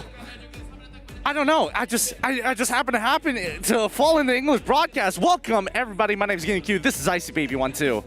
Yes, thank you so much here. And thank you, of course, for joining me back with the English broadcast. And you guys are currently watching MPL MY Season 9 and also brought to you by our official gaming chess, Secret Lab, partner in esports, TikTok Live, esports charts, EGG Network, and our co-organizers, ESI, to give all these amazing moments here and the teleportation device that Gideon uses to get here on the channel. It works. Honestly, if you guys want to figure out the secret to it for yourselves, how about come on down to the live arena with our beautiful audience, a beautiful stage behind this.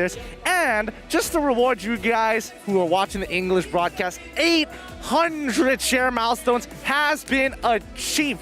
Well done, guys. You know how to farm well. I bet you're all gold laners, aren't you? Yeah, definitely, for sure. And thank you guys so much for achieving it. Here is going to be the codes up on screen here. Of course, we do have one more milestone to be achieved, and that's going to be the 1,000 shares milestone later on. So be sure to start sharing here because this match is going to be a very, very interesting one as well. During the pre-show, TODAK as well as GEEK FAM, long-time rivals in MPL MY history, is going to be duking it out. Yeah, this is going to be an interesting one because I think, GEEK FAM's overall performance hasn't been the greatest in the world, and hopefully we do get to see a different side of them. Have they just been, doing the mathematics, knowing exactly how many points that they need before they can actually make it into the playoffs? We don't know because remember, at the end of the day, only the bottoms of the groups are going to get relegated by the end of these 8 weeks. Yes, definitely as well here. We did see a little bit glimpse coming from HomeBois and Orange Esports. HomeBois taking the W early on means Orange Esports will be in the bottom. Meanwhile, GEEK FAM now against TODAK. Very difficult obstacle for GEEK FAM to actually overachieve. But nevertheless here, all in all, anything can happen in regular season. What happened today itself is already a statement because why? Don't count any team out yet because who knows, anything can be up for some surprise. Yep, anything can happen here at the MPL MY, and Season 7 continues to keep on giving that statement. But we still have to remember, TODAK, as I've heard, rumors, the little birds have been telling me that this is going to be the strongest lineup that TODAK is going to be facing. I'm guessing the M3 lineup including Chiku and Yums. Oh, yeah, I'm looking forward to see whether or not are they going to start with that M3 lineup later on, where we're going to be introducing them very, very shortly. But are they aiming for M4? Are they aiming for something else? I don't know yet, but as of what I do know is that Chiku, guys, is back, and he's looking for some payback as well. Absolutely. I mean, especially since the early weeks of TODAK weren't exactly the greatest. They weren't feeling very well. Now they've come back onto form. They're looking sharper than ever. And once again, as we saw the feature players just now, Momo is keeping them all together when things are going bad. And I think at this point, have you ever had those feelings when you're doing those big benches and you're like, man, this doesn't give me that strain anymore? Well, that's TODAK right now. With that being said, let's bring out both these teams. It's GEEK FAM and TODAK. TODAK. Well, it seems to me TODAK will be starting over the rosters here as Chiku guys will be in the starting lineup, and TODAK is looking to go all out from the start along with Yumes. TODAK is fielding their M3 lineup against a long-time rival. As Gideon did mention, this is going to be the strongest lineup we've seen coming from TODAK, and they mean business, ladies and gentlemen, and you can hear the crowds are cheering for the boys. You've heard them. These are the fan favorites. Doesn't matter what season they are in. TODAK continue to be a staple name here at the MPL MY. Nobody has been able to shake them just yet. Exactly. GEEK FAM. And of course, their opponents, GEEK FAM, long-time rivals. This is also going to be their best rosters coming in towards this roster here. And this might also be their last chance for GEEK FAM to redeem themselves against the Titans TODAK. Will they be able to bounce back or will they not? With Zorn pairing up with Nelby today, can they upset the Swordfishers who are on form right now? It's important that they do. They need every single one of these points before they start moving on to the inter-groups. GEEK FAM are going to be fighting for a lifeline, a chance to make it out from the bottom of Group B. You can hear the crowds are cheering for GEEK FAM as well. Everybody knows this is a very important match between both TODAK and GEEK FAM. Can Zorn rise up the challenge to fight back for GEEK FAM, or will TODAK bounce back? But before we get towards the rumors that has been circulating between both these teams here, let's talk about the stats coming from TODAK players. We have Momo, Chiku guys, Moon, Yubes, as well as Formaze with their stats, and also signature heroes of Estes. Is Estes still relevant here?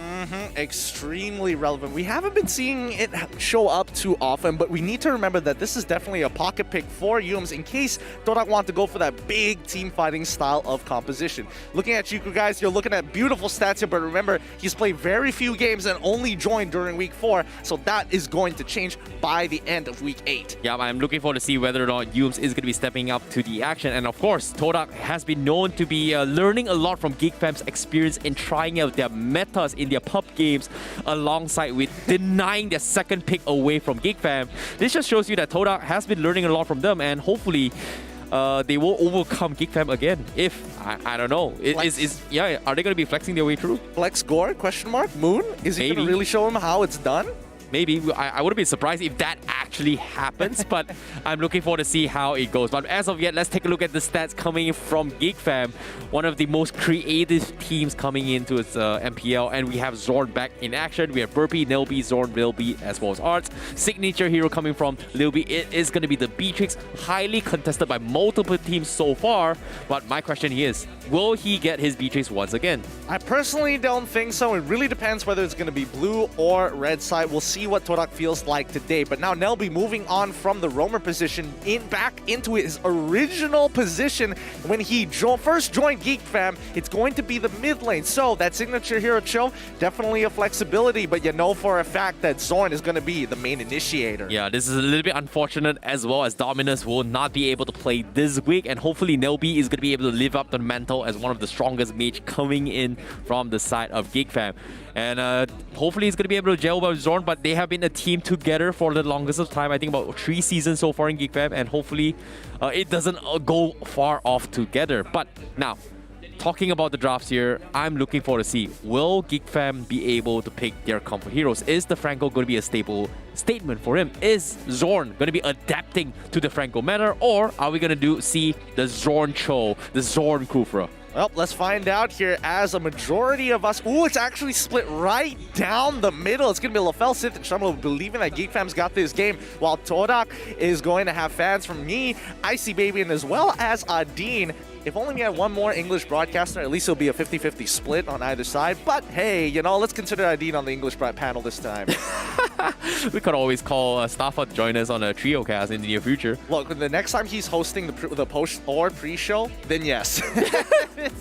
When that day comes, oh yeah, it's going to be interesting. You're going to be very happy, aren't you? Oh, for sure, for sure. I will be extremely happy. But what about you at home and here in the audience? What are your predictions for this matchup? And it looks like an overwhelming majority for TODAK. Yep, it seems like everybody's going to be favoring on TODAK here. Is no surprises. They are the M Series representatives from Malaysia for 3 times now, and it's no small feat. It makes a lot of sense why everyone is here for TODAK. But of course, there are a good number of people actually reporting for GEEK FAM as well here in the audience. So it is kind of split between the audience here live in MPL MY. Yep, I mean the fans are excited for this game to start with a minute and 33 seconds left before we get into the draft. You guys might be thinking about an awesome gaming experience. Exactly. If you want to play some Mobile Legends bang bang, be sure to check out and use the brand new smartphone with slick design with MPL Malaysia Season 9's official smartphone, Samsung. You can get an awesome gaming experience with the brand new Samsung Galaxy A52s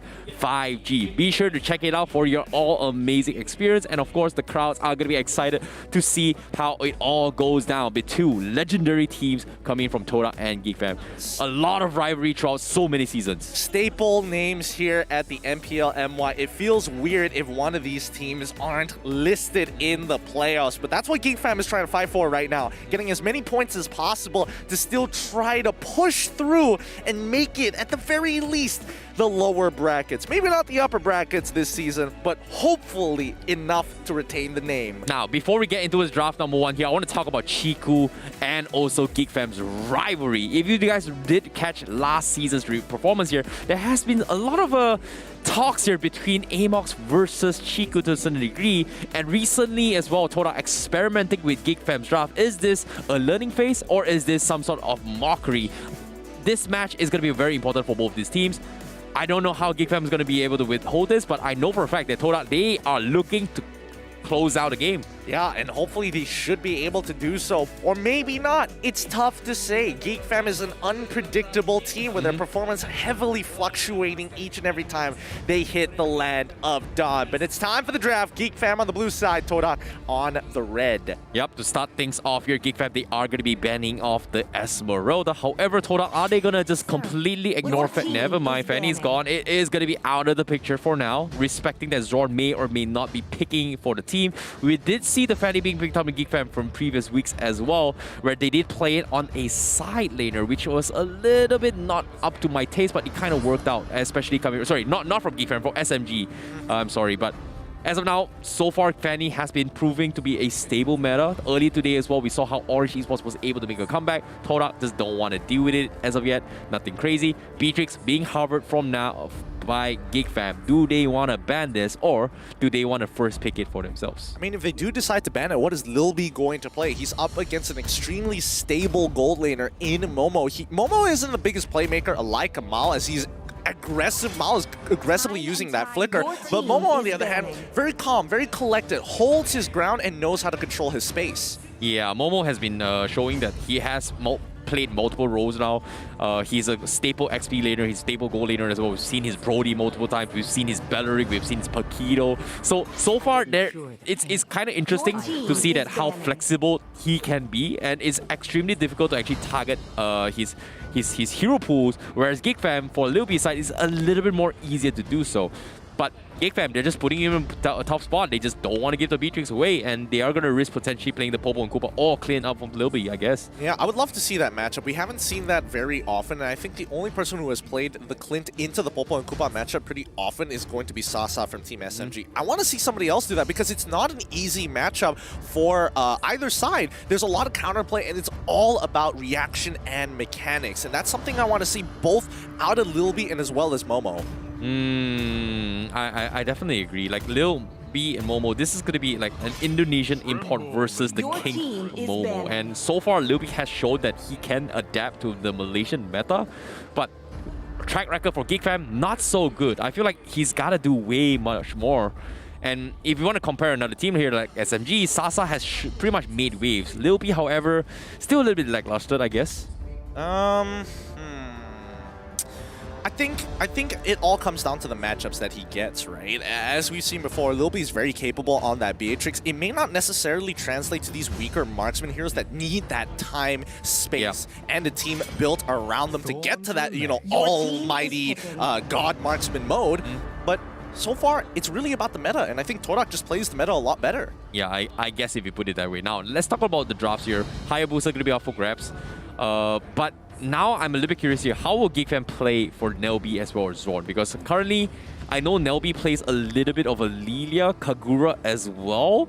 But does he have the synergy to actually match Zorn's speed, considering that Zorn is known to be very, very aggressive and Nelby's playstyle seems to be very defensive? Is this going to be the way to go? But it seems like Selena is going to be up for grabs. Is this a Selena Zorn or is this a Nelby Selena? It could be both. It's a little hard to say. Exactly. I wouldn't be too surprised if Zorn picks it up himself, but let's see how the draft goes on. Selena is always just a strong pick to have, a lot of utility and a lot of one-shot potential from early all the way until the late stages of the game. This is something that I am pretty sure that GEEK FAM has to pick it regardless, just because that Moon may or may not flex it. Like one of the king of mages coming from TODAK. Going to be able to play multiple heroes, and Yves is one of the heroes that is comfortable for him, and Selena can deal very easily against it. But I feel like for his case, it's just like the moment arrow goes down, Yves is going to be okay. But seems like they are going to deny picks away from GEEK FAM. They are going to pick the Cho as well as the Yu Zhong. That is going to be two very, very interesting hero picks here. Yeah. First pick, Yu Zhong. Okay. I think this is good because now it's kind of like asking the question to GEEK FAM. Do you want to pick Eve? Is this going to be a Selena roam? And if she is, Cho generally is a really good answer. Absorbing these arrows with the Shunpo saves a lot of time and space. And let's say GEEK FAM says, you know what, we've got other mages in mind. TODAK still opens up the option for Eve for themselves. So generally flexible, doesn't give too much about the composition, except I want to jump into your backline, get a priority pick, and maybe initiate. And for Mace, he loves this Yu Zhong. Yeah, I'm looking forward to see how it goes. But for Mace, it's been a while since I've seen him play the Benedetta, but at the same time, Yu Zhong is going to be something that he's got to play. GEEK FAM, however, going to be risking taking the Paquito as well as the Link. Paquito potentially may or may not, from the side of TODAK, actually go for the jungle. I don't think they want to risk it, so they are going to pick it for themselves. Paquito's always good, very lane dominant. Ling gets picked up by GEEK FAM as well. I think it's rather interesting because now GEEK FAM is answering the question with more questions here. Both sides are posing threats to different lanes, and eventually somebody has to give up, and somebody will have to lose a lane. I guess, but it's interesting how GEEK FAM is actually drafting, considering that not many teams actually play the Paquito, but when it comes to TODAK, they play everything. So denying comfort picks away from TODAK isn't exactly that great. But TODAK, once again, they're forcing up the Mia again. 3 times pick, 100% win rate for him. All right. Yeah, 3 times. I mean, it's a fan favorite. Listen to that crowd. Just giving applause for Mia getting locked in for Momo on the second phase. But now, priority on TODAK's side. We move on to phase 2 of the bans. As of right now, GEEK FAM seem to be lacking a potential flex pick support as well as a gold lane. Now, I've got a question. Last season, we saw Mia, we saw Layla. This season, we've seen the Mia, not once, 3 times now. Are we going to see the Layla ever again for TODAK? I don't think so. I don't think Layla is going to get picked up anytime soon unless TODAK is feeling in the mood. He's got a brand new skin, man. Like, Layla's got a brand new skin with Fanny. Look at, dude, Fanny's in the meta with that Aspirion skin. Why can't the Layla join in as well? You know, you bring up a good point, but I think, unfortunately for Layla, she doesn't have a lot of escape mechanics at all. It's one of the few heroes who is like, you know what, your escape mechanics is the fact that you're not really participating in fights. We'll give you extra range, but that's it. Now, here comes the question. GEEK FAM, they've got the rotation done. They've got Selena arrows. They've got the Link going to be able to out-rotate all the way through. TODAK, however, not going to be able to match this mobility, considering that Mia is going to be hard stuck in one lane. And based on their screen's perspective, I do see an Inspire Mia being hovered. All right, they're not changing the items yet. They're the battle spells yet, but an Inspire Mia. I mean, that's what they've been doing every single time. How do you think these mega kills come through for All right. He just presses Inspire, full stacks his passive, and starts absolutely just gunning down everybody who, well, bowing them down, technically, in their rakes. Now, TODAK, they ban out Clint. I think this is a good option. It does mean that they have some kind of information against Lil B and what he's capable of playing. And we're talking about lane dominance here. Popo and Koopa is a great way to deal with it. May not scale as hard as Mia. So I think TODAK is kind of finding that in between. Something that's up lane bully, but scales decently well. Based on this season's track record as well, LIVESTREAM has had good success with his Clint, with his Beatrix, not really so much on his Popo and Koopa, to a point that he would rather choose a Moskov over a Popo and Koopa. So that's kind of worrisome, considering that as a marksman, you should be able to play multiple heroes, but I don't know. Is he going to go back towards Moskov again? I mean, honestly, if he does decide to go for Moskov, it's not the worst, and I think you still win the lane against Mia. Well, later into the game, I think it's, you know, it's up to anybody's interpretation who's going to scale harder, but I would argue that Mia generally is the best scaling marksman in the game as of right now. Well, I'm looking forward to see how it goes, but as of yet, what is missing from the side of TODAK? It is going to be the jungler. What is Chiku going to play? Is the Roger going to be coming up again? Or is Moon going to be picking his Eve? Maybe even a Cecilion? It's so unpredictable, but nope. It is going to be something comfortable coming from him. It is going to be the Kagura for himself. GEEK FAM, however, now Pobon Koopa, Moskov, I don't know. I think this is a pretty tough call here. Yeah. I think TODAK is really smart in taking the Kagura, knowing that Nelby has played a lot of Kagura in the previous season and on his debut season itself. GEEK FAM, on the other hand, what options do they have? They what don't is have Zorn going to play? At this point, I think that's what they're deliberating. Like, Zorn, do you want to be playing the support Selena so we can get, you know, Nelby another mage pick? Or are we happy with this? Can you get something that wave clears? Oh, okay. So is Zorn going to be playing the Selena? Yeah, this is I really like how we're actually on the same page about Zorn potentially flexing on this. And yeah, seems like it is going to be Selena pickup. And the Uranus coming in for, wait a minute, Uranus for Art. So that means that is a tank Paquito, or it's going to be XP gold lane Paquito. All right, they're flexing double fighters, XP laners on the sides. Okay. Yeah, I mean, to me, it makes sense. I think for Formace, he knows the matchup he knows the matchup very confidently, especially since Paquito used to be very, very meta, and usually the first pick to, I think it's season 6, season 7, if I remember correctly. And when Yuzong was also in the meta at that time and could, you know, stun lock people with his ultimate. Yeah. Please bring it back, Winton, one day. He's comfortable. He knows what he's doing. And I think especially in the earlier stages of the game, Paquito can actually get on top of Mia and actually win that 1v1 once he hits level 2. Looks like Chiku is going to be playing on the Hayabusa from the side of TODAK. Nothing out of the ordinary. Pretty standard coming from TODAK, considering, except for the Mia, of course. But from the side of GEEK FAM, I don't know. It seems like it is going to be the the Selena tank support coming in from GEEK FAM. And Liu B going to be playing gold lane Paquito. So no Moskov, no Popo and Kuba, straight up Paquito gold laner. I'm looking forward to see whether or not GEEK FAM will be able to pull off something that Suas Esports weren't able to pull off. Yep. Well, I love the idea that they are trying to come up with here. You know, Amox the Mad Lad always coming up with very interesting drafts, as both coaches are going to be walking off the stage soon. We'll be stepping through that tunnel and we can talk about it a little bit more. But looks like there is a call for the long pause here. Both teams are going to have to set up once again.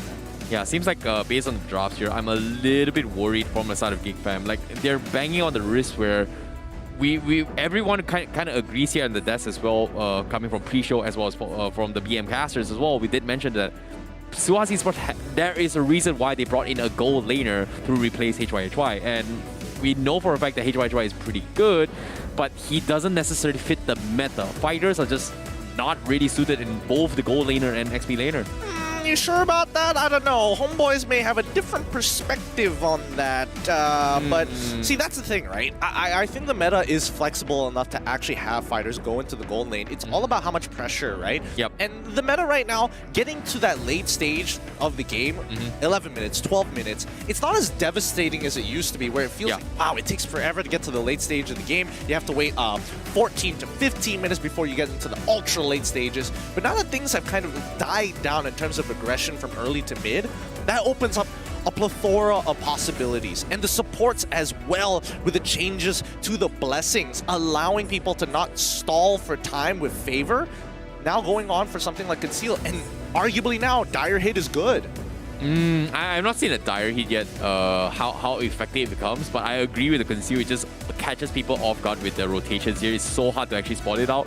It does give you a little bit of a upper edge, actually sneakily catch people. So I like the idea of the Conceal. Favor still kind of favorable for certain supports, such as Matilda. It's still good. It's not the best yet. It's not broken compared to how M3 went down. Oh yeah, that was a whole story there. But I do believe that Dire Hit is generally good on people like Selena, Kadena, people with that one-shot potential, people who want to walk up to you, dish out 2 abilities, and you're basically as good as gone. Okay, now here comes the question. Is Zorn going to be playing the Dire Hit Selena, or is he going to be concealed? For sure. There's no reason for him to have conceal. If he lands the arrow, you're as good as dead, especially if you're a squishy target like Mia. I'm looking forward to see how it goes. But of course, Mia is going to be a point of interest coming from GEEK FAM. If they are able to punish Momo multiple times, that is going to be the win con coming from GEEK FAM. TODAK, however, all they got to do is just play it slow. If they can slow down the rotations up on Burpee with this link, all is well. Because we know TODAK for being TODAK, right? When it comes to drafts, honestly, I like GEEK FAM a little bit more. But because it's TODAK, I make it 50-50 because they pull off with one of the freakiest drafts in the history of MPL, and they always get away with it. Yeah, I feel like they get away with it too much. Somebody needs to put them in their place, especially when it comes down to the meta. Meta should be able to define, but TODAK, they are so flexible. They're just like water. You think you're sand and you can slow people down? They'll seep right through the little cracks, the little bits of space to get into the back lines. That's how TODAK likes to play. GEEK FAM, on the other hand, here's what I'm worried about, right? Lil B in lane, he likes to be lane dominant. He likes to try and go for those big kills. He doesn't necessarily quote-unquote control the lane. He likes to pose a threat. Later into the game though, mid, maybe even late game, is Lil B the playmaker GEEK FAM needs to shut down this Mia? Well, so far, I feel like Lil B has to be the playmaker for the team, especially when now he's going to be playing on the Paquito over his usual marksman's playstyle. But I feel like the GEEK FAM is in a situation where they're still relying on Zorn to be the playmaker for the team. And so far, Zorn, arguably very aggressive, knows his lane control, his dominance very, very well, but oftentimes gets punished for it as well. So hopefully they can find a way to balance things out for GEEK FAM in this coming week. Yeah, it's about awareness, right? Yeah. How in tune is GEEK FAM with each other? When Zorn's getting really, really aggressive, when he's starting to overheat, do they call him off or do they match his tempo? And half the time, they're not able to keep up with his tempo just yet. I definitely agree. I think the only closest one was pretty much match him is pretty much Dominus since Season 3 all the way to now. But seeing that Dominus is not allowed to play this week, pose a question here.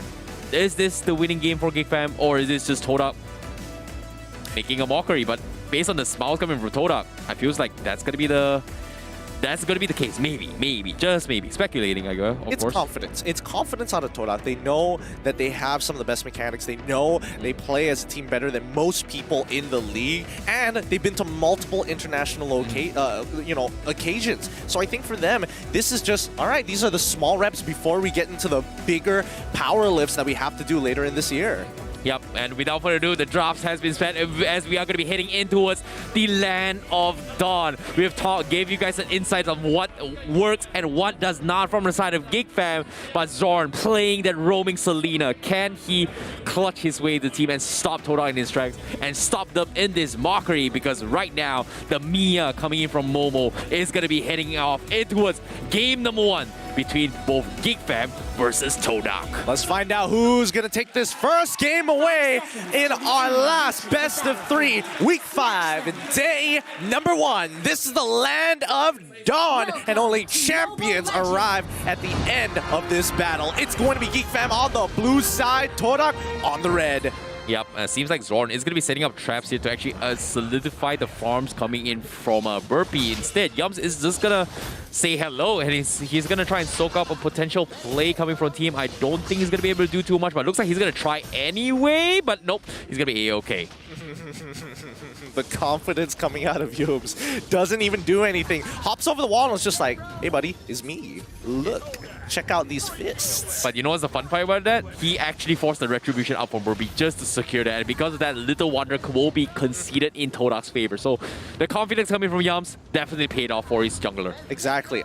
That's the beauty. That's the beauty of it all. It's all about pressure. That's how what supports these days need to understand, especially when you're going into solo queue. You pose a threat just by existing and living and standing a little closer than you should. Minimizing your damage is important, but understanding the thought process of these laners, junglers, and most especially the junglers gives you so much power. Okay, Momo taking a little bit too much damage. Burpee is going to be in the vicinity to come in, but I'm pretty sure Momo caught a glimpse of Burpee's rotation. So that is going to be him backing it out to actually regenerate himself. Meanwhile, top side Arts going to be winning his matchup against Formace for now, but GEEK FAM, they need a bigger space than this. They'll be so greedy. He decided to go high and dry. Now Chiku, guys, manages to get the Oki shadow kill, but he still ends up going down. Zorn lands a beautiful arrow to achieve first blood. That was big coming in from GEEK FAM, and that is exactly what they need to shut down Chiku, guys, in his confidence. But first blood bounty is on its way, means you can check out use the MPL rewards code to on your next purchase to get yourself free 6 pieces of nuggets. Now, down on the bottom side, Lil B hits level 4. Game pause. What a timing to talk about it. That is frustrating. Yep, and it's just typical TODAK pauses, I guess. You know, they're known for it for multiple seasons. They've known for it as well, and I feel like it's a much-needed pause. And as of now, TODAK, they are in a situation where they need this pause to figure out, hey, Chiku got killed. We kind of messed up. We had an early rotation early on with Yums making the play.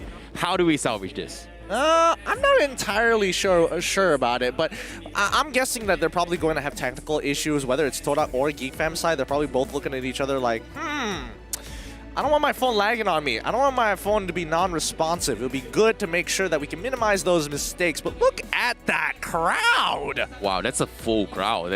That's a lot of people. And once again, wait, let me check the time right now. Oh, okay, it's all 4 crowd. That's why everybody's here. So these are the people who didn't take leave. Yeah, they went to work, they finished work, they made it here. Such great citizens we've got right? Here. I mean, they're ready to watch these games, and luckily for GEEK FAM as well as TODAK, they were playing on the second match of today. But, you know, I think, you know, a lot of people would have been filing in for leaves if it was game number 1. Oh yeah, I'm pretty sure, you know, that's why they were a little bit more shy in the camera here as well. But does everybody have a jacket and jersey already? Man, people are just gobbling up their merch. I'm not gonna lie, TODAK's merch is really, really good, and their brand new one up on stage looks even better. And I'm really sad that I don't have any of those merch. That's how hot it is. Nope, beg to differ. I want that jacket. I want the jacket. Oh, really? Yeah, I want their white jacket that they wore during M1. Oh, that one is pristine. Dude, that's old. Sorry, that's not old. That's what she's limited right edition. Now. Limited edition, man. That's what she's wearing. You can't get it no over more. There. You can literally see. I'm pointing it out right there. Yeah, you can't get that no more. They actually did have a sale on it, by the way. You know, how'd you know? Because I tried to cop one, but I was too late. Yeah, secret's been spilled, but you can see the attention of this as well. Oh no. You know she's a TODAK fan. I wonder what gave it away. I wonder why. She's got the full aesthetic, literally white mask, like white tudong, everything, man. The full package. The full package. Oh, goodness. I mean, the fans are ready to watch this game go through, but hopefully these technical issues don't take up too much time, and we can just get right back into the action. Yeah, I'm looking forward to see how the match is going to go. But as of now, TODAK, they are one kill behind. So GEEK FAM is in the lead in this particular match.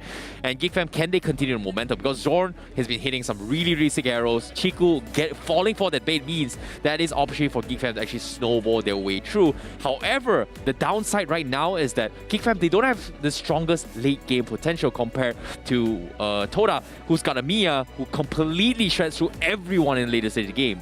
So that's why we got to keep our eyes on Lil B, right? Especially during the mid to late game transition, because then it's about not depending on your teammates, but actually setting the tone and the pace for the team by yourself. You're going to be looking for the flanks with no help whatsoever. You have to make that individual play, especially with high and dry as your emblem. It's all about solo damage here. Let's jump right back into the game. Yep, back into the game. Momo going to be winning his matchup as well. Lil B looking for a couple kills. He sidesteps his way to almost getting the kill on Lil B will escape with 1 HP. That is a close call. However, TODAK, they'll be making their work on towards the jungle or the turtle up top. Ars is going to make space for his team. He forces out an early Black Dragon, and they do not benefit anything out of it. Formace is going to try to scare Burpee off, and that is going to be GEEK FAM conceding it altogether. Yep, wait, they get the initial kick, but Arts does not care. Concentration comes on through, but they're still going to try and chase him down here. Burpee and Nelby turn this around as they get on top of Zorn. He's about to die. He finally goes down. Yums still alive despite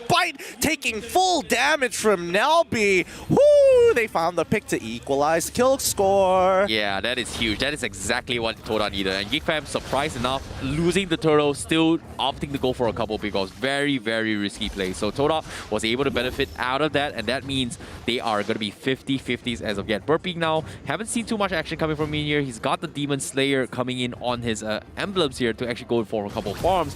He's winning objectives, but top middle side, Zorn completely taunts Moon in his face, saying that, yep, that is a free B for him. Walked into my arrow, but now Yom's coming in for the revenge. Wow. And Chiku, guys, after giving away first blood, finds a statement back at Zorn. Right back at you, buddy, 2-2. That is a sick Way of the Dragon. He cast the Way of the Dragon, extended it by using his flicker on the other side and freestyle right in his face. That was a sick, sick reply. So TODAK, they replied 50-50. Yeah, but now Yoms has to kind of help out this Mia down on bot side, right? Momo can do his best. His sidestep just now, really sick. Not a lot of people can actually pixel perfect sidestep a double knockout strike. Half the time people don't have the reaction time, and Lil B, he's been doing okay, but he needs to do better.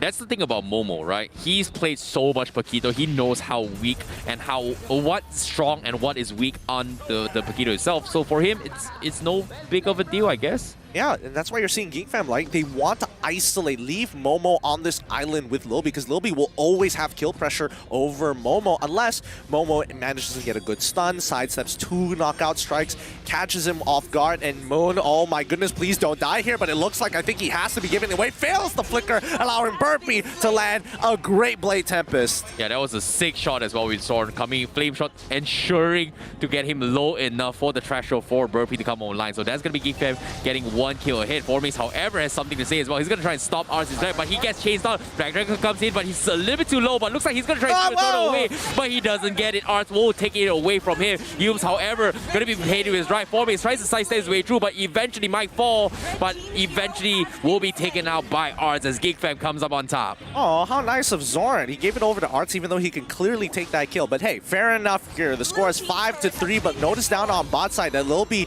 so much pressure has been added on top, and Momo is able to actually shred that turret. I'm not sure if he took a bad trade, but the fact that Inspire is missing and Lil B still has Flicker, I would assume he did. Yeah, and that's going to be map control in favor of TODAK a little bit, despite losing out on the trade-offs in terms of teamfight potential. However, on the other side of the map as well, they also lose a tier 1 for themselves. So nothing crazy yet, but GEEK FAM will finally have a little bit of momentum giving in their favor. They need more than this right now, and Burpee is not doing too much, and as of now, as you can see, Chico going to be stealing the orange buff away from Burpee, and that's not looking good for GEEK FAM if this happened. I think it's fine, because at the end of the day, Burpee just really prioritizes that purple buff. Yes, he loses a little bit of damage, but look at the team lineup that he has. Like, a single arrow is going to be more than enough. Chiku now going and trying to steal away a camp. Nope, misses it as Arts has that first rotation. Notice how they've been trading turrets so far. This is the TODAK way. They will still find efficient ways to find... Oh, no. Burpee now getting chunked out by Momo so far, and Yums is very close by. Arts says hello as the lane swap has commenced for the side of GEEK FAM. Look on top side as the fight is actually ensuing, and Kagura able to get the kill on to Lil B side. TODAK straight into the Oki Shadow kill. Gonna be picking up a double. Wow, I like how they switch up their tag team coming from TODAK. Initially, it was Yums as well as Chico, and Yums immediately protecting Momo, allowing Chico to just rotate off the other side of the map and make a play happen. And because of this now, GEEK FAM, they are going to be at risk of losing the middle turret. Nope, they will defend, but it's down towards 35% HP. Yums going to be making for a kick. Purify has been expended, but that is a big battle spell being expended. Yeah, 7 minutes into the game, Momo already has his Berserker's Fury, a very big buy on his part, the early crit. I mean, if you get lucky, you get lucky, and if you're able to absolutely demolish someone randomly from an auto attack, that's always, welcomed. 7 minutes into the game, he is going to be starting to join fights for his team. TODAK, however, 700 lead this time as they go for a lane swap before me. He's down the bottom lane, and Momo potentially hitting the top side. So GEEK FAM, have they adapted to this? I'm not so sure. Lil B is a level down on both Momo and as well as Formace, which is not good because he can't take either or on. Like Momo, yeah, he's got a chance when he's under level. Against Formace, maybe not. That's the problem. Now he can't go for that 1v1 against Formace, and with Dominance Ice, even if he does decide to rush for a quick Bloodlust Axe, he won't be able to sustain the fight. Yeah, I definitely agree. Jiku going to be kicking taps here, but Yums gets a big fat tree man. Jikundo kicks Liu B in the back as well. Takes him out, followed up by ForMaze as they completely obliterate GEEK FAM's trio combo. 3 for nothing, baby. Oh my goodness, ForMaze, a beautiful, beautiful Black Dragon Tail, and now Momo actually getting a tier 2. TODAK are going all over GEEK FAM, taking every single structure and delaying them perfectly. A good process to keep GEEK FAM on their toes. Yep, another turret going to be out for grabs. Burpee going to be forcing a fight. Can he get a kill? But Yums is going to be trying to bait this out. Burpee a little bit hesitant to actually go for a tab. Doesn't exactly know if he does have the kick, and yes, he does, so he's not going to go for it. Yep, good call coming in from Burpee. He threatens, and if he does get kicked, at least he has an escape mechanic at the end of the day. But TODAK right now are winning on all fronts. They've won their lanes, they've gotten the big team fights, they're up in the kill score, and most importantly, they've got the economy. Yep, they've got the lane control on top of it. Oh, Zorn, Goregi is pushed up in the umbrella by coming from Moon. That is going to be Burpee looking for the steals. Does he get it? Arrow does it to connect. Jigo side his way through, looks to go for a punish as well. Okay, Shadow Cube comes in. Can he escape? Yes, he's going to be fine. GEEK FAM forced a full retreat because of this play. TODAK still winning the full map control, and the Lord is going to be up for grabs as well. Yeah, Lil B has to make a play somewhere right now, but TODAK controlling every single lane very nicely. Arts opens up the map to find 2 TODAK members just casually chilling, just keeping tabs on them as they want to be able to take this Lord for free. Arts, he's basically a living ward. He's giving plenty of vision to GEEK FAM to make a decision and more so come up with an angle, but now Moon, he gets hit by the first Abyssal Arrow, doesn't continue to press his advantage. I like how Moon is just holding on to the umbrella. He doesn't want to waste it off altogether. He's just trying to use his life to bait for the team. Yums, however, going to be stranded a little bit too far off. He sidesteps his way through, but the arrow eventually connects from Zor. He might actually get taken down. Yes, he will, but the Lord will be secured from the side of TODAK. As you can see, TODAK, they are not letting GEEK FAM off the hook. The Black Dragon comes in, tries to go in for the Lord, but nope. Do they catch anyone? No, they do not. ForMaze, however, will be stranded. Moon trying his best to provide the assistance, but Burpee will go in for a snipe. He goes in for the push against Moon. Can he get a kill? But ForMaze somehow still survives in the midst of this confusion, and GEEK FAM took the bait, completely got shut down and outplayed by both Moon and ForMaze. Oh, that was beautiful for ForMaze. That furious dive into Petrify, a very effective combination. Gets a kill for himself and manages to walk away for free. Nicely done for the side of TODAK. As Arts opens up the map once more, he's trying to slow down and proxy the waves, but Yum says no. And now Moon is here to put a full stop to his shenanigans. Oh, he's taking a little bit too much damage. He might actually get bursted down, and he will fall as well. He missed the timing to cut the creep waves, and that is going to be GEEK FAM losing another member. Space a little bit created, but TODAK, they're not giving him an inch at all because they know if GEEK FAM takes an inch, they will take a mile. And in this case, Chico once again applying the pressure, goes in for a couple pokes, taking a little bit too much damage here. Lil B taking too much, will be forced to back up. Chico slowly poking on the tier 3s. GEEK FAM waiting for the right moment to strike. However, not going to be able to find an opportunity at all. Not just yet, but look at this. TODAK is going to continue to extend their lead. By the time the Lord spawns, they should technically have a... Wait, no. They're actually going to forcefully open the mid lane. But now, Yums is in trouble. He gets away, but Moon pays for his sins. Now, ForMaze trying to push as many off, but Momo does the work. He's got the build, a double kill. Look at that damage. Now, Scarlet Phantom also available. He's looking to punish everyone from the side of GEEK FAM. Momo's just casually being the siege turret he is. He's looking to siege the tier 3s as quickly as they can. GEEK FAM can't seem to punish this at all. Great reactions coming from Momo to actually dodge his way through. My goodness. Yep, and now that's going to be his 4th item. Momo has been farming so well. 8k gold on his side, going to 9k. And with the Inspire, it just doubles up on these team fights. He's an absolute monster, especially when GEEK FAM utilize all their resources. That just means that Momo can start sweeping through. Yeah, last item purchase coming from Momo, potentially going to be the Rose Gold Meteor. However, based on the crit items coming in, crit builds coming from Momo, even the Twilight Armor is not going to be able to break through the Mia. And this is kind of worrisome. And GEEK FAM, do they have a way to shut him down? I don't think they have any direct way except for... Oh, the kick! He catches Burpee mid-air and they get the flash! Oh my goodness! Burpee gets completely shut down by Yums. And just like that, GEEK FAM, they will lose their Ling. And TODAK will get nothing out of that. And they also catch Liu B on the side by ForMaze alongside with Moon as TODAK shuts them all down. They lose Chiku, guys, but they get 3 for 1. And now TODAK looking to close up the game as Momo slowly chips away at the crystal. Trying his best to clear the minutes, but it doesn't even matter. TODAK slowly chipping his way through. Here comes the stun. He's gonna buy a little bit more time, but TODAK, are they gonna kill him off? Eventually, Arts taking a little bit too much, but Seems like TODAK, they don't want to go for the gym, but Momo, he's going to pay with his life to take the crystal, and TODAK takes game 1. What a clean game coming out of TODAK. Doesn't even break a sweat. Play for your win conditions, and your win conditions will get you what you're looking for. Momo does it again. GG, well played to TODAK. What a game, what a game. A very, very convincing 1-0 against GEEK FAM. Not even breaking a sweat. Chiku died a little bit too much as a jungler, but why do you need a jungler when you've got Momo? Yeah, you've got your backup plan. Well done to them, and that has got to be an upsetting loss coming in from GEEK FAM, and especially for Lil B. He wanted to win his lane. He kind of won his lane. Could not get further than that. Yeah, I definitely agree. And on top of it all, the flex coming from Yums playing on the Cho, just completely catching Zorn off guard. And it seems to be GEEK FAM is back to the drawing board. They don't seem composed at all. I feel like losing dominance this week has put a big nail to them. I wouldn't say just that. I mean, overall, Zorn is performing okay. Arts is being relatively consistent. Burpee is trying his best, but the thing is, when you are not a play-making jungler, right? You're on a lane. You got to push those limits. Right now, Burpee, he's playing scared. He's playing very safe. He needs to go above and beyond, but it's tough against an opponent like TODAK, which will punish these smaller mistakes. You're hopping from wall to wall, you get kicked in the middle. How often do you see that? It's very rare. So far, the only other guy I kind of saw that was pretty much Zorn? Zorn? Yeah. Zorn doing that? Yeah, that's pretty much it. And on top of it all, to see this thing actually happening in front of me, it just shows you that GEEK FAM is in a situation where they are struggling to find their footing. They look really lost. And I agree that Burpee is a little bit lack in terms of experience. He's just super afraid. I mean, can you blame the guy? Can you blame the guy? As a jungler, he is doing his job the best that he can.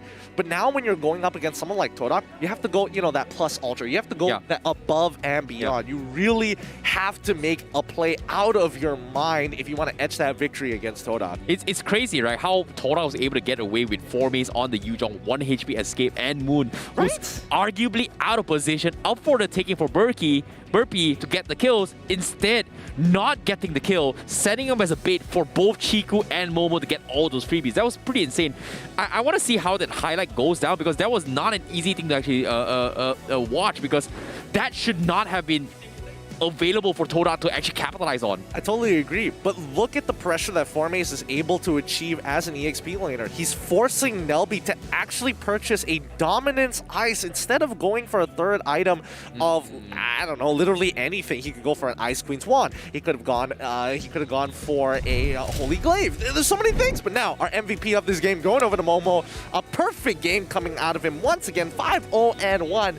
Doesn't even break a sweat. Yep, congratulations for Momo with the Mia 5-0-1 indeed. That is the perfect game I've seen. Yes, of course, his final item was going to be the Rose Gold Meteor later on, but doesn't even need it. Safety measure indeed, but he definitely did a lot of job in terms of taking out team fights as well as objective when it comes to sieging turret.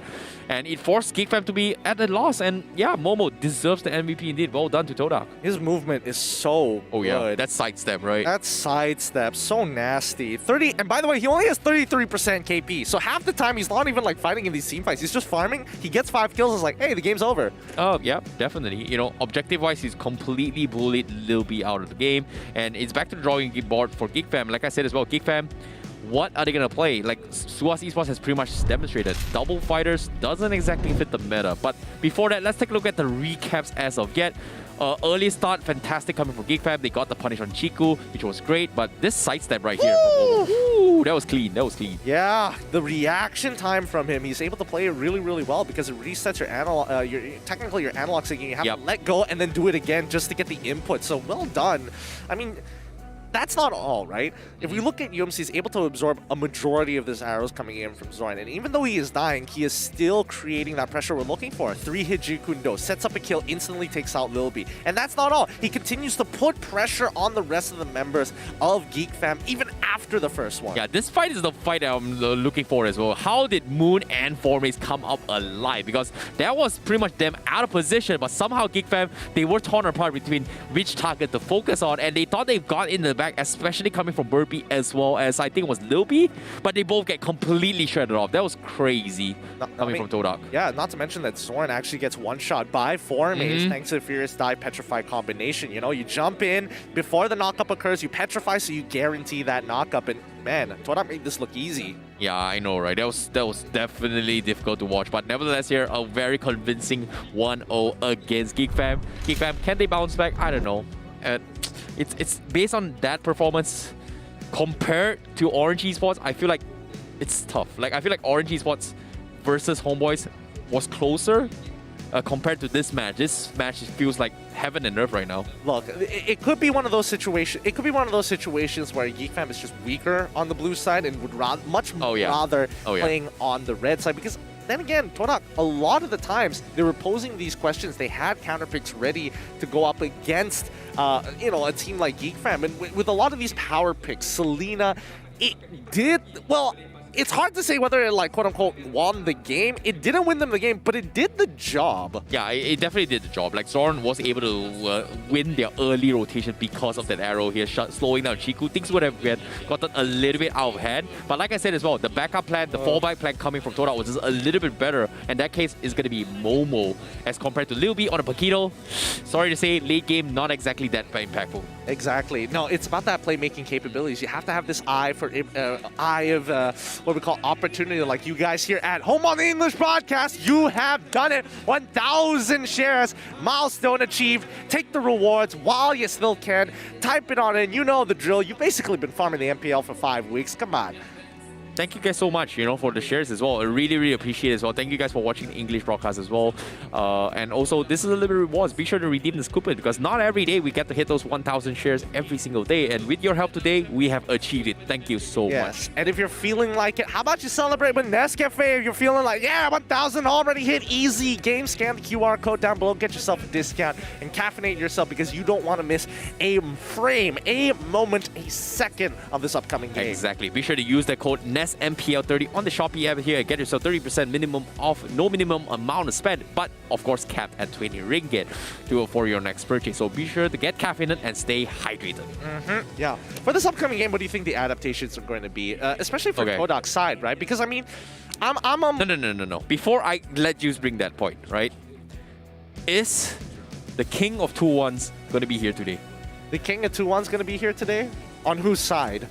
You know who it is. I would make... No matter win or loss, whoever wins this, TODAK, when they play, they're known for their 2-1s. I don't know. Considering their performance these past few weeks, they have been kind of straying away from the 2-1s and been getting 2-0. So I think this time it's probably going to be a 2-0, considering, well, unless, you know, Amox has got some other maniacal plan in terms of the draft. All right. I'm looking forward to see here. But so far, we haven't seen the Franco pickup coming from GEEK FAM. We have not seen potentially a very fancy marksman play coming from Lil B, except for his Beatrix as well as his Clin. Are they going to play for the comfort picks here? Just, I'm going to get the Beatrix. I'm going to play something that Zorn's really comfortable with, first pick Cho, etc. Yeah, no, I'm thinking along the same lines here. Yeah, that's the usual play, right? When GEEK FAM, they lose game number 1, they go back to comfort picks in game number 2. That's what a lot of teams have this bad habit of doing. They got to trust in the process, they got to trust in what is meta, and they should be able to comfortably go through. But it depends on the team. A lot of teams have different opinions on this. Yeah, I like how Chiku is just chilling right now. He knows he's got this in the bag. But I'm curious here, like, is Dominus not playing really affecting GEEK FAM that much? That's my question. Maybe yes and no. It's a little tough to say, but let's look at the recap here one more time. And if we look at the draft, again, Momo, if you're just tuning in, Momo played an absolutely phenomenal game here. And I'm surprised that Chiku, guys, was able to get more damage than him in this game. Yeah, dude, have you seen the kill participation on Momo just now? It's 33%. It makes a lot of sense why he's not getting the most damage in terms of hitting heroes. He's just farming his way through and hitting objectives. Yeah, that is a good point. That is a very, very good point indeed. But overall, you can tell who is definitely struggling on the side of GEEK FAM. Burpee, unfortunately, not having that space that he needs to actually make those big plays. And more importantly, Lil B didn't exactly transition mid-late game as well as he would like to. Yeah, let's talk about the mid real quick here. Nelby, you know, taking back a step back to his mage role here, playing Sicilian. I say he's done pretty okay. He's got 41,000 damage overall, but it's a Sicilian, right? He's looking for the setups, and I'm not gonna lie, him and Zord has set up a couple of early engagements, which kind of supposed to work in their favor. But eventually, it comes down to Burpee. Can he, overcome his fights? But what is that? Is that Toda Langar? Yep, Toda Langar Lagi, which translates directly to Todak hit it again. All right. I mean, it's the catchphrase. The Langar strategy. I still remember you guys talking about it about M3. During M3, Todak is the he's good for the Langar strat. Langar, it is true. It is hard to believe. It's so hard to explain to people what Langar means because it's like, especially if you do it like a hit and run thing, right? I see, that's the thing. Is it a hit and run, or is it an all-in, give it your all, throw everything at the wall and see whether it breaks? That's the thing, right? I know Todak loves to Langar. Okay, they love to crash at people's strategies, deny them, and let them do what they want. We'll find a way to crash your comp, correct? Yes. They played the GEEK FAM strat in their pub games with their Gord, with that Beleric, with that Moskov, and I don't remember what's the other two. Identical draws, won their ranked games. Are they gonna do this right now against GEEK FAM? Are they gonna use the exact same draft against them? It'd be very funny if they did. But in terms of how they were using GEEK FAM's composition in pub games, I think that's just, cyberbullying. I think that's a better word for it. Whoa! Because they absolutely rolled. They rolled. Oh, look! Is that a Gord? Is that a Gord? Yet it's a Gord! Oh, the fans, they know what we're talking about. I'm so happy. That's what they want, we won 1,256 match? Man's gotta find a new hero to play, bro. He's that guy who's like, no matter what role, I'm locking in Gord. I don't care. 1,256 match on Gord. Yo, bro. Find a different bro. I know we've been talking about the Gord, but looks like the fans know. Hey.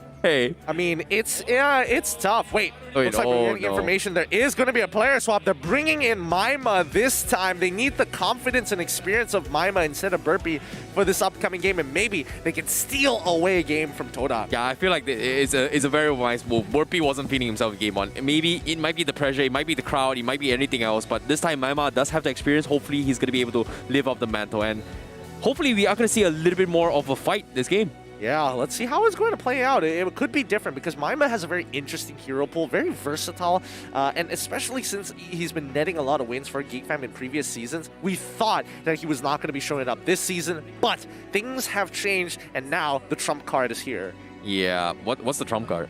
Well, hopefully Maima. This is one of those situations where you type in the nuclear launch codes, you hit the button, and instead of a nuke, you don't know what's inside of it. It could be a nuke, it could not be a nuke. It might be a jester, it might be a joker card. Roll the dice, baby! Yep, spin the wheel. Wheel of fortune. It's a gacha. Are you gonna bankrupt? Are you gonna be a new millionaire? Is it? Well, it's definitely a gacha. Well, it's definitely a gacha. Yep. It's 50-50 on this part. Hopefully, Maima is going to be enough here. Yeah. I think having Maima back on track, like GEEK FAM seems a little bit more solid compared to before. I feel like this is a roster that they need, and it just shows you that Maima has shown a big part of how GEEK FAM has played throughout multiple MPLs. Even though they have not been towards like a top 3 for the longest time, but they have always made it into its playoffs, and this might be the first time in a very, very long time if things do not go according to plan. GEEK FAM might be out of it. Okay, okay, GEEK FAM may be doing not so well, but there's still hope for them, especially when it comes down to the intergroups. That means they have 5 teams that they could potentially 2-0 and maybe farm off of to get just above any team who drops a single game. So let's keep that in mind. We haven't done the math just yet. GEEK FAM still has hope. Yeah, hopefully. We're all full of hopes here in Friday, and you can see the crowds here all supporting for TODAK as well as GEEK FAM, and I'm looking forward to see how it goes. But of course, are we gonna see the Gord meta? Okay, we saw the crowd, we saw what they want. Did TODAK see it? Did GEEK FAM see it? Are they gonna flex the Gord? We're gonna hope and pray. That's all we got, man. That's all we got. Hope. It's gotta happen, man. Believe, man. Like, I want to see a gourd coming from TODAK. Come on, bring it. Look at me, look at me. What? You think that I'm a goop kind of person? Do you think I believe in rocks that help me, you know, better my life? No, this sort of energy, I'm not going to manifest it at all. Let's look and jump straight into the draft here. GEEK FAM once again on the blue side and TODAK on the red. Okay, let's talk about this. Now, first pick coming from GEEK FAM. GEEK FAM, surprisingly enough, they are going for the first pick. So once again, TODAK going for the second pick. So what are they gonna ban? Fanny for sure, I guess. Nope, Esmeralda it is. Something they just don't want to deal with it. And that is gonna be 4 mains. I feel like Yu Jong seems to be very, very annoying game number 1. They might not just give it to him as well because, you know, TODAK, they first picked it. I'm not gonna lie, I really miss Formace playing Benedetta. Oh yeah, it's been a while. Long time, and Benedetta's just so bad right now. And one day it'll come back into relevancy. You know what's never in the relevancy? Layla. When? After so many seasons.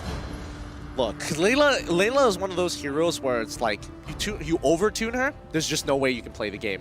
You undertune her, that's fine. Just leave her there. It's good. We don't need to save this sinking ship. I want to see where Faramis is at. Like ever since it's been introduced until now, we haven't seen too much about Faramis. I've heard in the advanced servers they are going to be a little bit of a revamp coming for Faramis. Yes, there is going to be a revamp. In the matter of fact, I don't know what exactly they're going to do to make him relevant. Whether he's going to make him meta is a different case. But let's see this draft so far, as we are seeing standard bans coming up from either side. Hasn't really changed too much. Esmeralda, Beatrix, TODAK. They also get rid of the Valentina. I'm expecting Fanny here, and then we'll see the flavorful picks at the end. They're like, please, ban Zilong. That's our problem right now. We don't ban Zilong. GG, man. Really, Chiku's going for ban Zilong over Lancelot? Really? It's typical Chiku, guys. It's just Chiku things, ladies and gentlemen. Oh, it's so funny. I know he wants it. Like, come on, bring in the core. Moon. Come on, do it. How do you know? Maybe Nelby is like, haha, I'm one step ahead of you. Really? They are gonna pick the cord? Yeah.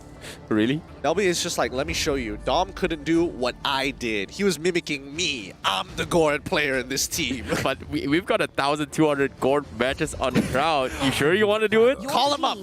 Get him up on stage. 1v1, let's see who gets that mid lane spot, huh? Winner takes the team slot. Team slot. I don't know, man. When it comes to... Chico's still asking, ban Zilong. Guys, are you trolling? You gotta get rid of him. It's Chiku things, man. It's Chiku. It's just, you know, ban Zilong. He's hovering over Fanny. He's like, please, guys, ban Zilong, man. Get rid of this counter pick. Like, trust me, boys. Unless he's gonna pick Zilong. Nah. Dude, Zilong jungle is legit. I've seen a rank 1 Malaysia Zilong. Okay, I don't know which time of rank 1 completely destroy me in a game as a jungler and a side laner. Well, you know, it's Zilong things. What can I say about him? Is he a good hero? Kinda. I mean, he's situational. That's really my only opinion on him. Other than that, it's kind of like meh. GEEK FAM, on the other hand, they ban out the Yuzong, which is kind of different from the previous game. Instantly lock in the Cho. These are the comfort picks. Yeah, that is going to be comfort picks here. But at the same time, Selena's going to be out for grabs. Is TODAK going to pick the gourd or the Selena? TODAK, come on, I know it. Give it to your fans. Come on, first pick the gourd. Let's go. First pick gourd. It's TODAK, man. Like, if you lose one game, it's okay. It's still game 3. But no, I'm just kidding. But of course, TODAK, they're very professional. They are very experienced. They want to clean 2-0s. You know, they don't want to give points away. But looks like they are going to be focusing on the Selena. Yeah. Interesting. See, I redeemed myself.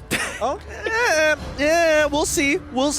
Selena gets locked in, and immediately we get to see Paquito coming out of 4Maze this time. And now, I think this is very comfortable for 4Maze, but Arts, he knows this matchup well too. He's probably going to get Uranus at this point of time. And Paquito, doesn't exactly have the most fun against Uranus. Well, I definitely agree. As long as you don't hit-to-hit, and if you mirror each other by cutting the creep waves, it's not that bad. But it's extremely risky because you require your roamers to actually open up the map a little bit. In this case, the Selena arrows and also traps is going to help him out a little bit. So I feel like it's not that big of an issue. GEEK FAM, however, is going to bring in the Phobias as well as the Hayabusa. So this is something that really benefits based off this draft. Just right from the get-go, the Phobias just benefits from the KO punch, benefits from the Selena macro. So I'm liking this. I like how they've kind of set this way into their composition. Yep, there we go. Mia once again. Momo is like, I am refusing to play anything other than Mia. Do you hear this crowd? Yes, this is all they want. No, it's the new meta, man. Like TODAK wants to say, hey, Mia is the new meta. It's 100% win rate. He's building up that rank, the win rate for now. 4 times pick for 100% win rate. Please, Momo, stop teaching these sentient AIs on our pub games to pick up Mia no, first no, pick, no, man. no, no. Dude. Okay, you know what's the funniest thing here? I had a little bit of a practice match with a couple of friends here. We had this 4v4. We were trying to experiment here. My opponent was a Mia. We were just completely destroying him in the first 10 minutes of the game. Late game, he just completely just 1v4s all of us. Exactly. That's the thing about Mia, right? She's one of the best scalers in the game. The moment she gets her items, she's really, really difficult to compete in terms of DPS. And the only way you beat her is just either locking her down, but that's if Mia makes a mistake. And it's very dual. It's very possible, right? It's very possible. It's all about that movement, the movement, whatever you want to call it. But as we move on to the second phase, that's what we're seeing. Things that can limit Mia's movement, right? Yves instantly getting taken out of because GEEK FAM has not shown their mage just yet. What else kind of limits that space? In this case, banning off the Ruby coming from GEEK FAM kind of helps that, I guess, if you put it that way. But that's actually helping TODAK a little bit more. I was expecting the Ruby to be picked up from GEEK FAM, maybe, but no. Let's remember, Ruby denies space from people like Cho. Yeah, that's the thing. So okay, fair enough. But now TODAK, what is missing here? It is going to be the jungler as well as their frontline tank, or unless Yums wants to flex out that he is going to be playing the roaming Selena. So, I don't know. Are we going to see the Gord? Do you think it's possible? I don't think it's happening. Personally, I don't think it's happening. And then Chico decides to go for something like a tankier jungler. You know what? I mean, at this point, if we're throwing out theory crafting, Chico, just pick Gord jungle. You just know you're better. You're just better, so just pick Gord jungle. What are you scared of? I've convinced Gideon to jump on the hype train. What hype train? There was no hype train to begin with. This is whether or not he picks Gord. I doubt he's going to do it, but if he does, it better be jungle. Just one-up Dom. Be like, yo, we're gonna... Unlocked.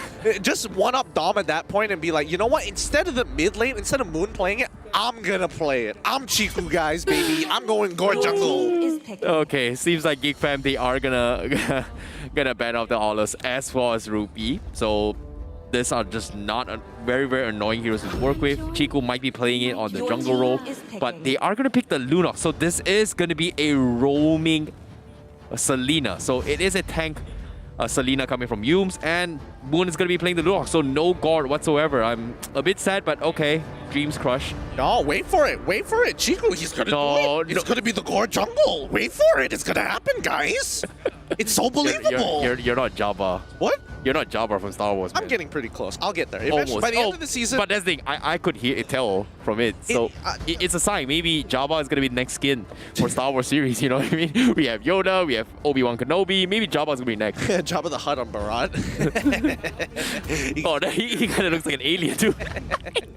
Now, GEEK FAM, they need to finish off their composition at this point. Popo and Koopa, and we also Kagura. Oh, finally. This is actually a really good matchup for Lilby. He wants to dominate, and hopefully he can this time.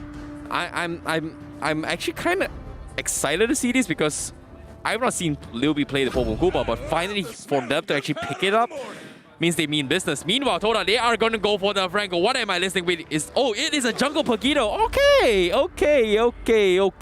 Nah, Lunox jungle. I'm calling it. No way, right? Bet. Wait, bet. What? Huh? I'm gonna do the Gen Z thing. On God, bet, man. Really? Look at it. 10 seconds. He's not changing. No. Huh? 5 seconds. Lunox jungle? 4 seconds. No way. 3 seconds. 2, 1. There we go. All right. Easy. Not what I was expecting. I'm looking forward to see how potentially it is going to be a Lunox jungle. 100% predictions right there.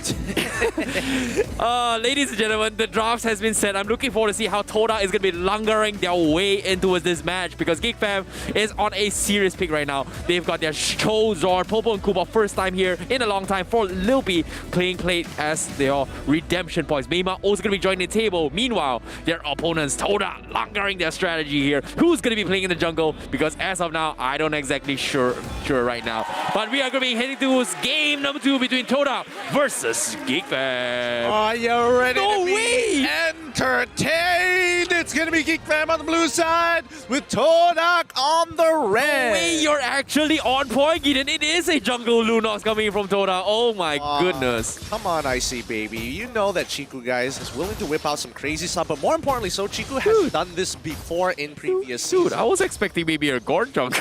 double check Season 8 VODs, man. He has done this before, and now it's going to be Moon getting right into the faces with what? Franco, and Maima just, you know, is just going to kill him. Am I seeing this right? Moon's playing the Franco. Yeah. Ah. Yeah. Have they flexed their situation where Moon is going to be playing the... All right. I'm not surprised anymore. Whatever. It's TODAK, man. It's just TODAK. Oh, great hook coming in, but the turret is not going to connect on Zorn. Look, at this point, Moon is just going to be sitting in lane, and Yums is going to be taking the roam boots here. So keep that in mind as we play this. So this is farming Franco over roaming Selena, huh? Honestly, to be fair, they both technically can take the roam blessings. Yeah, but still, giving it to Franco means, is this like a what? A DPS Franco with Hunter Strike or something like that? No, the fact that he has taken Pull Yourself Together, I would assume that he's, not too worried about that. But look, Formace up against Arts in this Phoveus matchup, just bullying him in lane, and Chico just ready to bait him in. Formace purposefully taking terrible trades, but he's getting away with it. Nobody's punishing him. Yeah, I guess this is going to be the Walker here. But Momo here looking for a couple of fights, but eventually, yes, they do get the kill up top. And like you said, it is the perfect bait coming from TODAK. They will have the upper hand, but GEEK FAM still having a significant trade so far. But looks like Chiku is going to be looking to farm up the turtle. But with a Lunox, is it the wisest choice? Moon going to be baiting GEEK FAM in this situation, and GEEK FAM is going to be there. Yeah, no way they get this. Like, look at where Yums is right now. Like, Chiku, guys, has literally no support in taking this away except for Formace and Moon. And do they honestly think they can actually win this out? But let's see right now. They're going to try and turn this around. The knockout strike doesn't actually connect as Arts decides to start walking forward. He's already level 4, so remember, he has his ult. Yeah, I like how TODAK is trying to stretch it, knowing that their comp just doesn't do well in this first phase turtle. They immediately just back out and say, hey, you know what, GEEK FAM, you can take the turtle. And yes, GEEK FAM, they will secure the turtle. Man, I feel so bad for Lilby. You ever play that gold lane matchup, you get no support and the enemy team gets a support, and this is the situation. Look at that. Wow. Lilby gets pulled right into the Abyssal Trap. He's going to get jumped on by Yums, and unluckily for him, he doesn't secure the kill just yet. Moon flickers on out of there. Momo just having the time of his life. Wow, great catch coming from Zorn, but I liked how Moon was tanking the turret, spamming his recall, took at least 2 hits off the turret before walking out. That's kind of a big flex coming in from him. This is so obnoxious. Momo, and the whole team is just playing around Momo, and now Chiku going to try and punish Arts here. He goes in for the first demonic power. It works out well. The counter gang, nicely done from Maima, making an amazingly good read. Formace, use an ability. Do it. I dare you. He goes for it. The first one connects. Arts is going to get, unfortunately, doesn't go further as Maima gets hooked over the wall. The quad shadows play well, but Formace is ready to take him out. Oh my goodness, they know exactly where he's gonna run. Great sick hook coming in from Moon from inside. TODAK actually slowed him down. Meanwhile, Momo is defending his turret. He's 1v3. He's not afraid, but the rest of the team is coming in. He eventually gets focused down. Finally gets taken down with the Way of the Dragon, but the rest of TODAK is here. Moon looking for the bite. He's waiting for the right moment. He's slowing them down, but he's gonna be holding out his ultimate here. He connects onto his Lilby, and they will trade him 1-for-1. A marksman for marksman, and TODAK once again, the priority. I feel so bad for Lilby. Like, what do you do? You literally, I could flicker, but then Moon's like, I'm just gonna lock you down in place and then just give the kill over, and then you lose your lane on top of it all. It's so obnoxious. Look at that. Look at that. Instantly, Momo goes to the top side. Is like, more energy shields to farm. Well, yeah, I agree. And I like how Lilby is also mirroring up this matchup, and you're right. And the rest of TODAK, they're also going to be rotating up top, ensuring maybe that's going to be happening. Arrow comes in, does scout out Zorn's rotations, but they're not trying something crazy yet. TODAK, they don't exactly want to mess with the tanks here. In this case, Zorn in particular, they're just completely ignoring him. But speaking of ignoring, I take that back because they're going to bite him to death as Moon flickers forward, and they're going to be quickly fight with Nelby. Nelby gets a trade, but unfortunately does not have the damage. Chico, guys, going to be forcing the brilliance here as Maima will be forced out of the OK Shadow kill, and Chico still survives it all. It's going to try and redeem it as he tries to go and pick up Chico. He doesn't get it. He doesn't get a chop, and that's going to be Oz forcing the retreat out of this fight. And Formace wants to fight. They still. Oh no, he's going to fight. He's going to fight. Wait, he's dead. Formace? He's playing it well. He's waiting. He's waiting. Yep. Arts knows better. Arts knows better to jump back in, especially with Formace's 2 charges. But look, top side already done. TODAK just playing this diversion tactics by taking these obnoxious trades, getting these small picks, allowing Momo the space and time, and pulling attention away from his side of the map. Two games in a row. 2 times in a row, GEEK FAM has secured the turtle, but TODAK still Arts is dead. feels like they've got the control. And on the middle side as well, they pick off Nelby with that hook coming in from Miss Franco, and that is crazy coming from TODAK. Wow, what, did I see the future, or was Art's gonna die right there and then? Moon, once again, Moon continuing to be really obnoxious here. He's good with these iron hooks. Let's keep that in mind. He hasn't missed too many and continues to press TODAK's advantage with it. Oh, arrow comes in, hooks as well. Seems like this is going to be a page of Orange Esports itself. The Franco-Selena combo, as GEEK FAM needs to be a little bit careful what's about to be happening, because as of yet, TODAK, they've got so much control in terms of the tier 1's out. Sorry, the outer tier 1's coming from GEEK FAM. Oh my god, I'm completely flustered by TODAK's picks at all. Can you imagine how GEEK FAM probably feels? They're probably flustered too. They're not entirely sure how do they deal with this, right? Every single time they try to take 1 step forward, TODAK just says, we'll take 2 steps forward ahead of you and then kick you 1 step back, so now you're 3 steps behind. Oh my goodness, that's the shortest hook ever, but he forces a flicker on top of it all, catches Zorn, nothing he can do. But however, GEEK FAM says, we are going to get a couple trade-offs. They take down Chiku guys as well as use Momo, trying to salvage the situation, but I don't think he can do too much here, as GEEK FAM will punish this in this contrary, but he will get a trade off Luby's life instead. Oh my goodness, that just shows you how much of a lead Momo has. He's a full level above Lilby, still trades again 1-for-1 despite it being a 2v1 situation, and look, Formace is still able to scrape gold on the opposite side of the map. So no matter how many times GEEK FAM tries to reclaim economy, TODAK is able to save a little bit more. Exactly, but now Formace is going to be in a little bit of trouble. GEEK FAM they'll be looking to go for the catch. Zorn goes for the stun, but he's taunting his way through. The hook comes in, doesn't connect. Oof. If it connects, Zorn might have been died then there again. Yeah, Formace is... Oh, arrow. Yums, don't go in. Don't do it. Don't fall into that trap of taking every single Selena proc and trying to go for the one shot, because it's not going to work. You're 3 levels down, and GEEK FAM has 2 members waiting to jump on you. Yeah, finally TODAK secures the turtle for themselves. GEEK FAM, they just don't want to overextend a little bit too much, considering that all the tier 1s are out. Formace, however, looking for the combo. Taking a little bit too much, and he's going to respect this and back off.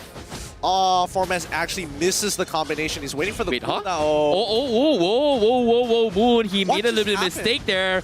Well, the wind buff just pushed him forward, you know. He wanted to reset it, but instead he's going to get punished. Here comes the kick from Zorn. He's going to go for the kick as well. They get the dunk as well. Formace gets a big KO punch, but they don't exactly have enough damage. Brain Race coming from Chico. Looking to finish Zorn. Will eventually get the deal. Meima is going to be next to fall. Does he survive? Yes, he will. He will make it out alive, and that's going to be TODAK going on full retreat. However, Formace taking a little bit too much. He's going to make a run for it, and he's going to be A-okay. While all this is happening, Momo is on the other side of the map taking objectives. Isn't this obnoxious? You think you're like, oh yeah, I'm getting up in a train, and then every single time the fight ends, it's just going to be like, oh, red side destroys the turret. I know, it's Momo, man. Like, it's his...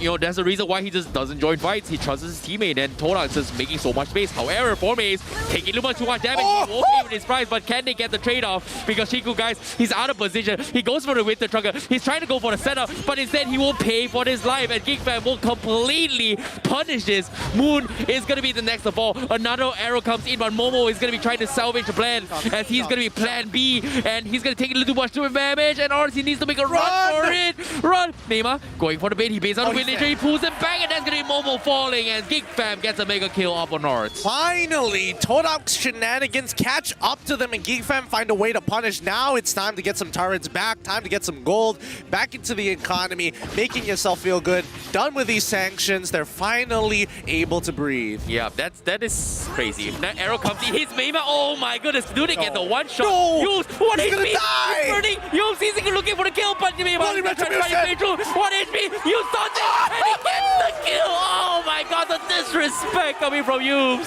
Yums was so confident. Even the bloody retribution was not enough for Mema to get back into it. He was so very, very close. Oh my goodness, that was a sick arrow play coming from Yums. But all in all, TODAK, they are going to be baiting out with the Lord once again. Chiku taking a little bit too much damage. That's a little bit risky coming from me. But Darkening comes in. Will they get it? Yes, they do. Moon will force out the flicker and also Bloody Oath as well. Catching Zorn. Zorn making a run for it. Can he escape?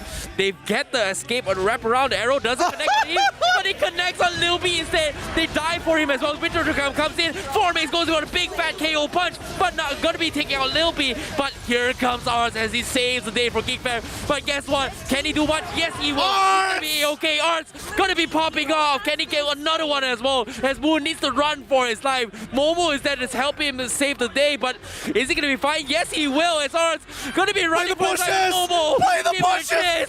Oh, he's gonna go find his way through, but Momo, he's got the damage. Moon now looking for the chase. Arts is just going for the slow. He's beating him. What do you do? Oh, what a close engagement! GEEK FAM and TODAK, they know how to put on one hell of a show. Oh my goodness, the baits. Oh, TODAK just completely outplaying them at their own game. Moon just messing around, I guess. Oh, this is great. This is great. We should have more GEEK FAM versus TODAK matchups. I know, right? They're It's fun. very, very entertaining to watch here. Woo! I don't know how the rest of this week is going to top this, but let's see how TODAK want to end this game. Yeah, I feel it. But as of now, TODAK, they're only 3.6k ahead in terms of lead, and Momo is already popping off with his farm. It's insane coming from him. But nevertheless, based on the damage calculation-wise here, it feels like Arts does hit pretty hard. He's got 7 kills in his bag. And I don't know, it feels like GEEK FAM's fallback plan is not Lilby, but Arts instead. Oh, let's not forget that Chiku did actually get a Holy Crystal for himself. So at this point, I'm not entirely sure whether GEEK FAM has itemized against him or not, but let's find out here. Zorn, it doesn't look like he's taking too much damage, so he definitely has, at the very least, some form of MR items on him. Maybe 2. Yeah, I guess, if you put it that way. But now, lane control formations coming from Dora just completely denying GEEK FAM any way of coming out of their base here. And on top of it all, 45 seconds left before the Lord, and they're not even pushing the lanes except for potentially Formies down bottom, so they're not giving them a lot of XP. Yums gonna be taking full brunt of the OK Shadow kill. Is he gonna survive? Yes, he will. Flame Shot comes in from Nelby, not gonna be able to connect, so that's gonna be a reset coming from Yums. Yep, good reset here. TODAK continuing to kind of, play their cards right. They understand that GEEK FAM is at that stage of the game where they can actually come back if TODAK, accidentally give another fight over to GEEK FAM once more. I guess, but as long as Momo is alive, all things goes well. It feels like GEEK FAM, their biggest catch is going to be shutting down Momo. If they kill Momo, game's in the bag for GEEK FAM. I'm not even 100% sure about that. Let's not forget that Chiku is playing on Lunox, and Lunox does scale as a mage. As a jungler, it just means you get to that later stage faster. I guess, if you put it that way. Arrow comes in, doesn't connect. Yums does scout out this rotation. They are going to go for the conceal to catch him off guard. Arrow stops Zorn in his back. He taunts him in the back, but guess what? You're not running away, bro. Fool me once, shame on you. Fool me twice, not going to happen. Moon, however, in the wrong side, the wrong bush, he might actually get caught out. Formace going for the setup as well, save his day. It's gonna be okay, but R is now looking for the down. Do they get Moon? Yes, they will, but Lilby connecting the hook, but not gonna be able to pull him out of position. That's gonna be TODAK needing to back out as Momo is in the vicinity. Get the hell away from Momo. It looks like Moon is just targeting Lilby at this point of time, but it's a bit of a troll there. He could have definitely bloody hunted somebody. Oh no. And Chiku guys find another kill onto Zorn. Unfortunately for him, he cannot deal with the mixed type of damages coming out from both of these heroes. Exactly, but now Formace is all by himself. He gets a big KO punch against Lilby and Arz, and that's going to slow them down because little did it know that Chiku is trying to bait out with the Lord Pit down middle, but looks like GEEK FAM is not taking the bait once and for all, but finally they will finally begin it. And what is this damage from Chiku as well as Momo? My goodness. Dude, it's 944 per auto attack. I don't know what to tell you. It's a lot of damage. He's got a lot of damage in his build right now, but now... Arrow, oh, he's dead. Oh my goodness, that was a sick arrow onto his Mema as well. Immediately pushes in towards it, and Formace just lands it right on his face. GEEK FAM now losing Mema. Immortality not going to be available, and TODAK, they know they've got it in the bag. Oh boy, man, TODAK is having way too much fun with this particular game here. Now with Lore going to be knocking on GEEK FAM's doors very soon. We are seeing the Holy Glaive actually getting purchased down, coming in from Chico. He is full build, and he has more than enough damage to start shredding through the members of GEEK FAM, despite the any form of MR they have. I guess if you put it that way, but as of now, Momo's going to be crashing in. Minotaur is going to be out for grabs. TODAK looking for gloves as well. Foreman goes for the forward as well, but the Hulk pulls in Arts. He's going to be out of position. He goes for a down, tries to keep himself alive. He has the shield, but Foreman needs to back up. Somebody down. He goes for a fight as well, but Chico on the front is going to be going for the brilliance. They lose Arts, but they completely flush GEEK FAM out of their position. And TODAK is going to go crazy. Another hook coming from Hulk connects the thought, and the Lord is coming in with the truck game on Yu's face outside the base. They don't even let him slide. Triple kill for Momo, and that is going to be TODAK taking a clean 2-0 against GEEK FAM. Absolute domination coming out from TODAK's side. Didn't break a sweat. They made sure that they made a statement to GEEK FAM. Nobody's taking us down. 2-0s all the way. That is an insane run coming from TODAK. Well done indeed. Very convincing games in Game 1 as well as Game 2. Clean 2-0 from TODAK, and I'm looking forward to see how they did in that particular match, because we are going to be heading into the mic check for this first day of week number 5 of MPL MY Season 9. Nice man, nice. Aku tak ada apa. Aku belah. Tengok sampai. Aku lagi. Berlalu. Aku kena slow duk. Nice. Ada minion. Top banyak minion. Top 3 wave. Aku ambil mi. Top 3 wave. Kau anti mi am. Ambil Milo. Lepas tu nanti kita buka top. Jom. Aku keli top. Nice guys. Tengok Cik, cover Cik.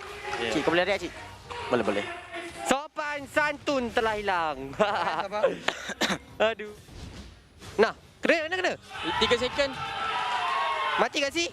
Boleh. Kejar. Tu di belakang. Nah.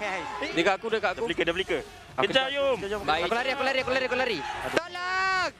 Janji tak buat lagi. Tolong. Janji tak buat lagi, yo. Aku ada mau dengan kau, Mun? Aku ada. Oh, nice. Oh. Tarik. Dorang fokus aku tau. Ya, tolong. Mun. Semen. Boleh. Meh, jangan ganas-ganas lah semen.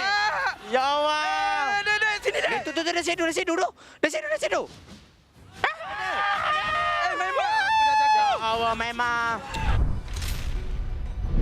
Alright, sekali lagi tepukan gemuruh untuk pasukan TODAK berjaya untuk mendapatkan kemenangan 2 berbalas kosong. Nama saya Adin. Untuk segmen interview kita pada kali ini, kita ada Momo daripada pasukan TODAK. Sebelum kita mula, Momo, apa perasaan menang 2-0 depan peminat pasukan TODAK juga sekarang ini?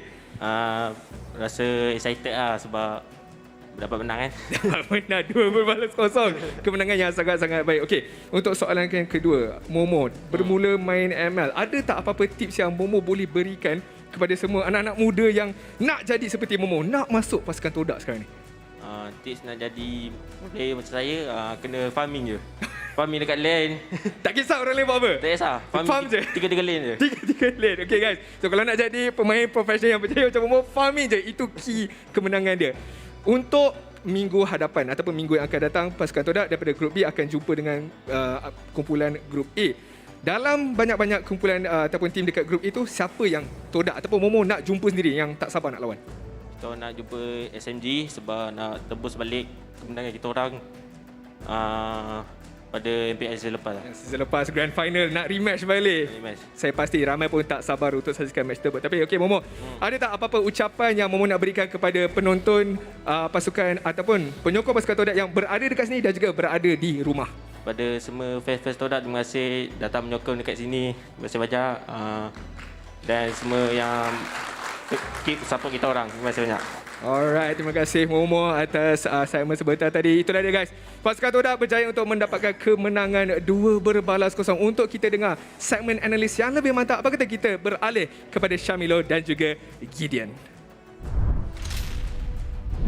Kalau Mia adalah Queen of MLBB, Momo dah rajanya. Anda bersama saya Syamilo dan juga Gideon untuk kita berada di host segmen Menanda Clear untuk menasihatkan, untuk memerhatikan, mengupas sebenarnya apa yang berlaku di game yang ketiga.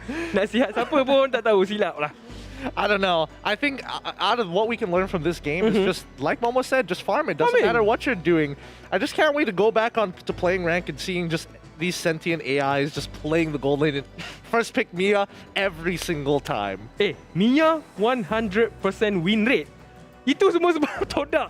Dan boleh katakan, wow, pasukan TODAK tadi di pick yang ketiga, di mana mereka second pick sekali lagi, pick yang terakhir sebelum fasa kedua, dah boleh nampak yang ketika GEEK FAM dapatkan Phoveus, sememangnya mereka ban Esmeralda, mereka ban Yuzong dan mereka ambil Phoveus. Jadi kurang orang ataupun hero yang boleh pergi ke bahagian backline. Jadi terus saja mereka mendapatkan Mia selaku gold laner mereka. Jadi kita akan lihatkan item build terlebih dahulu ketika ini Gideon. Kenapa Gideon? Kenapa Mia ni sakit sangat?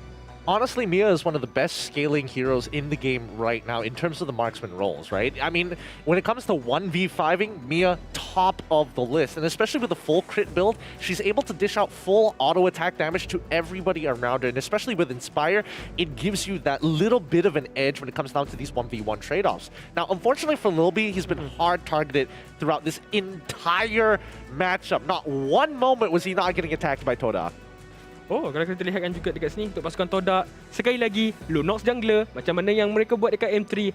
Apa pandangan awak? Personally, I think it's actually not bad, and I think more people need to understand how this generally works, because when you do have Lunox in the jungle, what you want to do, especially when it comes down to neutral objectives, start on your purple side. Notice his boots. He's going for mana regen. He needs to be able to sustain in the jungle even without the purple buff, because you know, the purple buff only lasts for a certain amount of duration. Once it's done, he still needs mana to work off. I think what's really interesting is the fact that Moon decided to play Franco and Yums decided, you know what, it's my time. Look at me. Aku Raja Mage.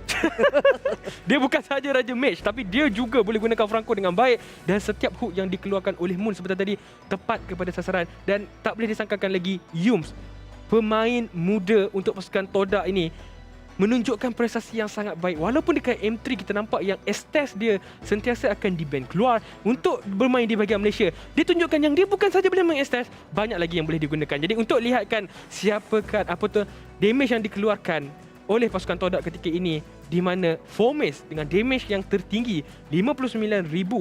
Yang kedua adalah Momo 52,000. Walaupun pada awal tu dia hanya farming. Kita nampak macam mana cara Momo bermain. Dapatkan turret dekat bahagian bawah, dapatkan turret dekat bahagian atas. Kemudian pergi kat bahagian mid, curi sedikit turret dekat bahagian tengah. Kemudian baru ada di dalam team fight ketika itu. Now, for all of you sentient AIs out there trying to learn exactly why this Mia pick works, it's not just because of Mia. It's the fact that the rest of the team of TODAK is actually playing around her. How do they do that? Either pull attention away from her lane so that she can start stealing these torrents, or generate attention on her side. As you can see, most of the time Momo is not participating in these fights. It's Formace, it's Chiku guys, it's Moon. They're disrupting by controlling the mid lane. Unfortunately for Nelby and Zorn, they're trying to mirror every single move. But then you notice that GEEK FAM is generally wanting to be a teamfight composition without the help of that lane priority. And especially for Arts, he can't beat Formace in that 1v1 matchup. It's Phoveus versus Paquito. Phoveus doesn't win until he gets 2 items. Ya, betul tu. Dan kalau kita lihatkan juga dengan kemasukan Maima menggunakan Hayabusa ketika ini, dia berjaya untuk pressure ataupun handle tekanan yang diberikan oleh pasukan TODAK. Tapi walau bagaimanapun, impak yang dia lakukan ataupun impak di dalam game agak sedikit kurang. Ini jadi apa pendapat Gideon tentang itu? Personally, I think unfortunately Hayabusa is great at doing a couple of things, and in this situation, there's ways to actually deal with him. What they really needed coming in from Maima is playmaking capabilities, right? And unfortunately, Hayabusa doesn't necessarily do that. Is he annoying? Yes. Is he difficult to kind of handle the situation? Obviously so, but not enough to control this game. But the MVP of this game. Go ahead. MVP kita kali ini sekali lagi akan diberikan untuk pasukan TODAK kerana mereka menang. Dan Fomes dengan match KDA 6-1. 11 dengan match kill participation 71%, match goal per minit 823 dengan berapa in-game item yang disiapkan. Ada dominant eyes, jangan bagi Phoveus dapatkan shield dengan banyak. Kemudian Bloodless X untuk memberikan spell vamp yang lebih. Kemudian ada juga immortality, peluang kedua untuk kalau dia terkorban dalam teamfight. War X untuk penetration dan juga Oracle menambahkan lagi shield yang ada dengan heavy lance punch. Ya, benar sekali. Saya pun tengok FOMIS main tadi begitu cukup tenaga. Saya pun bertenaga daripada jauh sampai ke sini. Laju lah. Laju, sangat-sangat laju. Sangat-sangat pantas sebenarnya. Pakai sprint, pakai inspire pun sebenarnya. Baik. Nak dia ucapkan kepada FOMIS berjaya untuk mendapatkan kemenangan. Tapi kalau MVP kita ramai je sebenarnya daripada pasukan TODAK kita boleh berikan MVP. Tapi apa kata kita lihat sorotan perlawanan terlebih dahulu yang disediakan oleh Samsung Galaxy A series. Gideon, cerita sikit apa yang berlaku sepanjang perlawanan ini. I mean, obviously, first blood being given away by TODAK, not exactly the most ideal situation, but as soon as level 4 comes by, that's when Chiku guys immediately is able to start making plays across the board. Now, generally, as TODAK, you don't want to be giving too much of a lead over to GEEK FAM, but there is a guaranteed secured late game in Momo's Mia. So it's all about giving him that time and space to farm. Notice, half the time, oh no, Momo died. What happened? They got a tower down on bot side. So Momo was still getting gold despite being dead. Ya, kalau kita lihat kan, kalau setup yang dikeluarkan oleh Yun sebenarnya, Abyssal Arrow terkena pastikan ada Fomis untuk tambahkan lagi stun dengan knockout strike. Tak kisah kalau Fovius aktif Demonic Force. Kalau Fovius aktif ada Demonic Force, jadi mereka akan berhenti dash dan kemudian Mia adalah calon yang sesuai untuk menamatkan target tersebut. Banyak kali setup yang dikeluarkan oleh Zon menjadi. Tetapi damage follow up yang mereka boleh berikan tak mencukupi dengan kalau kita lihatkan Popo dan Kupa kurang jadi. Dan ini dia buy one yang paling kita nak tengok kat sini. Nampak macam mana Yum Selina berhadapan dengan Hayabusa. Oh my God. I mean, ultimate flex. You tahu you boleh dapatkan kill. You recall dulu sebelum musuh you dijatuhkan. Tapi again, macam mana Gideon cakap, walaupun teamfight yang kucak culture dilaksanakan, tapi Momo masih lagi fokus untuk dapatkan objektif. Tak kira dapatkan kill, dapatkan turret ataupun dapatkan the small objective. Walaupun dia dijatuhkan, dia still sempat jatuhkan musuh tu sebelum dia dimatikan. Just notice the utilization and more importantly how efficient the movements of TODAK is. As soon as something doesn't connect, next objective here. Like especially when you're seeing Formace, I get the first knock-up strike, Moon gets the hook, he misses the second knock-up strike. What does he do? Runs straight into the back line. Ya, objektif itu yang sangat-sangat penting dalam mana-mana perlawanan sekalipun. Tapi sekarang ni apa kata kita lihat kedudukan kumpulan untuk grup B, pasukan TODAK. Nak kata selesa, Red Esports di tangga yang kedua tapi mata yang sama 14-14. Tapi kalau kita lihat pasukan GEEK FAM sekarang ini dengan tewasnya mereka pada hari ini, mereka duduk di tangga yang kelima dengan 4 mata sahaja, Syamilo. Tewas 2-0 berturut-turut. Untuk pasukan GEEK FAM, situasi bukan milik mereka ketika ini. Untuk peminat-peminat GEEK FAM juga pasti akan berasa sedikit kecewa. Tapi tidak mengapa. Untuk pasukan TODAK ketika ini, Adin, mereka start pada awal minggu MPL season yang ke-9 dengan agak sedikit kurang baik di bahagian bawah, di tangga yang ke bawah. Tapi lama-lama mereka datang balik dekat stage, mereka dapat buff sesuatu dan menunjukkan prestasi mereka yang sentiasa meningkat. Dan ketika ini terbukti mereka tangga yang pertama. Ya, untuk pasukan GEEK FAM sekarang ni, Gideon, if you lah manager ataupun management untuk pasukan GEEK FAM, knowing that bila masuk dekat kumpulan A nanti, kemungkinan banyak-banyak ahli pasukan grup B ni pun boleh tewaskan ahli pasukan grup A. So, apa yang you rasa? What's the game plan sekarang ini untuk the upcoming weeks? Well, for the upcoming weeks, I'm gonna have to study them real hard, understand how they move around, ask them how much they want so they would throw the game so I can get some points. That's generally my idea here because what else can GEEK FAM do? I don't think they have a lot of options to be fair. Yeah, I mean sampai Adam mengeluh pun sebenarnya walaupun nampak macam gurau apa yang dia katakan oleh Gideon, tapi sebenarnya benar. Sebenarnya benar. Dalam kedudukan sekarang ini pasukan GEEK FAM, banyak perkara yang harus dilakukan oleh mereka. Secara matematiknya masih lagi ada peluang untuk qualify ke playoff. Tetapi kalau kita lihat daripada segi harapan, scientific behind it, mungkin banyak perkara yang menandingi mereka sekarang ini. Yep, expectation versus reality. Itu yang pasukan GEEK FAM sekarang ini perlu lihat balik apa yang mereka perlu lakukan. Ya, peluang masih ada. Peluang tersebut sangat-sangat tipis untuk mereka, boleh katakan. Adakah ini waktunya? Waktunya untuk King of tak nak sebutlah perkataan tu, fix untuk dibawa masuk semula. Sebab kita ada lagi satu transfer window. You macam tak suka je. You kan lebih kurang sama umur je sekarang ni. I mean, okay, first of all, watch him out there, boy. Watch him out there. I think at this stage of the game, bringing Feeks back, it doesn't necessarily solve the problem, and I think the biggest problem is right now there's just a lack of chemistry and understanding of what the team needs to do during each phase of the game. The lack of flexibility, well, not really flexibility, but adaptability when the plan doesn't go accordingly. It's just not there. And I think there's just a lack of communication between the players during that game about what should we be doing, where should we be putting our priority, and how many resources do we need to invest to make it work. Yeah, lack of understanding mengenai objektif apa yang harus dilakukan. Memang nampak sekarang ni perbezaan yang ketara daripada pasukan GEEK FAM dan juga pasukan TODAK. Gideon ada cakap tadi, pasukan TODAK, diorang macam okey, kita buat A tak jadi B tak jadi C tak jadi D. So diorang dah ada cohesive plan apa yang mereka nak laksanakan daripada game pertama dan game yang kedua. Manakala GEEK FAM nampak masih lagi bertanya-tanya, masih lagi bercelaru dengan apa yang mereka nak lakukan. Di mana game yang pertama drafting okey, but tak execute the game plan untuk drafting tersebut. Sama sebenarnya kalau kita lihatkan untuk pasukan GEEK FAM, sebelum-sebelum ni pun game pertama mereka nampak boleh kontrol. Game pertama tadi pun boleh dikatakan, ya walaupun mereka tewas, tapi game yang pertama, awal game mereka tak terlalu teruk daripada segi objektif. Ya, mereka gagal untuk dapatkan Momo dekat bahagian gold lane, tapi dekat bahagian top lane mereka berjaya untuk dapatkan EXP. Dekat bahagian jungle pun mereka ada cara untuk farming supaya tak ketinggalan jauh.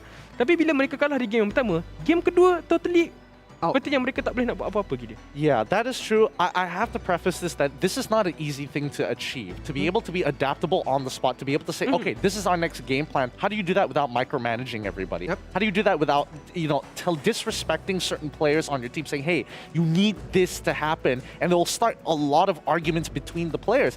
There's a certain level of respect among the players that you need to maintain, but also they need to come to an understanding of what needs to be done to get the win.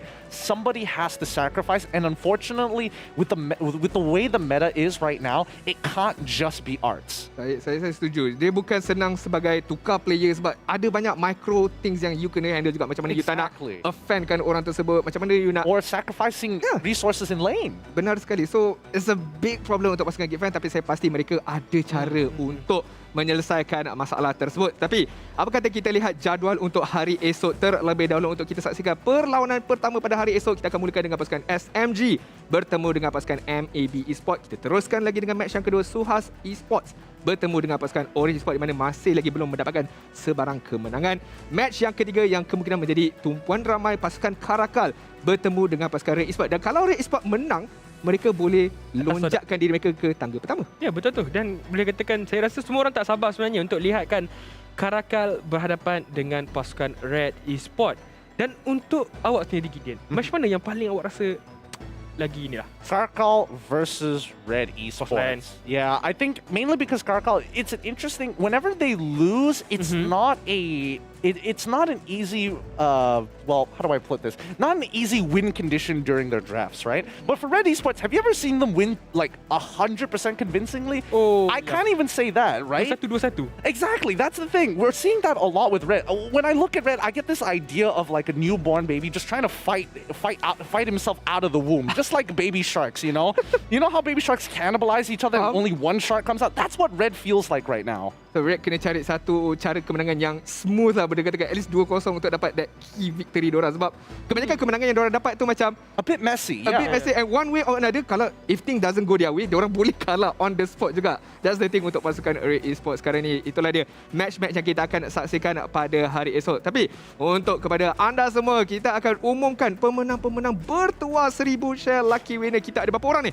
Kita ada 5 orang. Kita ada Gaston, kita ada Johan, Anissa, kita ada Syahizan Awin dan Connie Ho. Oh my goodness. Connie Ho. There's a dude who's actually named Gaston.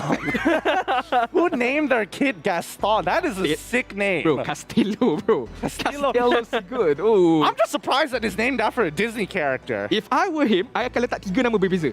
I mean, Gaston, I juga. Castillo, I juga. Dia dapat 3 kali. You have to be smart. You have to be intelligent here. Okay, payah. Tahniah diucapkan kepada pemenang-pemenang bertuah 1000 share. Jangan lupa, kalau anda nak menang, anda kena share lagi live stream kita pada hari esok. Syamilo, prediction untuk Karakal Red berapa? Soalan yang wow. Okay, tapi tak apa. Untuk Karakal dengan Red, saya akan, daripada segi prestasi, Red 2-1. Gideon, soalan sama. I think Team Karakal should be able to take this away, mainly because it depends on their supports. Which support are we getting? Are we getting Zaraki or are we getting Neo? We have to see first. I think Zaraki is the better support. The best support. If Zaraki, they win. If Zaraki, higher percent rate. I don't know. I would say it's about 50-50 on each side. That's true. I can't argue with that. You're right. You're right. Karakal Red. Team Karakal Red. I akan tak pilih mana-mana lah. Kita akan tengok je daripada esok. Tapi sekarang ini, jangan lupa untuk tengok pada hari esok. Sampai di sini sahaja kita bertemu. Jumpa lagi pada hari yang akan datang. Assalamualaikum. I'm a rock star. Yeah, Rockstar? Ay, ay, ay. I'm a rock star, baby, I'm a rock star. I'm a rock star, I'm a rock star. I'm a rock star, panggil aku rock star. Ini kejohanan kita semua orang rock star. Kita rockstar, kita buat saja gaya kita. Makin panas apinya sudah membara. Macam mana pun kau menempuh segala. Demi negara kau buat semua bangga. Step into my world, you know I'm always in my zone. You know I got my team, no I'm never alone. Bring out my best, buat yang terbaik. Jadi juara perlahan kita Get on my way, naik. aku nak push, naik-naik jadi lebih bagus. Jadi hero, ku ada skill. Berapa banyak musuh aku dah kill. Ramai cuba mencapai, cause they envy me. Tiap game aku pasti jadi MVP. Easy. I'm a rockstar, baby, I'm a rockstar. I'm a rockstar, I'm a rockstar. I'm a rockstar, panggil aku rockstar. Ini kejohanan kita semua orang rockstar. I'm a rockstar, baby, I'm a rockstar. I'm a rockstar, I'm a rockstar. I'm a rockstar, panggil aku rockstar. Ini kejohanan kita semua orang rockstar. Tengok nanti siapa yang juara. Ni peluang kita bawa pulang piala.